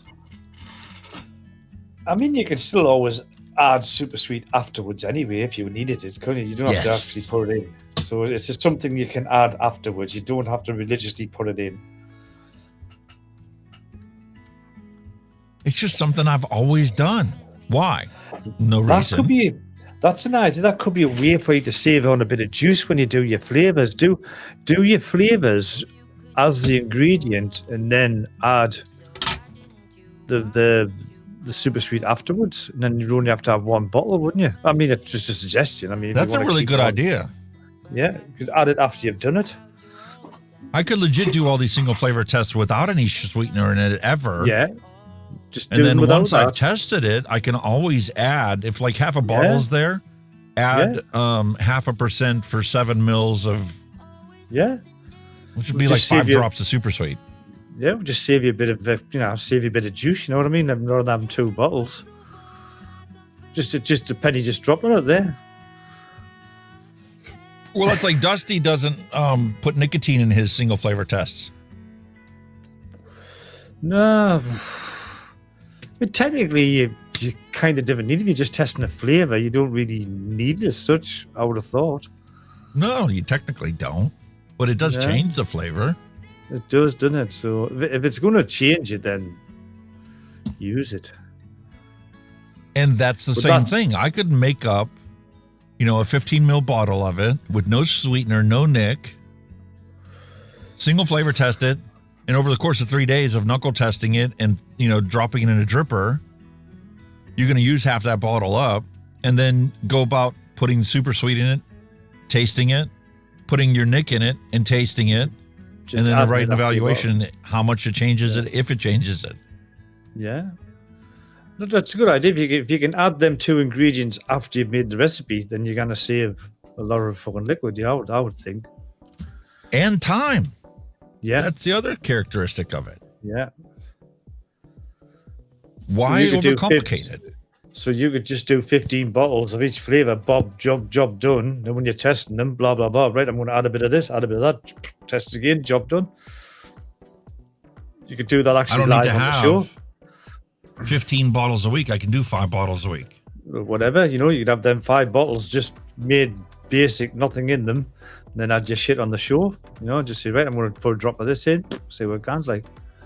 Capella. Vanilla bean ice cream. Vanilla bean ice cream. It smells glorious. And you can tell it's been sitting around a while. Look how dark that is. Oh, still a nice flavor, though. Very nice. Have you had that as a single flavor before? Yes. All right. Vanilla's pretty strong in it. Is it the bittery type? Obviously, with it being vanilla bean, which is seed. Nah, the cream's there to tame it down, but it's like the cream is like doesn't give me the right mouthfeel. Yeah. That's why you'll see a lot of custards added to recipes that are trying to make an ice cream. Yeah.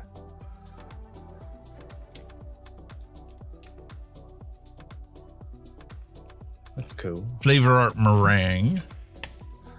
I love a nice lemon meringue. There's a flavor for you to work on. Nice lemon meringue juice. I'll figure one of them out. Oh, I bet that's gorgeous.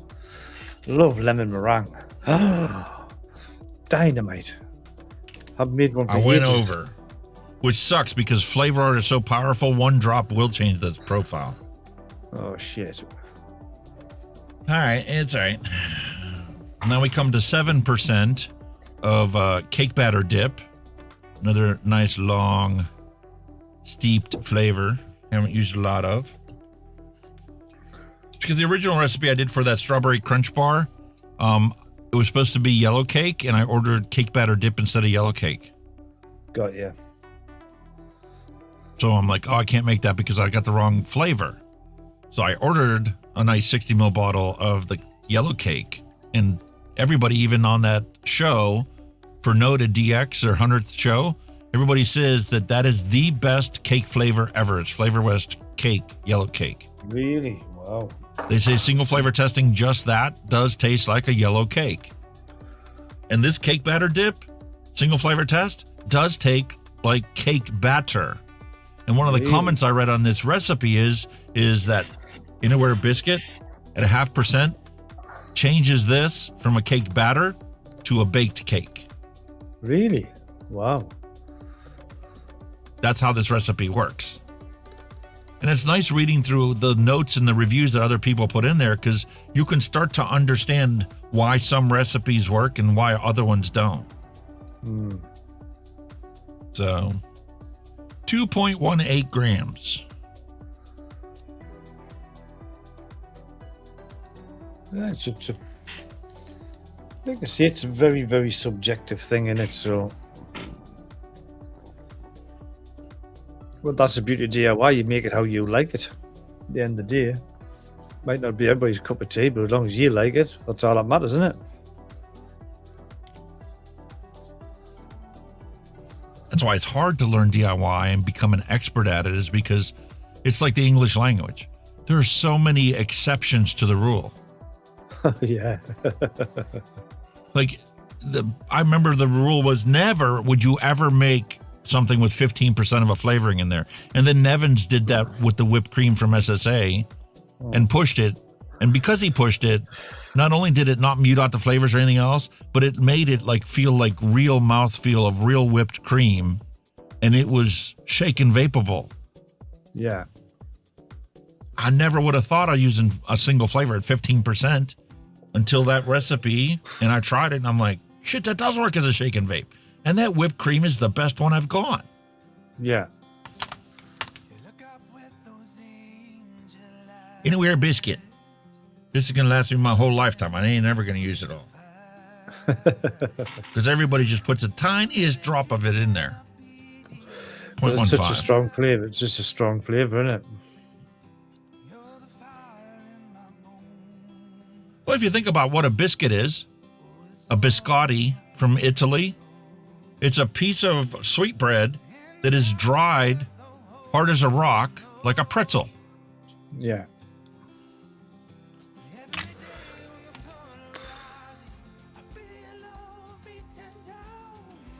Okay, so that's all that we need, and then 5.75 of PG. Have you got your secret sauce in there? No? Yes? No. No. Not yet. Tear.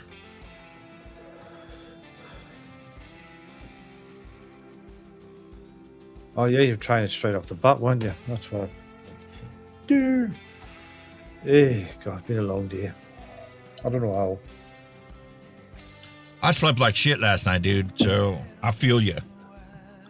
I haven't been sleeping well because this bloody back. I can't get comfortable.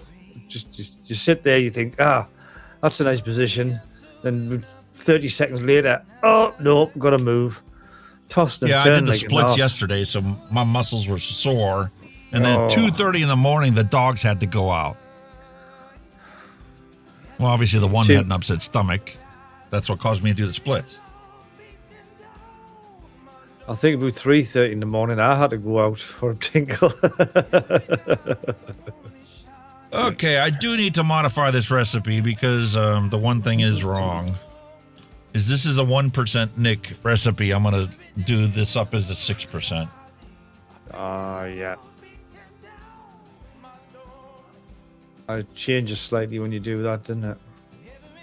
I just need to add the Nick into it. Yeah, it's going to throw VG-PG ratio off just a hair, but make this my own.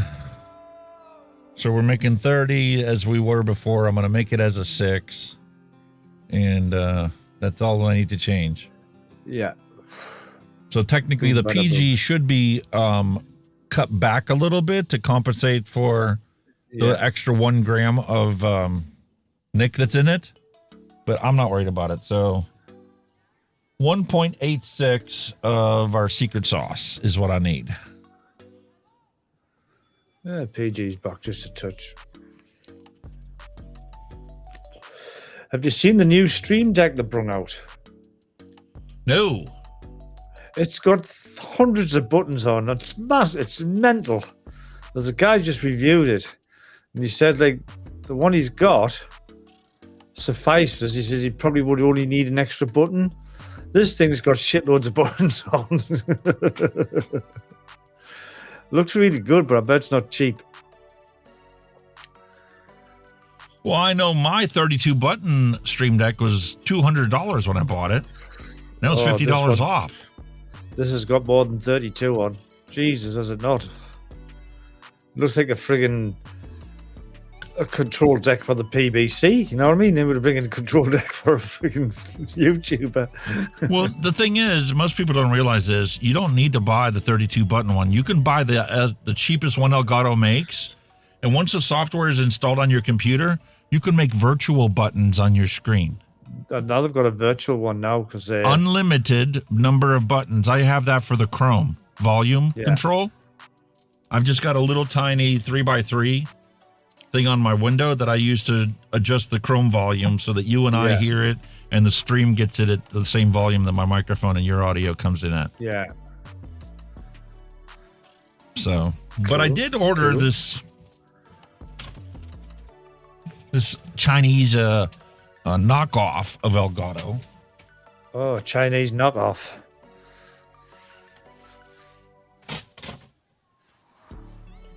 Oh. Sufam. If it does the same job, what's the issue? That's the way I look at it. I bought this for a bumper button. Yeah. I wanted a Stream Deck that's just the bumpers for the show. Got ya. Would do the job. And I like the Stream Deck because you can switch, you can have multiple pages. On the bottom, you can have a button that's a forward button and a backward button, and you can advance the whole page. Yeah. But I just like the idea of having multiple controllers. Like I have the deck that I sent you with the sound effects that you integrate into OBS. You can just push the button inside of OBS. And it's the same thing as the virtual Stream Deck. Yeah. Well, there's another bit of techie there for you to review on your techie channel, matey. You know what I mean? It's all counts.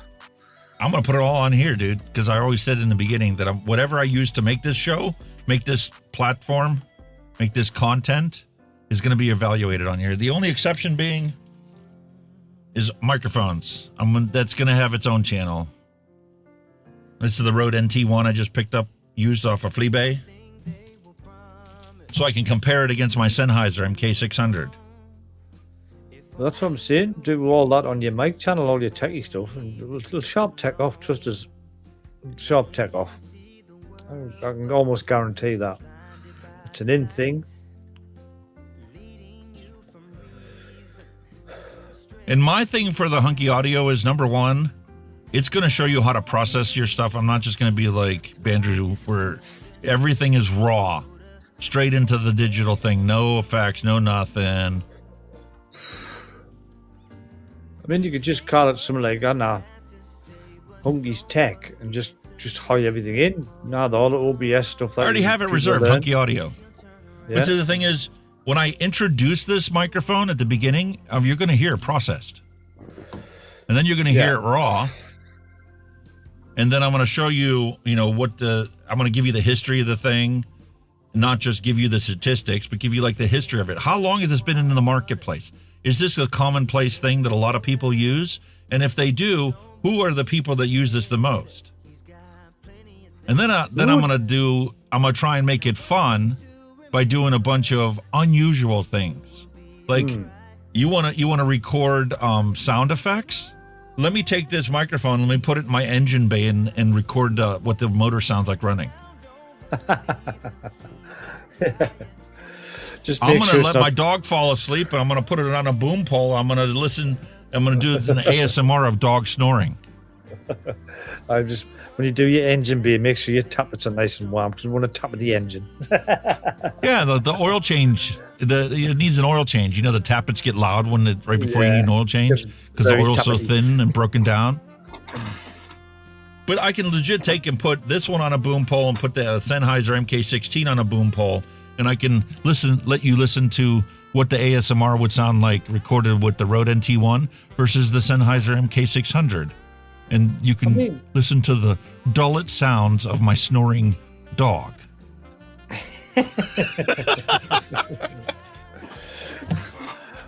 Well, all I'll say is don't put up your ass when you fart, because we don't want to hear that one.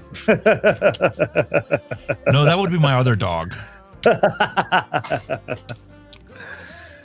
I mean, Rode dulcet sounds of my dog farting. Rode mics aren't too bad. I mean, I've got one, for the camera and that. And they're not too bad a brand.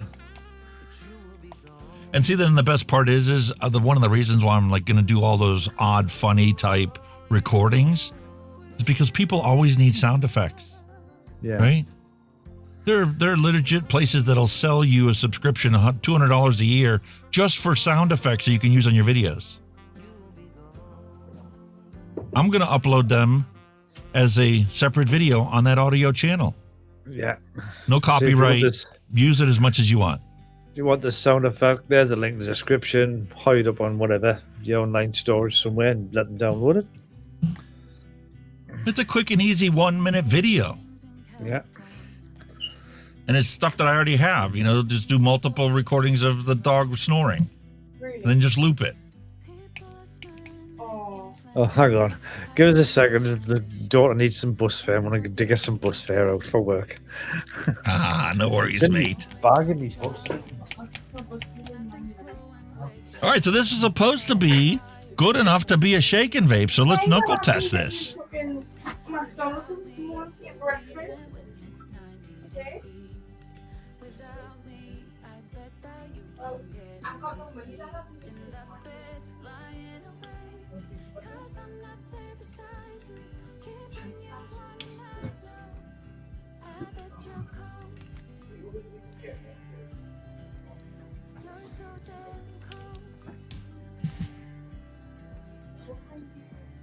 It's kind of a watered down flavor in my mouth. It's not punchy. But as I exhale through my nose, I'm definitely getting birthday cake. It's missing the frosting, man. That's what this needs. That's what this needs. Some Capella frosting. 1% of this, I just don't want to commit it. That's all I got left. And that's what goes into my cinnamon Danish swirl muffins. Doesn't need sweetener. It is certainly not sweet. I would expect there to be sweetness in a birthday cake when I eat it. So it's lacking in that characteristic. It does need sweetener. But when you put it into a vape, now it's a different situation. So let's take the drop. Go lie down.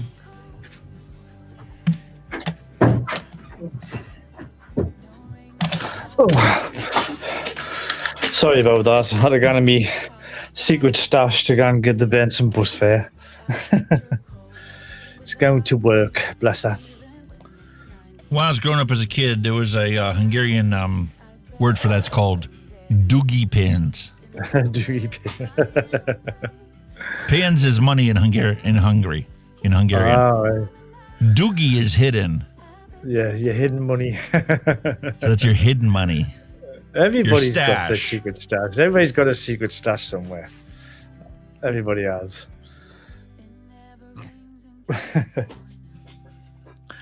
I'll have to move it now because it's not a secret anymore because she knows where it is. Yeah, you know, you could be like my wife. You know where her secret stash is? No idea. Everywhere. Everywhere. Pretty much everywhere. I just everywhere. Stick it wherever. You want to look in her underwear drawer? You'll find money in it. You want to look in her pants drawer? You'll find money in it. You want to look in her jewelry box? You'll find money in it. Wow. You want to look at the end table box? She's got money in it. The cup holder in her sofa that she sits there with the dogs, it's got money in it. Really? When we went to buy our RV, our first RV, the 28-foot camper that we hauled with our truck, she gathered up $4,000 in 15 minutes going around the house looking in all of her stashes. Wow. I wish I had that much lying about, telling you. Oh, you couldn't do it near the kids with these lot. We've gone on 2 cruises since then, so she's completely depleted it 2 more times since then. So it's time to build it back up. Because she took whatever it was on our cruise. You couldn't do it now because the kids were going, ooh, there's a pounder. Ooh, there's that. Ooh, there's that. I'll have that. And they just take it. Well, we don't have the kids in the house anymore, so it's easier to do. Yeah, we couldn't do it in this house. I don't go digging through her stash of stuff. I mean, when I put her laundry away, I put her laundry away. Some of it I can't figure. I can't decipher. Is this a work shirt drawer or is this like a around the house drawer of shirts? I don't even know how you comprehend that. So I just leave it folded and separated. These are your work shirts. These are your like scrappy t-shirts and junk shirts. And she's always mad because I don't put her clothes away. With us having like 3 women in the house, you didn't know whose clothes is who. Me, I haven't got a clue who wears what. So it's all just, whose is that one? Is that Abby's? Is that Jasmine's? Is that Mam's? I mean, you know, they're all similar sizes, so I've got no idea. Well, see, the best part is, you know, she complained about that the last time I did the laundry. She's like, how come you never put my stuff away? I'm like, I put your underwear away because I know where your underwear drawer is. I put your pants away because I know where your pants drawer is. But your shirts, I can't decipher what drawer's for what. When I open it up and you've got a t-shirt and a dress shirt in the same drawer, is that supposed to be a t-shirt drawer? Is that supposed to be a work drawer? I don't know if that work shirt is like scuffed up or got a bleach stain on it or something. That's why it's in that drawer, or is that t-shirt good enough to wear to work? I don't know. You've got a label maker. Start labeling our drawers, mate. that'll put the block on it. It's like, what the hell? No, man, I did the old classic thing of I put her laundry away last time. So when I did the laundry, as I did them, all of her shirts got stacked up in one thing and they went into one drawer. And then later on when I did another load, all of her shirts got stacked up and went in the other drawer. So no matter which drawer she opens up, she'll find whatever she needs. Exactly. Shirt and that one, shirt and that one. Job she was not amused. I bet. My Dolly Parton shirt is not for work. I'm like, oh, is that what that drawer's for? I'm sorry. That's one You're way banned to find from out putting my clothes away. Just leave it on the bed like you used to. Yes, dear. Sorted, job done. Glad we could come to an arrangement. I think you've got to fuck up first before you get the solution, haven't you? That's kind of where you are with it. That's exactly it. So you stage the fuck up, and next thing you know, it's right back to the way it was before, except this time she's happy about it. Exactly. Yeah, I don't know.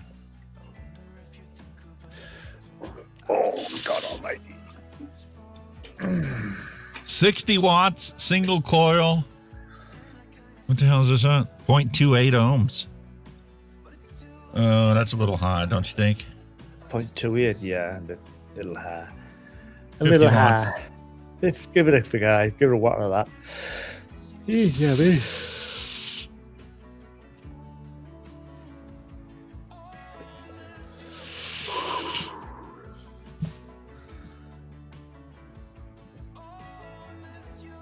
Nah, she needs sweetener. Yeah. I kind of had an inkling you were going to say that. Like, it's not a rich, luscious cake at all. I do get the aroma of cake. Yeah.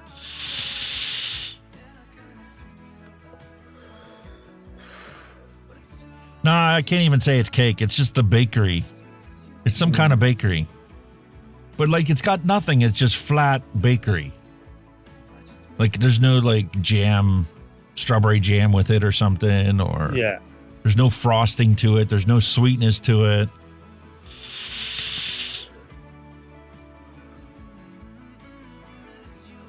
Like, single flavor testing yellow cake would taste better than this.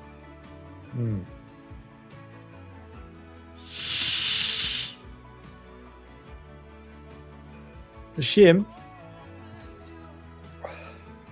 The mouthfeel, I'm getting this residual custardy, cakey kind of mouthfeel to it.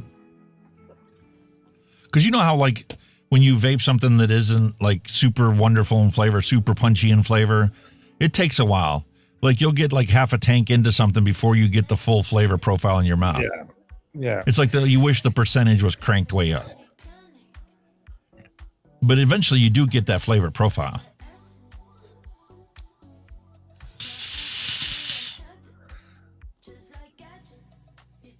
I know what this tastes like. I figured it out. You went to Sam's Club and you bought a diet cake. Oh, sugar-free cake. Oh, my Lord.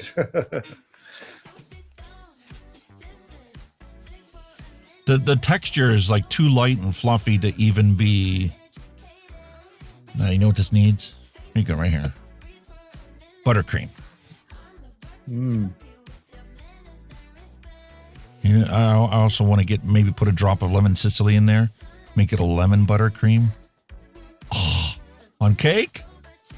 Yes, Damn, please. Yeah. A nice lemon cake, eh? Oof.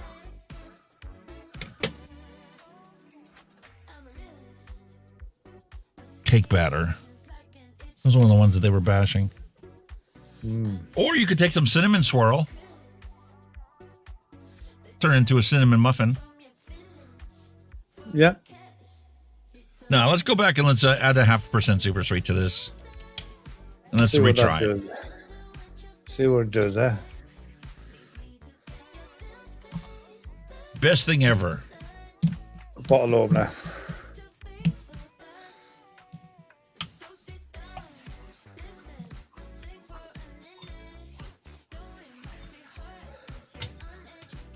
I got like 3 of those things. I don't know where any of them are except for that one that's hanging on the chain on my desk drawer.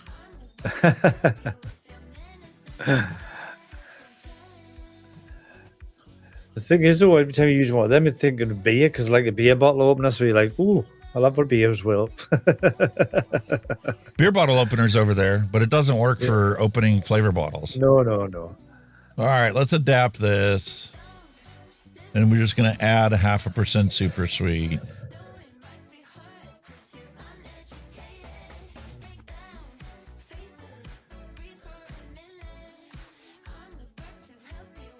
Oh, and Dusty made the comment last week about how he thinks that Capella Super Sweet is better for fruits, could accentuates the fruits.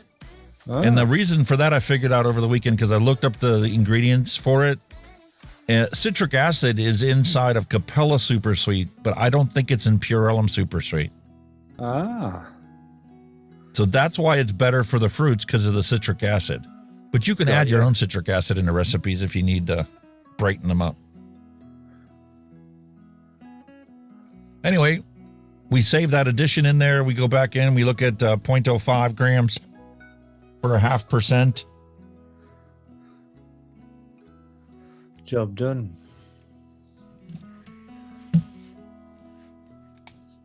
Couple drops. Whoops! That's 4 drops. What the hell? Whatever. Who loves a beautiful sweet cake? Everyone. Yeah. Gotta have a sweetie cakey. Gotta be a sweet cake. I should probably change that inside of the recipe. Let's do that. Let's make it a little more accurate. Let's make it a little more accurate. Edit. 1%.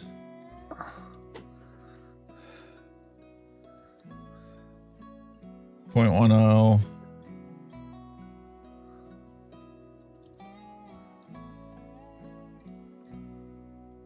There you go. Better. Yeah. Now she's accurate to what we made. Give her a bash. Give her a nice, aggressive shake. We'll do another knuckle test.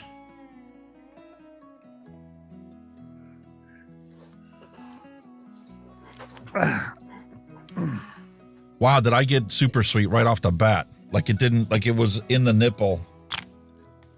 Didn't get mixed into the liquid. Wasn't quite in.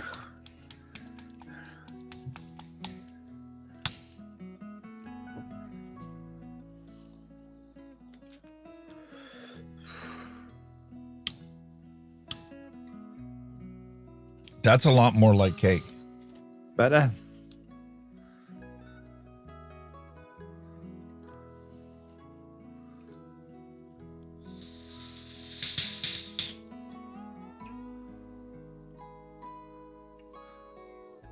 I need to wash my palate off because that knuckle test, it's still like VG on my tongue. Yeah, it's be fresh in your mouth, that one. Jeremy Frixaloon, welcome. What about a honeysuckle? Well, we can try that. A nice lemon meringue would be nice, Free Ride Vapor says. Didn't work, though. How come your code didn't work? Lemon meringue. Oh, God, lemon meringue pie. Love that stuff. Why didn't your chat actually go through? Was it typed correctly? Oh, news. No, it's news flash. Is the thing. Is the code. All right. Label printer closed. Label printer open. Open file. 30 ml bottle. I'm out of coffee, so I can't like brush my palate off with coffee. Here's some water. You've got no coffee. That's a first. Jesus. Yeah, I only made a double shot this morning. Normally I have 4 pods worth of coffee in front of me for the show. Whoa. But this morning I only made 2 pods in one big massive mug. All right, so let's change the label, put on their birthday cake. Dusty's like, I put 1%, at least 1% sweetener in my recipes. It's a thing, isn't it? So, born on date was March 3rd. Can't wait for my graphics card to be here tomorrow. ooh, 7030. So be pulling computers apart again. Well, I'm going to turn that into a video too on this channel like I did the last time. So I'm going to do some gaming test on it. I want to do some rendering test and record that with the old graphics card before I swap it out. Yeah. Then I'm going to repeat the test with the new graphics card and create a review video and a recommendation. Is it worth you upgrading from a 5070 to a 5080 for content creation?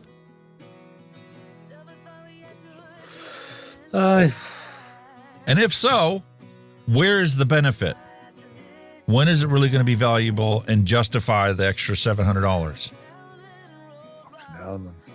Cost that's ridiculous. Because you can buy a 5070 now for $700. You can't buy a 5080 for less than $13.99. That's $700 more. It's crazy, isn't it? Ridiculous price. Double your investment. Are you going to get double the benefits out of it? Hell no. Are there circumstances where you need it? Yes, like our show. With me having 14 webcams hooked up to it, 4 monitors hooked up to it, having teleport coming from the other computer with another dozen webcams and scenes and stuff. Yeah, you're pushing the extent of the graphics card. The 5080 graphics card has 2 encoder chips and 2 decoder chips. Yeah. So when you are playing video files or sending video signal from a camera, that's something that those chips have to do. And there are certain circumstances like our live show where you've taxed it to the max, and there's times where it doesn't want to play videos in Chrome because the graphics card has no more slots available for video streams. Yeah, it's maxed out. Where the 5080 is going to laugh at it.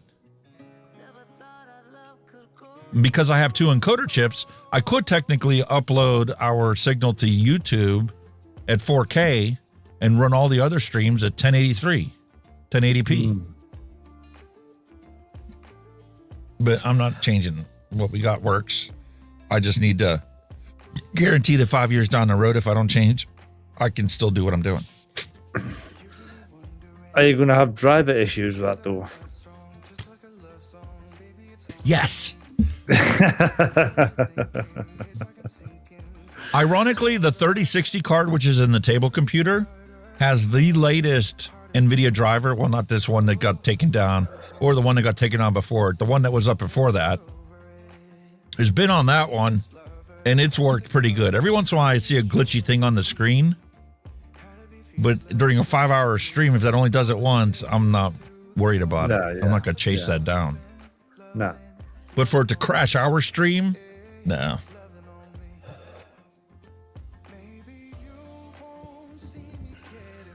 Be cool. Be good. Plus, you get a bit of you future. got the wrong cartridge in. You've got it for a bit of future proof as well. That's another thing. So, like I said, it's going to last you. Oop, yeah, fucking nearly dropped that.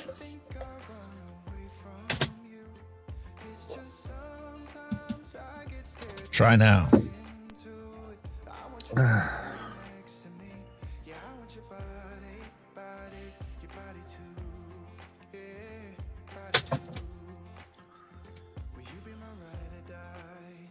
Empty. Ooh, empty. It's had a good use out of it. I understand why that doesn't work. I could have swore I already opened up a new one. Apparently not.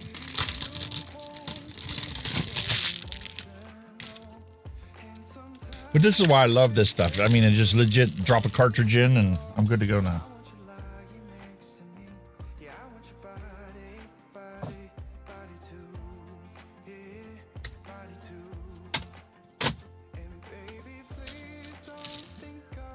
Print.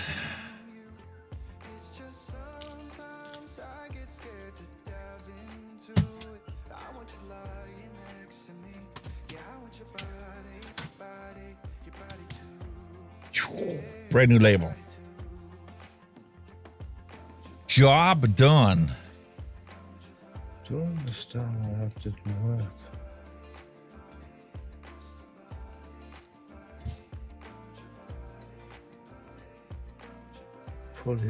Yeah, so I do expect there to still be driver issues because that's a no video problem.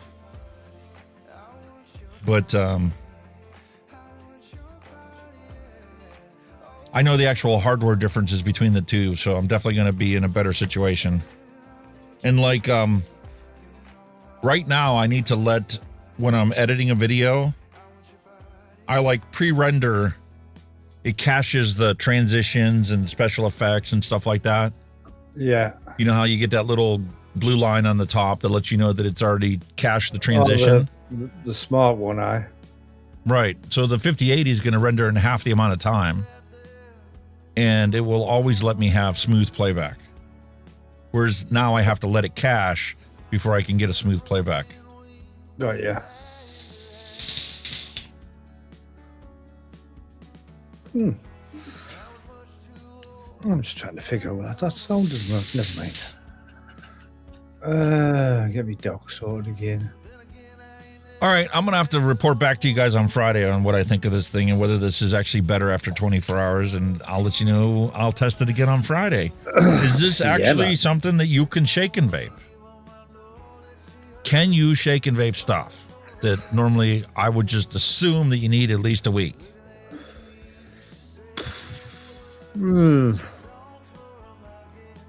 I've always said with like sweets, desserts and sweet stuff, I think you need a steep. Fruits probably you get away with shake and vape, but I think sweets and desserts need steep time.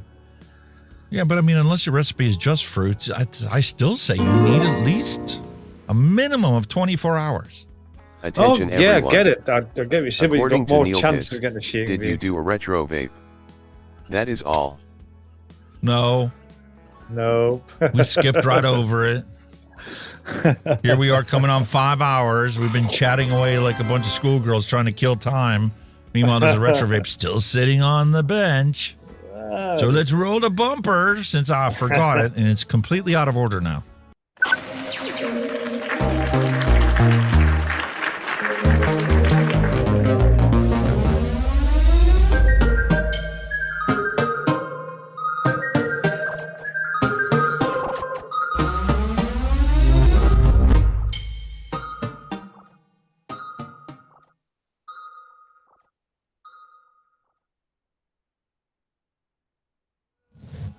A long time ago in a galaxy not so far away, Vandy Vape designed the Revolver RTA.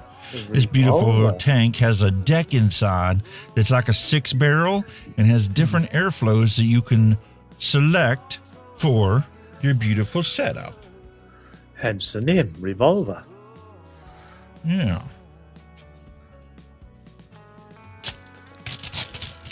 I have to unbox it off the stream because Vandy Vape has URLs plastered everywhere. Oh, they do. Unfortunately, gotta hide it all. Slide the whole bloody lot out and hide the box. Bubble glass. I love me bubble glass. Lovely bubble I glasses. think straight glass is stupid. I don't know. Sometimes it works, sometimes it doesn't. It does, but if you got a dual coil in here, you know how fast you're plowing through the liquid? Oh, I already hate, even on like Mike Vape's big tank, I still have to fill it up once during the day. Yeah. Straight glasses are just clear. They're just for aesthetic straight glasses. Make it look good. First thing you do is hold your bubble glass on. You have a beautiful tapered white drip tip, or you have a straight tubed black drip tip.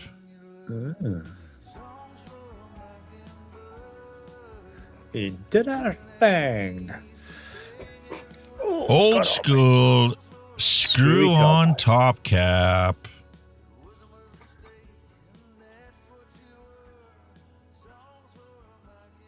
Not too tight. Base. Look at that, folks.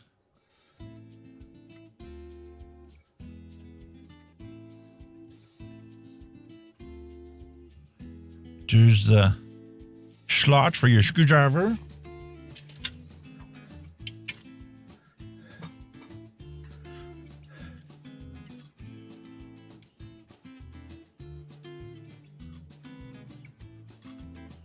Massive airflow. Narrowed airflow. Or a bunch of honeycomb holes.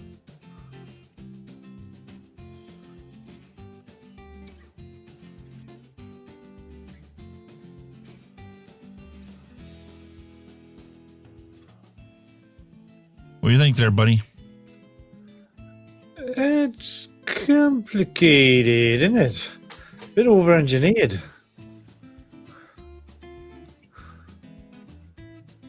That's an odd one. I'm just looking at like a written review on it, and like to select one of the revolving airflow, use a screwdriver to turn the section of the desired airflow. Once you choose the airflow, remain in place. Revolver portion is not accessible exterior of the tank.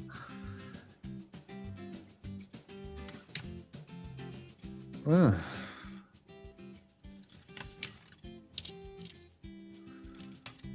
Original flashlight report and use 3mm coils 2mm away from the clamp.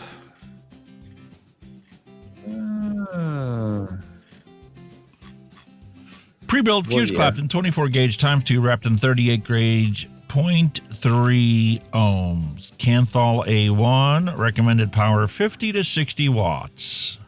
Canthal, good old canthals. People still use canthals now when they build their coils. You use them as the core. Yeah, well, some people have nickel sensitivities so that they have to use it. Jay Hayes was one of them. Stainless steel or canthal. That's all you can use. No, I'm just saying, like, some people like do that build, you know, like they might do a say like for a clap, and they'll do a canthal claw, and they'll wrap it in stainless, like you say, for that fucking thing.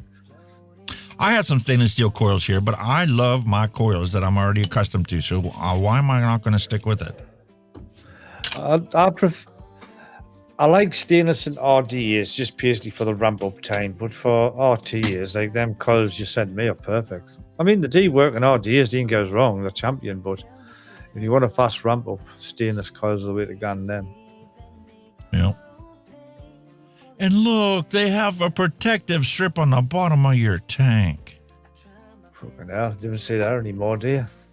Nope. No, you do not. There used to be the ones where you used to leave it on, it used to protect your mod. You know, you screw it on top of your mod, you stop you scratching your mod the fuck. If you had what do you think is going to be the best flavor? Which airflow? What we got? Oh, shit. 3 massive wide gaping slots. 2 slots going the other direction that are going to be more focused towards the actual width of your coils. Yeah. I mean, we know the coils heat up first from the middle. I think this is going to be probably the better than this one. What's your other option? Because there's 3, isn't it? This is totally unrestricted.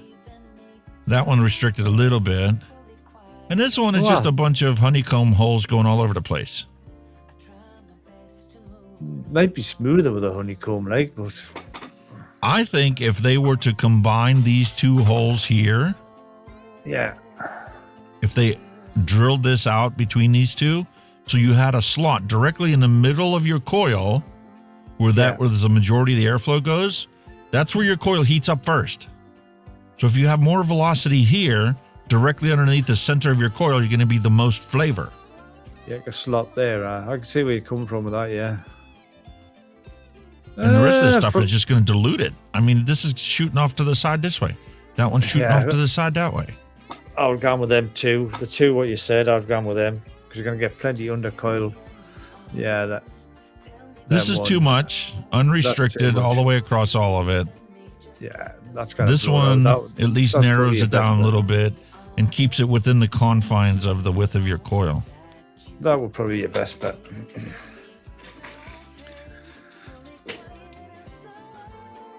The idea was good, but obviously with the honeycomb, the airflow knowledge was not good yet. Yeah.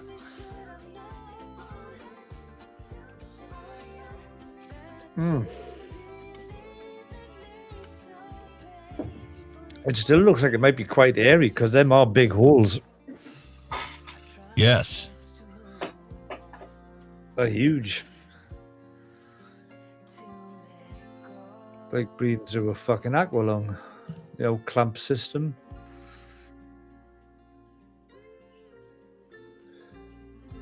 Never really took off, did it? The clamping system. Well, it doesn't help that my coils got a twist in them. You see that? Ooh. Twisty They're not coil. flat. They're not nice and flat like they should be.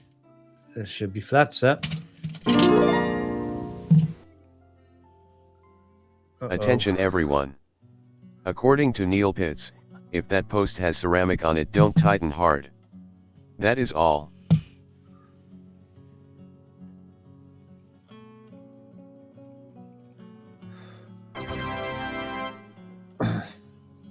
Yeah, I think that's what that is. Black No, ceramic. just nib it. Just nib it. Okie dokie.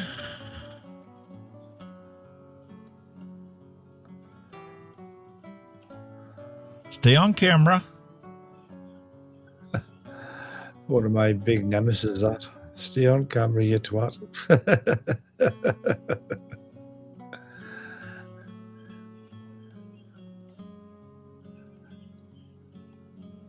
You've got to kind of half point it downwards, having to stop it sliding back up. They didn't put a spring underneath the screw No, to lift it up. spring in it. There's no spring in it, is there? Good old-fashioned old school stuff, man. Great, man. That was part of the fun, man, figuring out your fucking deck. What the hell? How am I supposed to put this and this and how cut that and cut this and do that? Oh, it was fun and games. How we get it to hold in place without screwing it up? Yeah, remember the days. All right, about 2 millimeters away from the post. Grab the Phillips, tighten her down. We'll grab ourselves a flathead just to give it a little bit of a crank without getting too tight. Looks easy enough to build, eh? Once you get your coil legs through, so.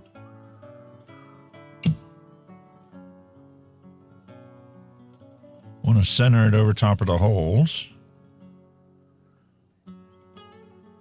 Better? Don't look too bad. Don't look too bad, sir.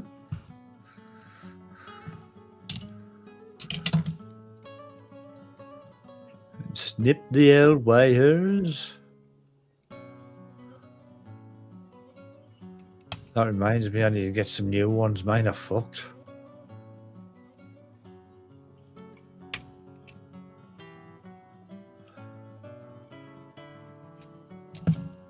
Probably might just blow the budget and get some nice heavy duty ones. Ah, man, these things are cheap. I think you're like $7 on Amazon. Yeah, but they fucking didn't last long, man. No, these ones are good. These Play-Dohs. They're all right. Model 170 Play-Dohs. I use these in doing electronic work and soldering for a long time. Years. What's it getting them? Okay, let me put the... First, let's do the resistance reading.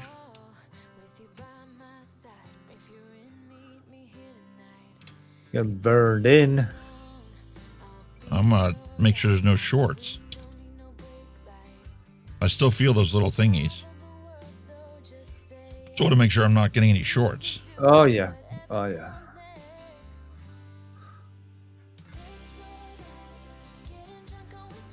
As long as you're not poking out too far, you should be all right.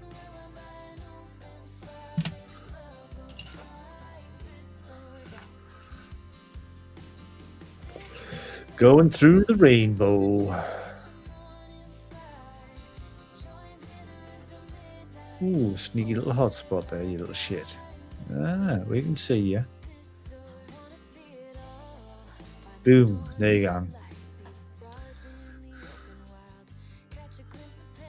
Job is looking good.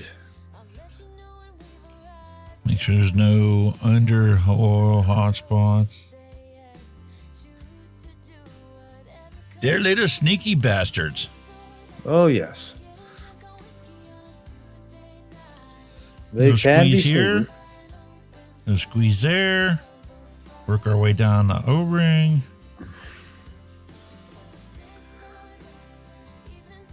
That'll be tighty.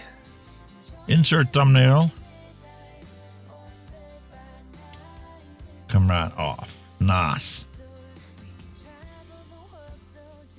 Nice. Yeah, come off quite nicely, that one. Floppy. A floppy tank. I love it. It's a nice little single coil banger. Battery's going to last longer. If it produces good flavor, be happy camper. You'd like to think so with it being under coil, like, but directly under coil, but we shall see. We shall see.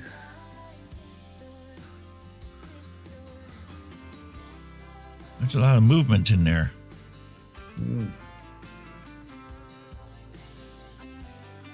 Look at that. See how it loosened up? Oh, no, you don't. This thing loosened up quite a bit.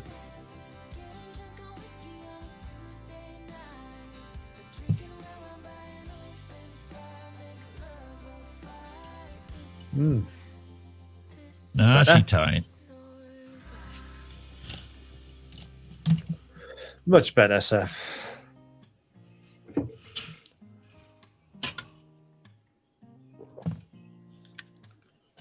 Put the tools away. Get our snips out. I've just seen what I'm going to have for supper. What is that, sir? I'm going to have some good old-fashioned bubbling squeak. We've got a few leftover veg off there Sunday in the fridge. A bit of potato. We'll stick it all in a frying pan and fry it all up. Oh. Wife and I went to an Indian restaurant in Monroeville. Indian? And I got some food I can't even pronounce. There's a biryani. There's one that's made in a pot. Biryani. That's how it's pronounced. But there's a technique where it's actually baked in a pot or something that they cover. Yeah. Yeah. Stone bait. It's supposed to be stone pot, but you know. Biryani. Holy cow, was that spicy hot. Biryani spicy. It's nice. I like biryani. I like the biryani rice as well because you get chicken and everything in it as well. It's gorgeous. Yes. The flavor was phenomenal. I mean, you could smell it as soon as you walked in the front door.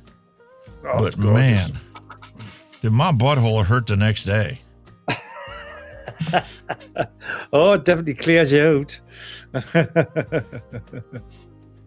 Holy cow, was that spicy. Oh, yeah. Biryani's nice. I like biryani. We just buy it for the hell of it. When we order Indians, like, we'll probably get like a kurma, you know, like a sweetie curry. But we always get a biryani on the side. Just for the rice. I love the biryani rice. But it varies from curry house to curry house. Some curry houses make it really hot and spicy, but some curry I see it's just mild. Some curry houses, and you're like, you know, depends where you get it from. Yeah, there was a list of things that you could actually get customized hotness. This was not one of them because it was cooked in a pot. Yeah. So there's no guarantee in whether you're going to get the really hot section of it or just the hot section of it. Yeah. Well, I like a biryani. It's nice, lovely biryanis. Like them. It was very, very good. But there was this mango drink that they had with it that was even better because it actually nullified that super hotness. Yeah, it's a bit like drinking milk after you've had a curry now, just to numb the yes. That was delicious. And then what else we had for appetizers? She got like this what's that potato filled? It's like raviolis except it's fried potato filled. I forget what the name of it's called. Samosa. It's not pierogi. Samosas. Samosa. Yes. Yep, samosas. She got a jalapeno samosa. Jalapeno samosa. Oh, Jesus. It was delicious. It really wasn't that hot. You could tell it had like the jalapenos in there. You got the jalapeno flavor, but it wasn't like super hot. Not like the biryani was. And then I had, it was a fried cauliflower. It was battered and fried. And then they had this red sauce on it. Yeah, deep fried that was delicious. Tell you what's nice, Bruna prawn on a patty. Lovely, that's a nice starter. It's like what's it called?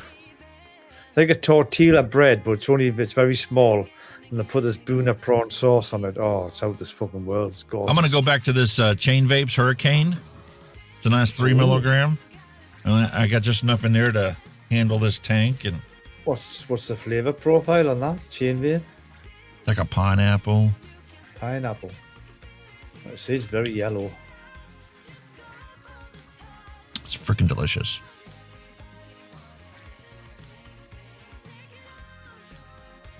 Nice bright color, isn't it? Bright yellow.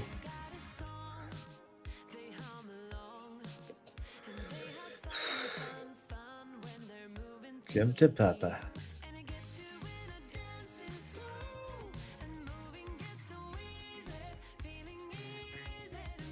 Nice. We have vapor. We have vapor.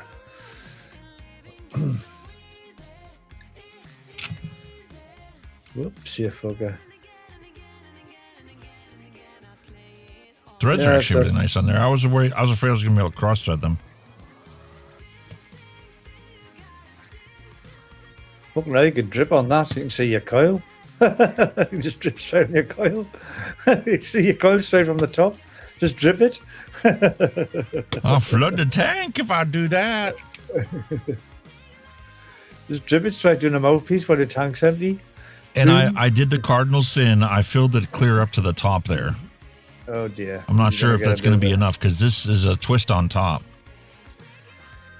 Get it till it just seats. And what am I putting this on? Need a blue mod or... Oh, I know what that's going to go on. Uh-oh. What's he got in mind here? What's he got in mind? A single coil on the Nicotine Chroma 217. Looks very nice. Quite matchy there with a bit blue on the mod. Airflow adjustment. That's actually pretty buttery smooth. Nice stops in place. Ooh, it's actually got a little bit of restriction in there with that one that we picked. The airflow's wide open here on the bottom. I didn't think it would be that restricted because they look pretty big. It's perfect for a single coil, though. I've gotten to the point where I enjoy that little slight hint of restriction. It's not the mic vapes restriction you're accustomed to, but it is pretty comparable to like the Arbiter 2 with the air restriction on this one.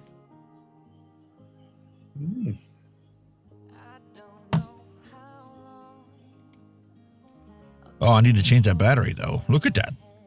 Oh, shit. You ain't going to get 50 watts out of that. That's my next purchase, actually. I need to get new batteries. Mine are well past the sell-by date. Holy shit, are they not?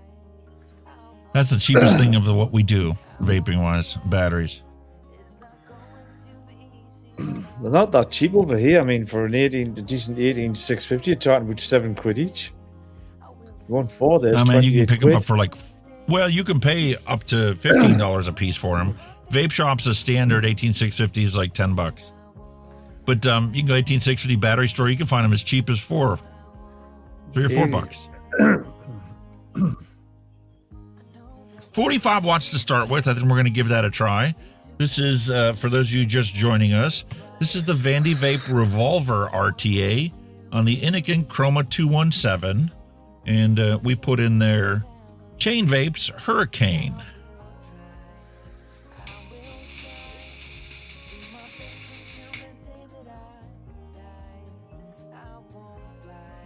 Plenty vape, huh? Really? That flavorful, good? Delicious, juicy. Wow.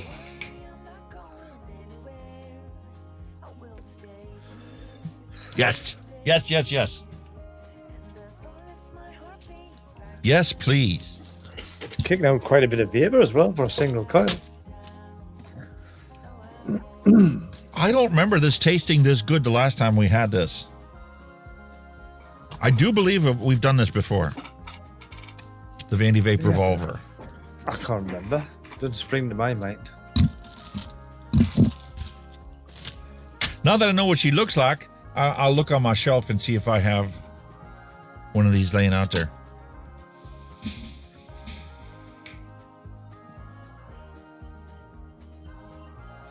$10 out of 10, single coil. That Revolver with that center airflow produces just enough restriction, I think, to optimize the flavor on this thing. You could open it wide up and get way more airflow, but that's going to dilute your flavor potential. Yeah. I'm not sure what it's going to taste like with that honeycomb airflow, but it's still going to dilute it because you got the end rows are pointing straight out, not even going to go touch your coil. They're way off your coil, aren't they?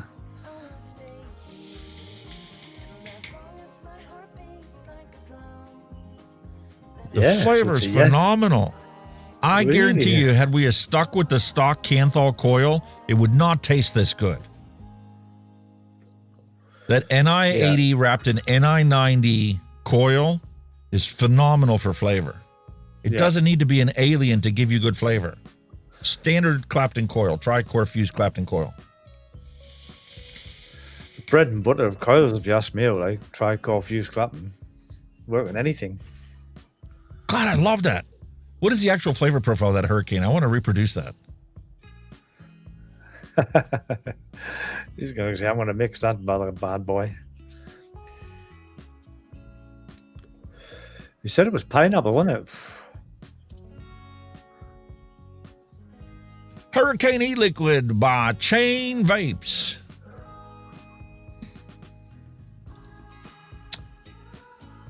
Age checker. I'm an old fart.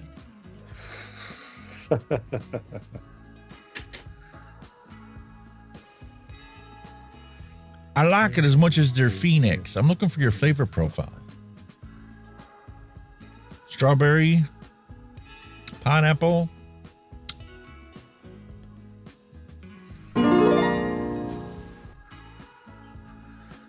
Attention everyone.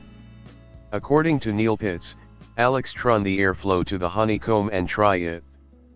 I will, but I'm gonna have to empty this tank to do it, because you got to take the tank apart to change the airflow. Yeah.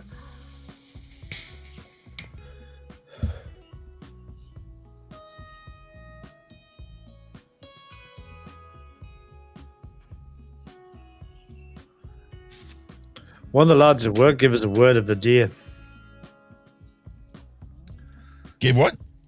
A word of the day. He said it was called Todd Gaff,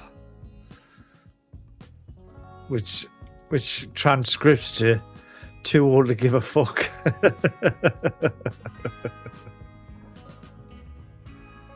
A tropical fruit e-liquid featuring prominent blend of sweet red mango and juicy strawberry. Why did I say it was pineapple? I got pineapple. Mango strawberry, tangy, sweet, and juicy flavor. Tropical and refreshing. Really?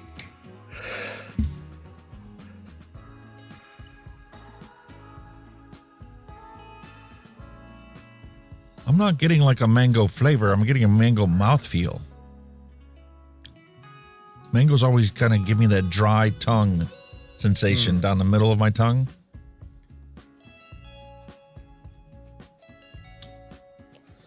I don't know. It's still delicious.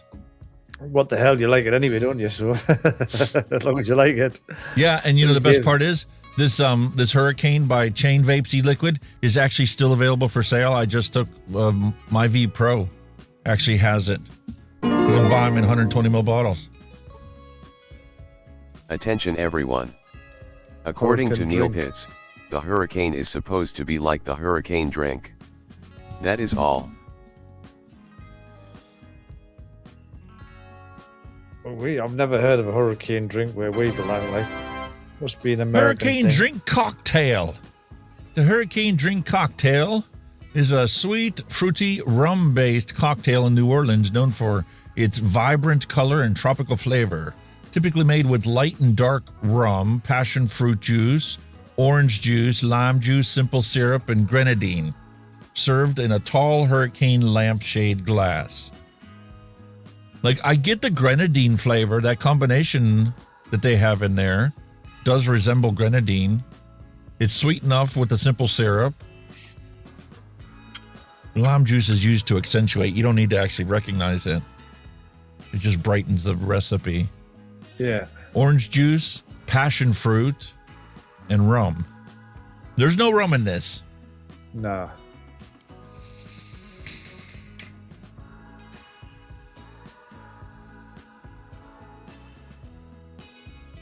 And that strawberry is not like a bright, fresh strawberry. It's not like a garnished strawberry. It's actually like, it tastes more like grenadine than it does anything else. Like, I could recognize that there's strawberry in it, but I still say that it tastes like there's pineapple in here. And it's not even in the recipe for it. Odd one. Maybe it's that passion fruit, orange juice, lime juice combination. Possibly. That gives that tropical feeling without being pineapple.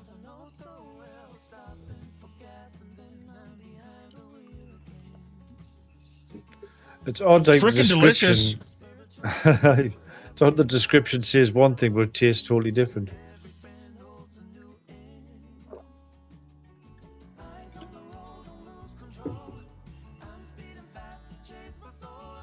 Looks a nice drink though, doesn't it, as well? It looks really nice. 2 ounces light rum, 2 ounces dark rum, 1 ounce lime juice, 1 ounce orange juice, a ½ ounce passion fruit puree, a ½ ounce simple syrup, 1 teaspoon grenadine, so it gives it that red color, garnish with an orange half wheel and maraschino cherry or preserved cherry. Looks nice though, doesn't it? Ooh, fuck, just have a Take go care, of that. Dusty. Yeah, we're at the 5.5 hour mark. We're going to be cutting it quits here pretty directly. Yeah. But that does look gorgeous, and the taste is just fantastic. It does look nice, like, doesn't it? Delish. I've had this before, but I don't think it tasted as good as it does today. I don't know what it is about it or why.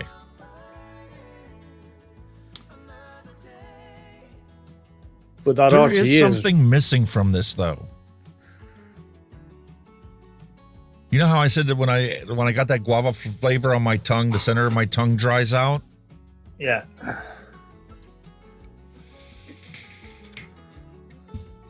When I take a vape of it, it inverts. Like the outer portion of my tongue is dry and the center part is juicy. According to Neil Pitts, I have drank plenty of hurricanes in New Orleans. They have them in slushy machines. That is all. Oh. Well, I'll tell you what, next time I go out to eat somewhere, I'm going to see if somebody can make me a hurricane. I really want to taste the beverage and see what it tastes like compared to this. I have no basis of comparison for it. I just get a beautiful tropical flavor, beautiful tropical blend. For something tropical, you would expect pineapple to be in it anyway, wouldn't you? It's not like a dominant flavor, but I want to say that there's pineapple in this. Yeah. If there isn't, it isn't. I mean, I can't change what it is, but... No. To me, that juicy center of my tongue mouthfeel is reminiscent of the pineapple I'm chasing for my Hunky's Hawaiian Punch. It's reminiscent of that flavor profile. Wow. I've got some grenadine flavor here. I've never put it in an actual recipe, though. We'll have to give that a shot one of these days. Give it a go, yeah. But the RDA itself, the RTA, sorry, is pretty good, yeah? Plenty flavor, plenty vape. And I just picked this thing up from Element, so they still have some in stock. It's a worth purchase. If you're looking for a retro vape, something old school, you can just fiddle fart around with and play with.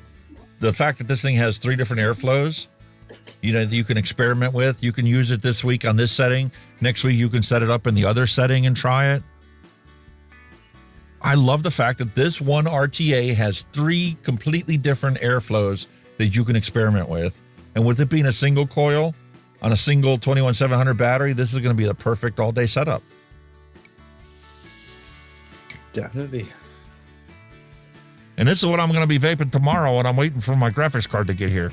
And I'm doing laundry.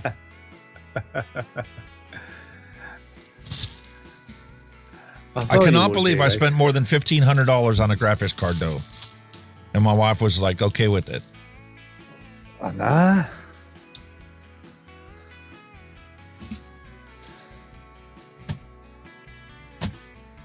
I did tell her, though, that this is the graphics card is going to last me 5 years, so now I got to stick to my word. Well, there's that, like... No matter what happens, with the silicone shortage being the way it is, I definitely foresee it being 5 more years before we can build affordable gaming computers again for less than $1,500. It's getting ridiculous, man.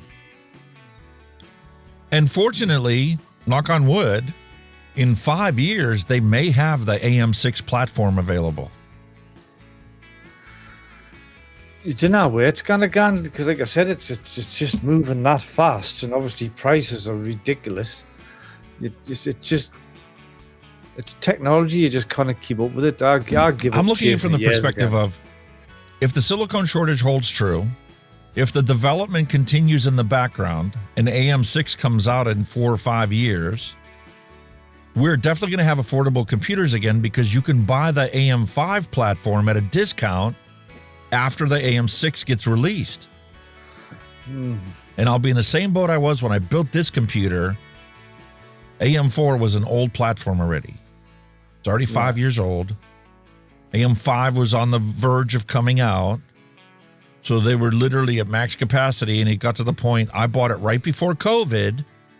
So I got lucky when the prices were the lowest.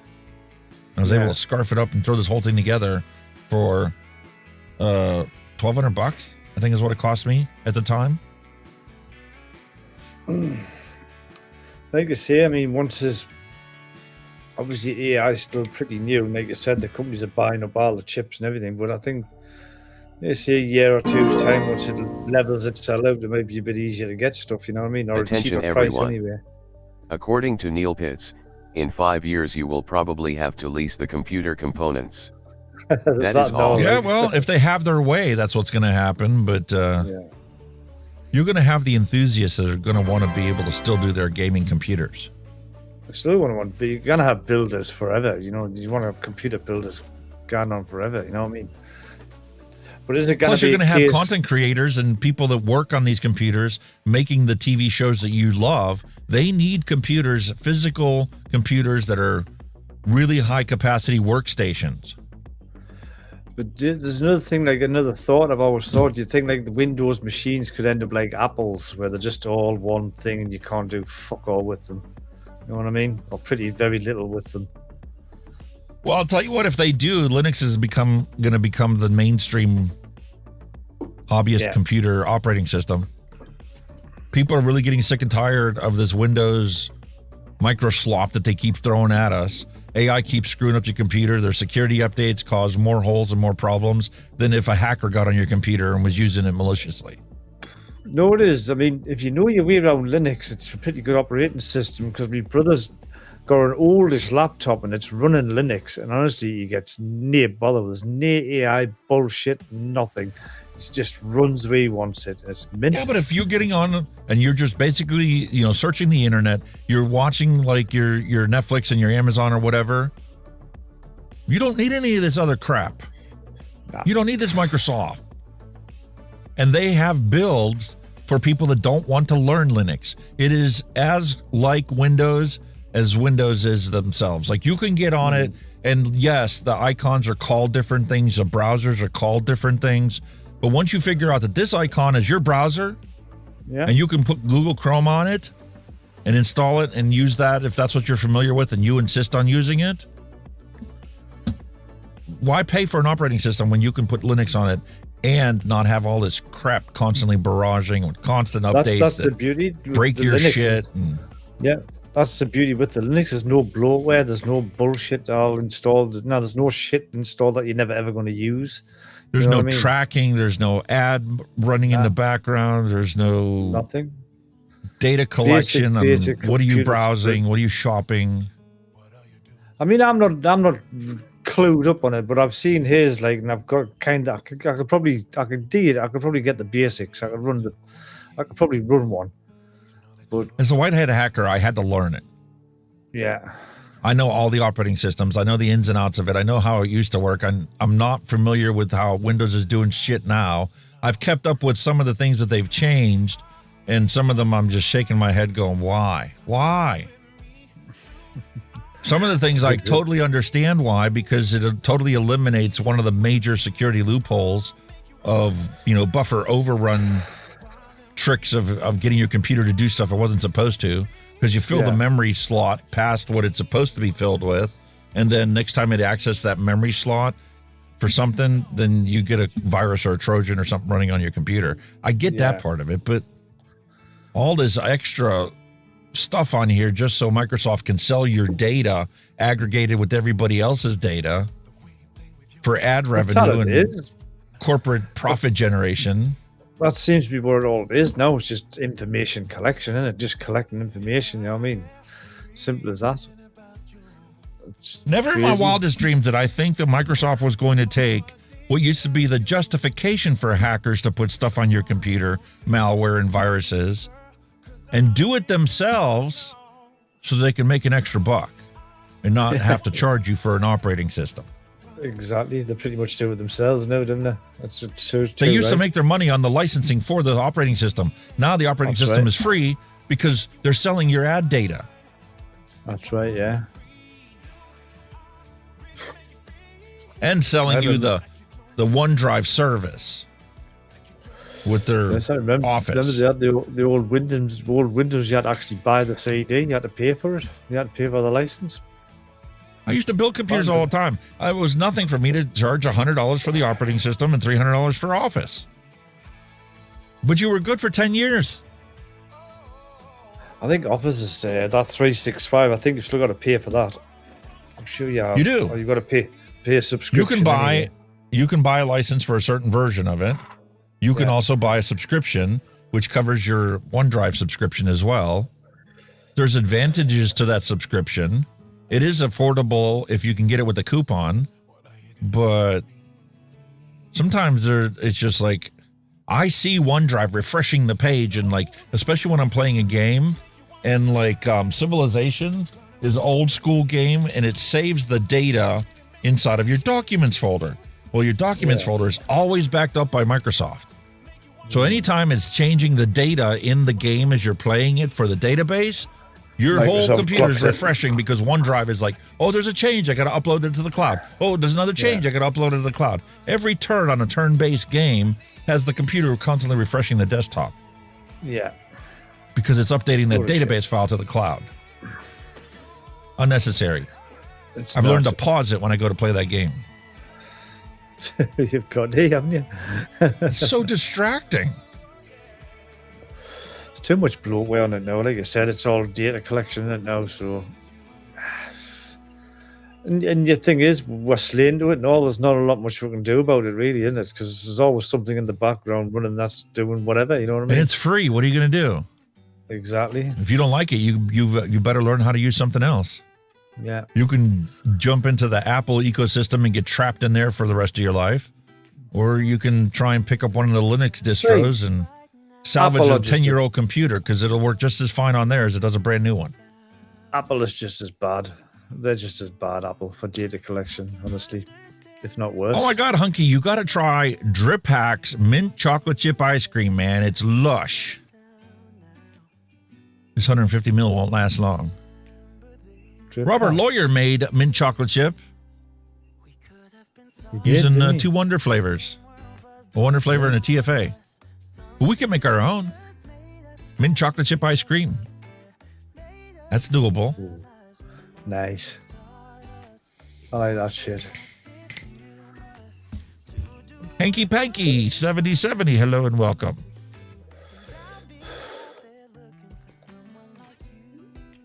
Bit late, like, but you're here. Well, sir, I thought Dusty had bailed on us. I think it is time for us to cut it quits. We've had it at 5.5 hours. flawlessly working. OBS is back to being beautiful and responsive, and I'm so happy.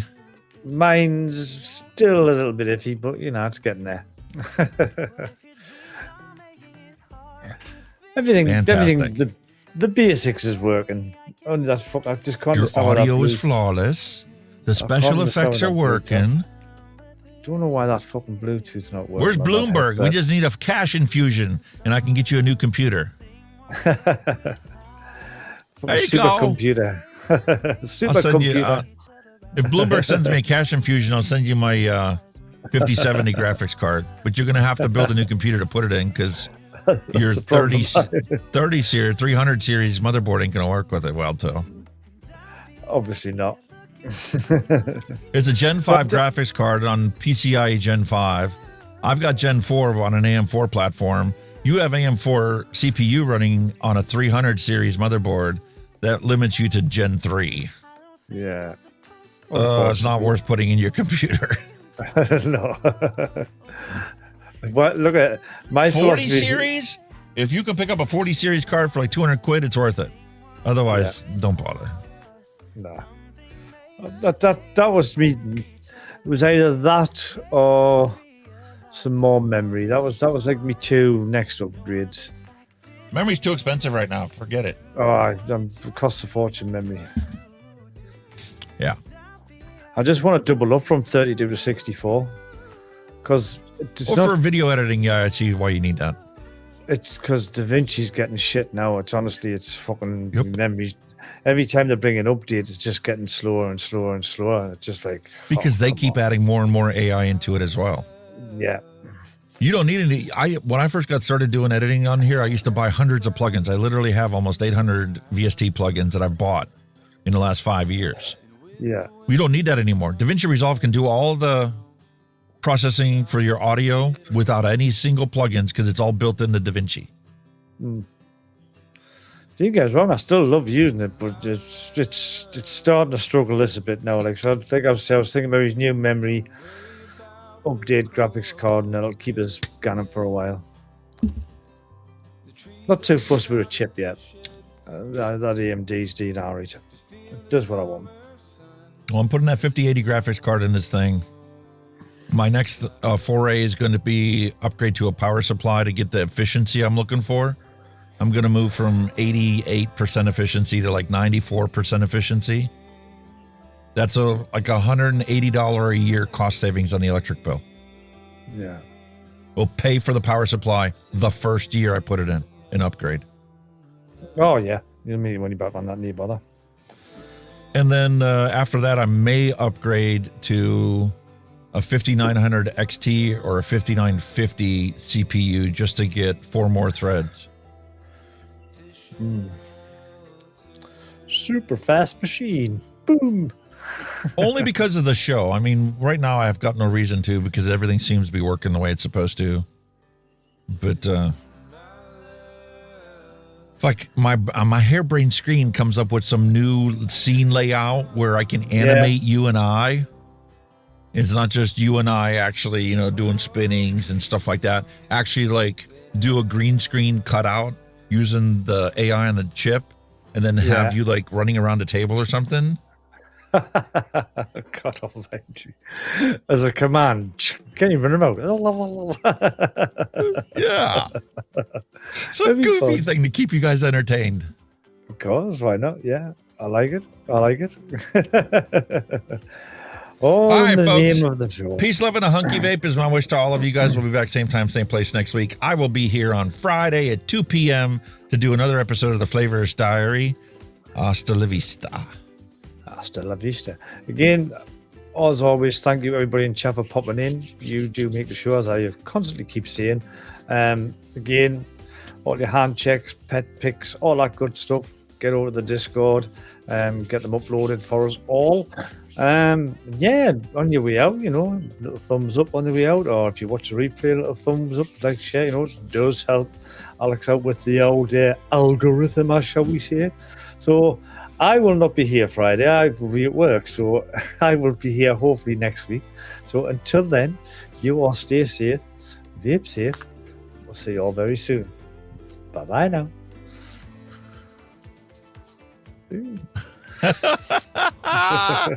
Oh, it timed out.